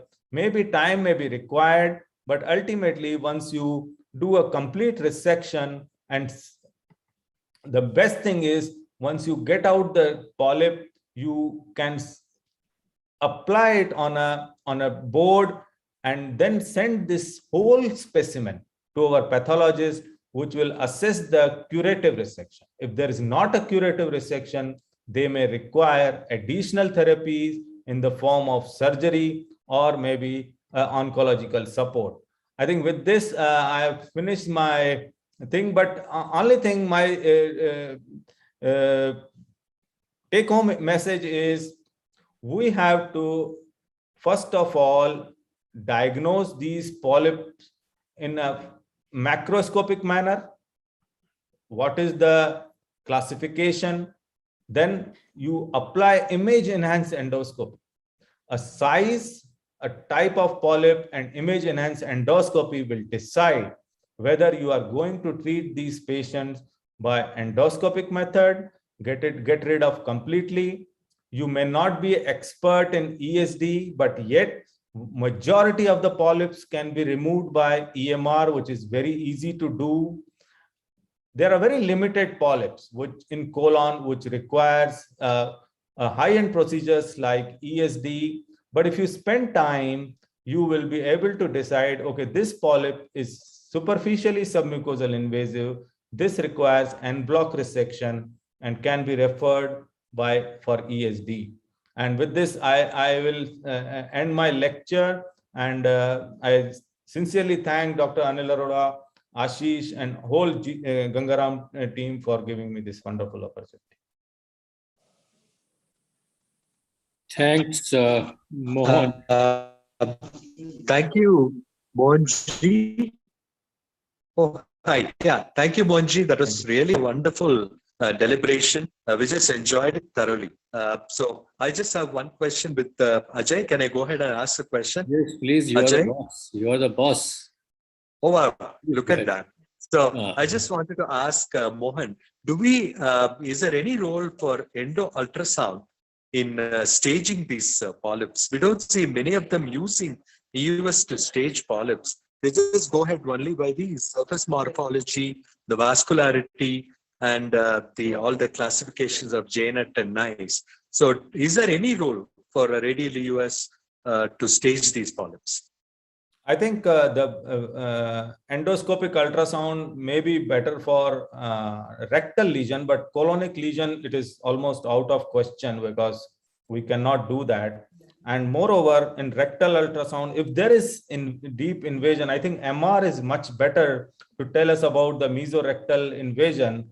Apart from that, I think in routine clinical practice, EUS is not recommended to assess the depth of invasion of a colonic or a rectal polyp. Majority of the time, we will be able to say by the Paris classification, the LST classification, which I have told, and third is the image enhanced endoscopy. Mohanji, one more question from that is a masterly talk. I think Mohan in his talk has focused on how to identify the different types of lesions and to take a call whether the patient is for endoluminal therapy or go for surgery. And he's been able to sum up all the different classifications and put it in the right perspective. And talking about that JNET is probably a better thing than as compared to the other classifications. Mohan, correct me if I've understood it wrongly. GN, see, we have a very eminent group of panelists here. We have GN Ramesh, which is again a past president of Endoscopic Society of India and from Cochin and the Esther Medical Center, and of course a dear friend. GN, what is your take? How do you take a call on deciding in the large, difficult polyps? I think the biggest challenge that we all endoscopists face is the lateral spreading polyps. Well, how do you take a call whether you subject it to surgery or you like to go with an endoscopic therapy, or you like to go for endoscopic therapy with a polypectomy or a submucosal dissection? I think it's a difficult decision to make. What I usually do is anything that is more than 3 centimeters, I'm very careful. And the problem, of course, is to look at the margins. Are they distinct, indistinct, as well as the fact that whether they can be, lifted up completely. These are all the factors that actually go to guide us whether an endotherapy is possible or not. If it is something that is really occluding the lumen, I really don't hesitate, and especially if it comes up higher, slightly higher up, I don't hesitate in sending them for surgery before. My question, of course, is that, we've talked about so much of NBI. NBI has been there for the last 2 decades. endocytoscopy has come up now. My question is, will we ever see a day when these will replace conventional histopathology? Whatever you do, my next question. yeah, and because my gut feeling is that no surgeon will probably go in for a surgery without a good histopathology, and so I think still histopathology will be the gold standard for time to come. My second question to Mohan is a situation where you have a pedunculated polyp which you take out. The histopathology comes as a focus of intramucosal CA. How do you really follow it up? Because I had a bad experience of a patient. I thought everything was okay, but about 10 years later, this patient came back to me with secondaries in the liver. So that I really burnt my fingers. So I do not still know how to follow these patients. I think, shall I need to answer? Yes, Mohan. Okay. So these two both are very pertinent questions Dr. G. N. Ramesh has raised. One is the biopsy. So image enhanced endoscopy enables you to decide the treatment. Now, once you have removed the polyp, you still are not you are subjecting this for a proper histopathological examination. And that will decide whether this patient will require additional treatment or it is curative. Now, image enhanced endoscopy has been, it's successful in deciding. It's not completely, even if you see the guidelines which say that any imaging modality which is 90% sensitive and specific, not 100%, still can be used in deciding in imaging and discard, imaging and resect criteria. If I have an NBI which is more than 90% sure that, okay, this is hyperplastic polyp, I need not to touch, or this is adenomatous polyp, I'll remove and send this for pathology. Now, pathologists say, look, I have received a histopathology and your margins are positive, and it is undifferentiated, it is showing lymphovascular infiltration. I feel this will require further surgery. So in that way, image enhanced endoscopy has worked well. It has yet not replaced the histology. It has enabled us to tell in more than 90% way by which method you are going to remove a 10 centimeter laterally spreading tumor. If you do ESD in all, you will spend 6 to 7 hours. While if your image enhanced endoscopy is saying, okay, this is only mucosal, there is no submucosal, you can still do a EMR, send this for pathology, and then wait for their report. Still, I don't think they will ever replace the histology, but yet it has made our life much easy, made our classification easy, and we are now able to decide the route of management much better way as compared to blindly subjecting everybody for surgery or everybody for ESD, which is not possible clinically. Do we have Dr. Manish on the panel here? I can't see him. Manish, are you there? Yes, sir, I'm around. Like Dr. Manish, another eminent faculty from Ahmedabad, everybody knows, of course, is another dear friend. Manish, do you think with more experience of artificial intelligence incorporated into the system, or a so-called endo-brain that Mohan talked about, and he published a paper on that, will be able to replace in future the histology? Will it come as a this thing? I mean, Mohan talked quite a lot about that, but I wanted your inputs. Or what do you foresee? He has already said that today it is not approved, and how do you foresee that?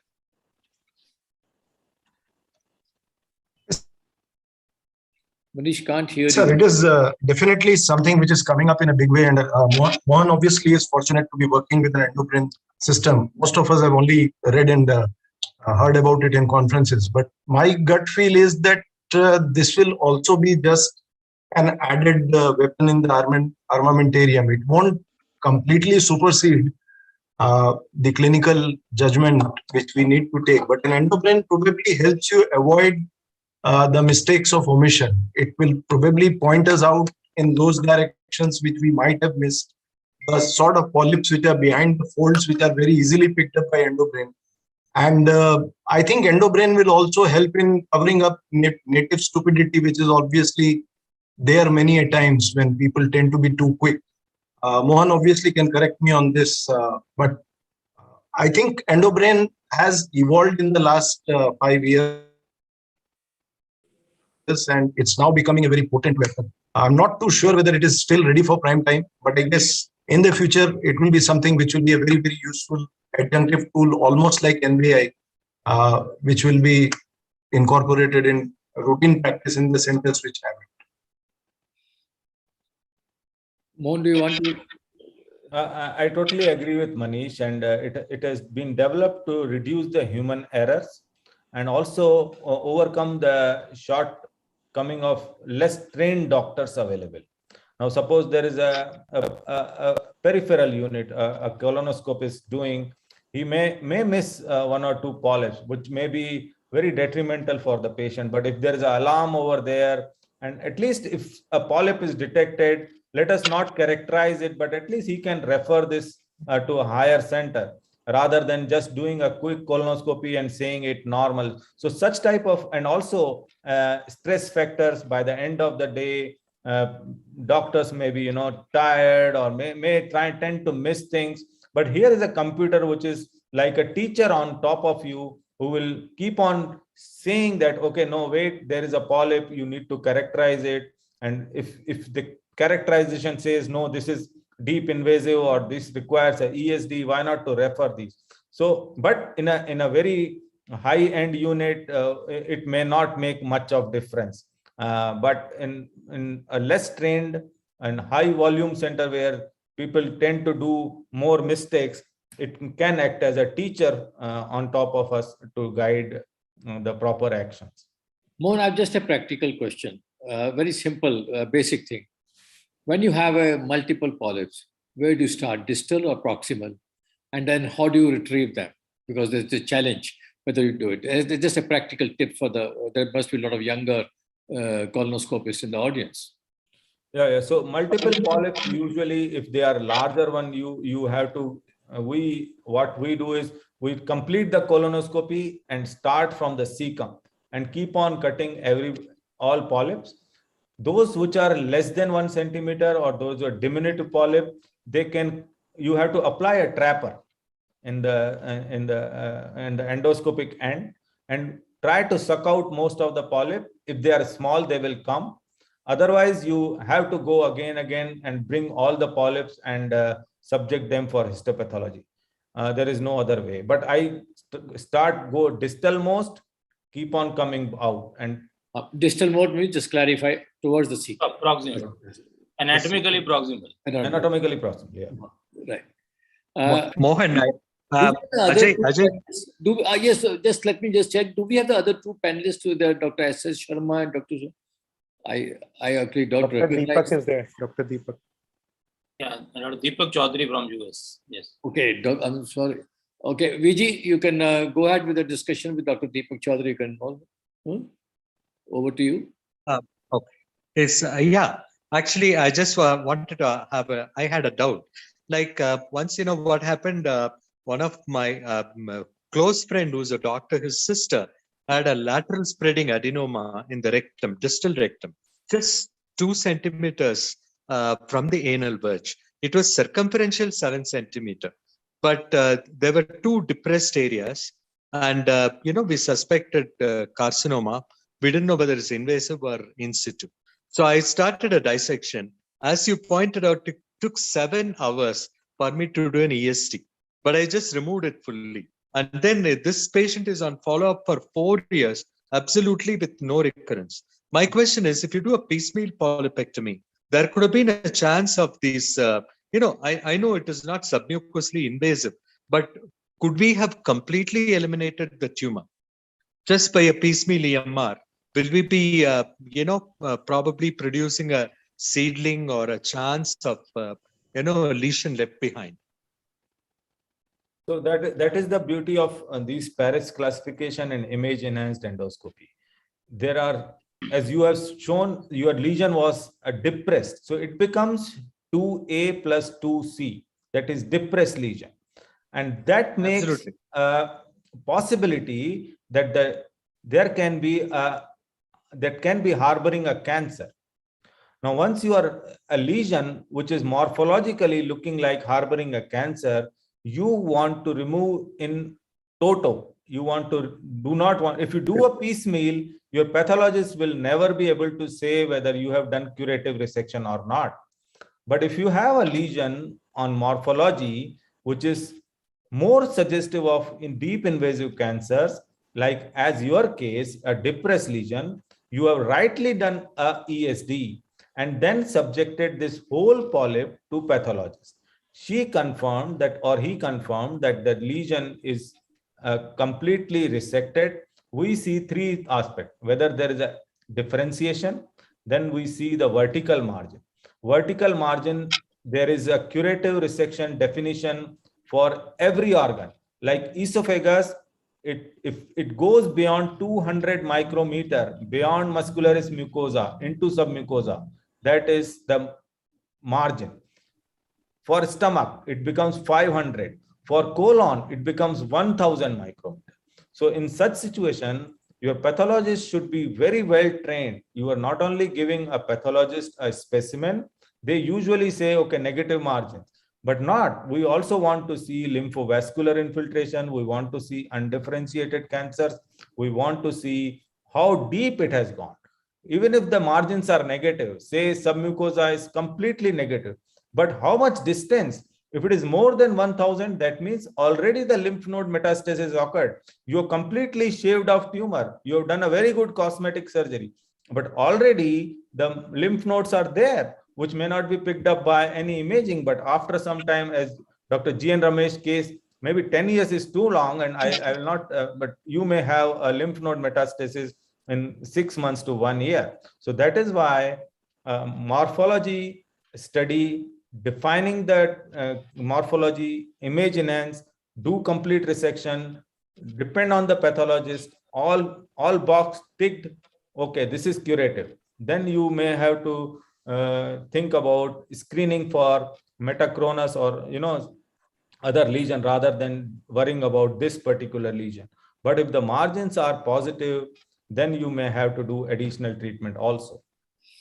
We are coming to the end of it. I'm sorry, Dr. Chaudhary, I missed you because I didn't place your name was not appearing. Okay, That's fine. Chaudhary, you have a wide experience. You people see people much more polyps than we see in India, and I just want to have this one basic question.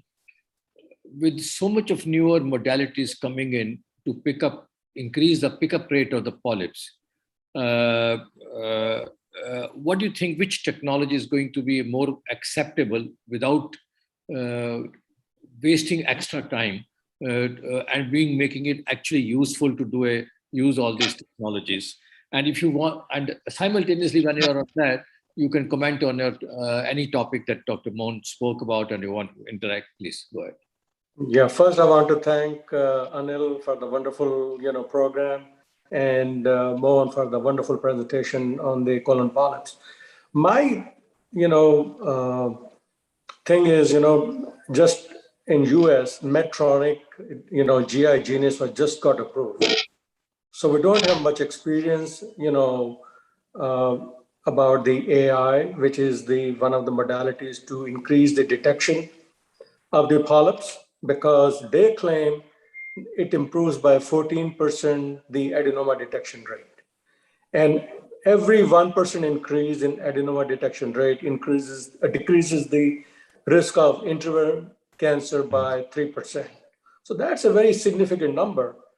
And my question to Mohan will be, should we all be using AI for detection of the polyps?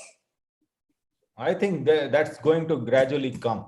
Ultimately, it's expensive though, but we have to use it. If there is a technology and if there is a data which shows, and persistently we are seeing that coming up, how the AI is helping in increasing the adenoma detection rate.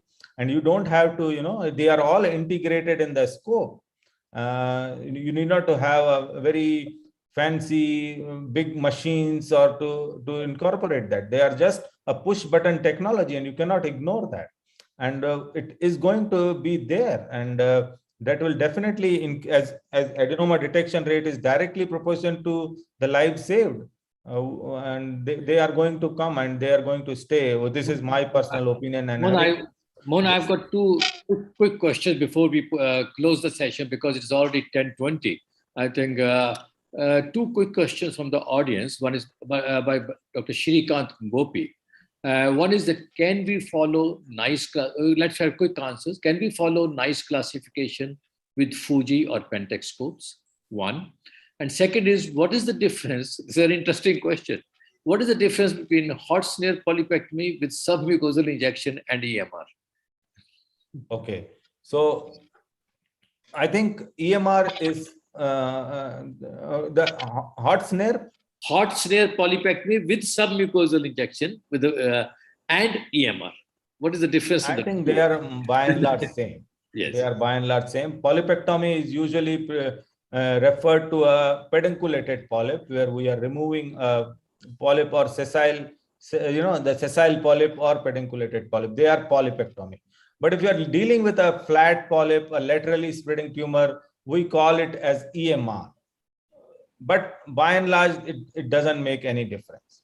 So that can we follow NICE with Fuji or Pentax scopes? I don't think so, because the NICE Fuji is BLI is coming up. They have got their own classification. But the other FICE method, which was there, is a post-processing. It's not an optical like NBI. So I don't think they will be able to classify the NICE classification by those technology. So they have not been approved. Well, friends, that's a very difficult to close a discussion, interesting discussion like this, but then time has its limitations, and we are also limitations because of that. Well, Mohan has touched upon mainly, and see, this is a huge topic on advancements of colonic polyps. I'm glad that he touched on an area which was important, and he was focused on that how do we differentiate between the different types of polyps and the challenges that we face in decision making in that. Of course, you could have gone to talk about the technical aspects of polypectomy, how to different behind the fold and below the fold, lower, upper. We could have gone into that. That's another big area. But it has given a very good insight into the classifications of the various polyps, the decision making, and how the endoscopist should approach. With that, I'll special thanks to all the panelists, of course, to Mohan for being patient and doing such a wonderful job out of this job given. And thanks, Anil, for giving us this opportunity to bring together experts and to discuss that. And over to you. Thank you, Ajay. May I ask a question, a parting question to Mohan? Mohan, recently we removed a 4-centimeter polyp in the rectum. We spent 8 hours. I was wondering, just because we have a hammer, every nail should not be shoved into the wall. So why not hand it over to Dr. Rao? He will take half an hour with same sedation. And give a bag to the patient? Do a API? No, I think there are certain... we cannot... the rectal polyp may require... You're not talking about APR for this patient. I'm talking... See, there's a new technology, I think you should be aware, the transanal endomicroscopy, which is faster. The same polyp can be removed within 20 minutes, actually, what you're doing, especially the rectal ones. I think the rectal ones should be sent to the surgeon. All other proximal ones can be dealt with colonoscopically. I just want to add this. Actually, recently we had our one senior physician colleague who had this rectal big tumor. Of course, it was looked blind. We didn't straightway hand it over. It was just at a rectal area. We just handed over to the surgical colleague who did the perrectal excision, and it went on smoothly. And the next day, patient was back home and to activity. Yeah, so both the options are available. You can keep on debating. I don't think there's any head-to-head trials comparing the two. But again, what the words that Anil used, that you will use wherever it comes to, I mean, it's an old saying of surgeons that the barber's chair phenomena, it will happen like that. I think TEMS also is a very difficult procedure, and very few surgeons can do that. Yes, these also Same way, very few endoscopists can do that polyp like you. So that's what. So everything will require So a it's learning both ways. curve. Ultimately, it depends on the local expertise, isn't it? I think so. And even for sigmoid lesions also, there may be a lower threshold for surgery because nowadays surgeons are very adept at doing a laparoscopic resection. Okay. Thank you, Ashish. Thank you. Yeah. Thank you, Dr. Ajay. Thank you, And Dr. thank you all the moderators and Mohan. Yes. Thank you, Dr. Ajay. Thank you, Dr. VGM, for moderating this session. Thank you, Mohan. So we have come to end of this academic feast, third day of our clinics in hepatobiliary diseases. So we had 6 interesting topics. So to summarize, actually, Dr. Mandhir had to summarize, but somehow he got stuck somewhere. So I would like to summarize all the talks which had happened today in 5 minutes. So we had the first talk by Dr. Noria Yudo from Japan. It was moderated by Dr. Randhir Sood and Dr. Rajkumar Vadhwa. It was on endoscopic advances in endoscopic imaging. So he showed a lot of interesting advancements in endoscopic imaging, and he said that for detection and characterization of superficial GI neoplasm, recent evidences actually support the image enhanced endoscopy, and especially for magnification and for improvement in diagnostic yield of endoscopy. He told that newer endoscopic technology and artificial intelligence are the future, and they would facilitate achieving good images and interpretation of the findings. But he also said that it all finally depends on the brain of the physician who is making the diagnosis. So achievement of good diagnosable images depends on our hands, and the final clinical decision depends on the brain of the endoscopy. The next talk was by Dr. Govind Makharia on what is new in management of functional bowel disease, which was moderated by Dr. Deepak Lahoti and Dr. Naresh Bhatt. Dr. Govind Makharia said that to diagnose, we should now move away from calling these as a functional diseases of the GI tract, rather than these are the disorders of gut-brain interactions. And we should make a positive diagnosis rather than the diagnosis of exclusion. And we should also support the diagnosis by subtyping the disease, giving it a severity classification like we do for inflammatory bowel disease. We should define what are the comorbidities like psychiatric illness or such comorbidities. Then we should define the physiological abnormalities. And for the treatment, we have to use a multidisciplinary approach, and we have to devote time to these patients, and we should not ignore these patients. So it's a very important topic, and he told that 50% of these diseases start with the brain, from the brain. That means some past events, but 50% of these diseases start from the gut. So both types of these patients are there. The third talk was by Dr. Pramod Garg on current management of acute pancreatic fluid collections. It was moderated by Dr. Subhash Gupta and Sandeep Laktakia.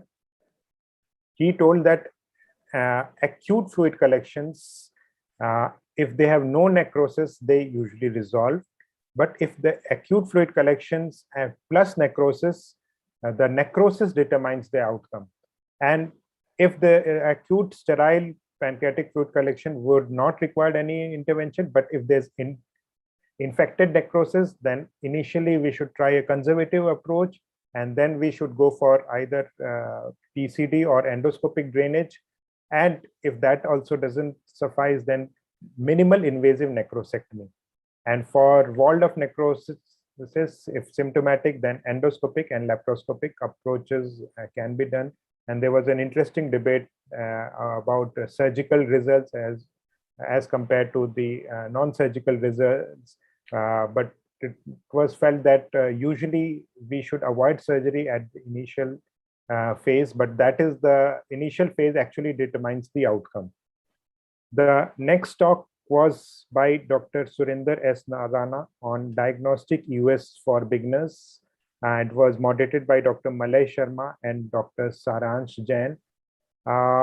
He told that diagnostic US is actually a tough job, but it can be performed with dedication, and it requires cognitive and technical skills combined with endoscopic manipulation. And there's no magic wand, and a systematic approach to training can make it look easy. He emphasized that it should be supervised performance on patients, and there's no role for self-learning, and it has to be supervised by someone who is proficient in US. The diagnostic US comprises of two steps. One is correct image acquisition and as well as tissue acquisition. He told about linear US, which is very important for this, and how the transducer rotation and how we have to move our handle. And we have to take a 3-station approach for pancreaticobiliary US, stomach, duodenum bulb, and D1, D2. And we also have to choose the correct echoendoscope. For example, for hepatic hilum, it is the linear endoscope, which is better. And for pancreatic tail, the radial scopes are much better. And he concluded that there's no magic wand and there's no role for self-teaching. And it has to be through a systematic and structural training, which is a must. And the comprehensive knowledge of anatomy is what is required, and it requires time and dedication. The next talk was by Dr. Vivek Kaul on cystic neoplasm of the pancreas, diagnosis and management, which was moderated by Dr. K.M. Mohandas and Dr. Praveer Rai. And he told about side branch IPMN as well as the main duct IPM. He told what are the worrisome features like size more than 3 centimeter, if there's enhancing mural nodule, and if there's thickened enhancing cyst wall, or if the MPD size is 5 to 9 millimeter, or if there's lymphadenopathy, or if there is elevated CA19 levels. And also high-risk stigmata are obstructive jaundice and enhancing mural nodule or MPD size more than 10 millimeter. So he gave a very important points that if the size is less than 2 centimeter with no high-risk stigmata, then the surveillance imaging can be done at every 1 to 2 years. If the size of the cyst is 2 to 3 centimeter, then surveillance should be done every 6 months. And we can consider taking advantage of endoscopic ultrasound. But if the size is more than 3 centimeters, then definitely surgical consultation is required. But if there's no surgery, then surveillance should be done every 3 to 6 months. And for more than 3 centimeter, US with FNA would definitely help. Then he told that if the fluid CEA level are more than 800, then it is 98% specificity of having malignant disease, especially high CA and low amylase, highest risk, low CA, high amylase, lowest risk. And for these patients, office visit counseling is most important, and shared decision making is important. And he also talked about needle-based confocal laser endomicroscopy, needle-based cystoscopy, and also role of artificial intelligence in pancreatic cyst risk stratification. He also talked about ablation by US and alcohol, and he also talked about controversies and these cyst management. And he told that it's a difficult thing. The last talk was by Dr. Mohan Ramchandani on advances in management of colonic polyps, which was moderated by Dr. Ajay Kumar and Vijay Mohan Prasad. And he told that stage 3 cancers of the colon are the most common presentations, which is why it has got very high mortality rate. And he told about various classifications, especially Paris classification, which is very important when it is pedunculated, sessile, slightly elevated, flat, or depressed, and how we have to approach these lesions. and also the NICE classification and what are the types in NICE classification, type 1, 2, and 3, and also the JNet classification, which is important, which has divided the type 2 into type 2A and type 2B, which is very important. And he also talked about endocytoscopy, and also he talked about cold snare polypectomy and various other modalities like EMR and ESD. So these were the 6 talks, and we had very interesting discussion along with that. So over to Dr. Arora. Thank you, Ashish, for very aptly summarizing all the events which had happened today. I'm so sorry for having extended the yawning and given a yawning gap between the finish line and the delicious dinner waiting for all of you. But I think you should give a credit to all the speakers, because if you have to listen to such excellent talks, you have to pay the price. If you have to listen to Mohan, you have to listen to Pramod Garg, Dr. Vivek Kaul, Govind, and others who spoke today, you have to pay the price. And the price is a delay in the dinner. We're really sorry for it, but thank you so much for all of you for contributing very well to this scientific discussion. Good night and goodbye, and we look forward to see you at 6 p.m. same time. Thank you, everybody. Thank you, sir. Thank you. Okay.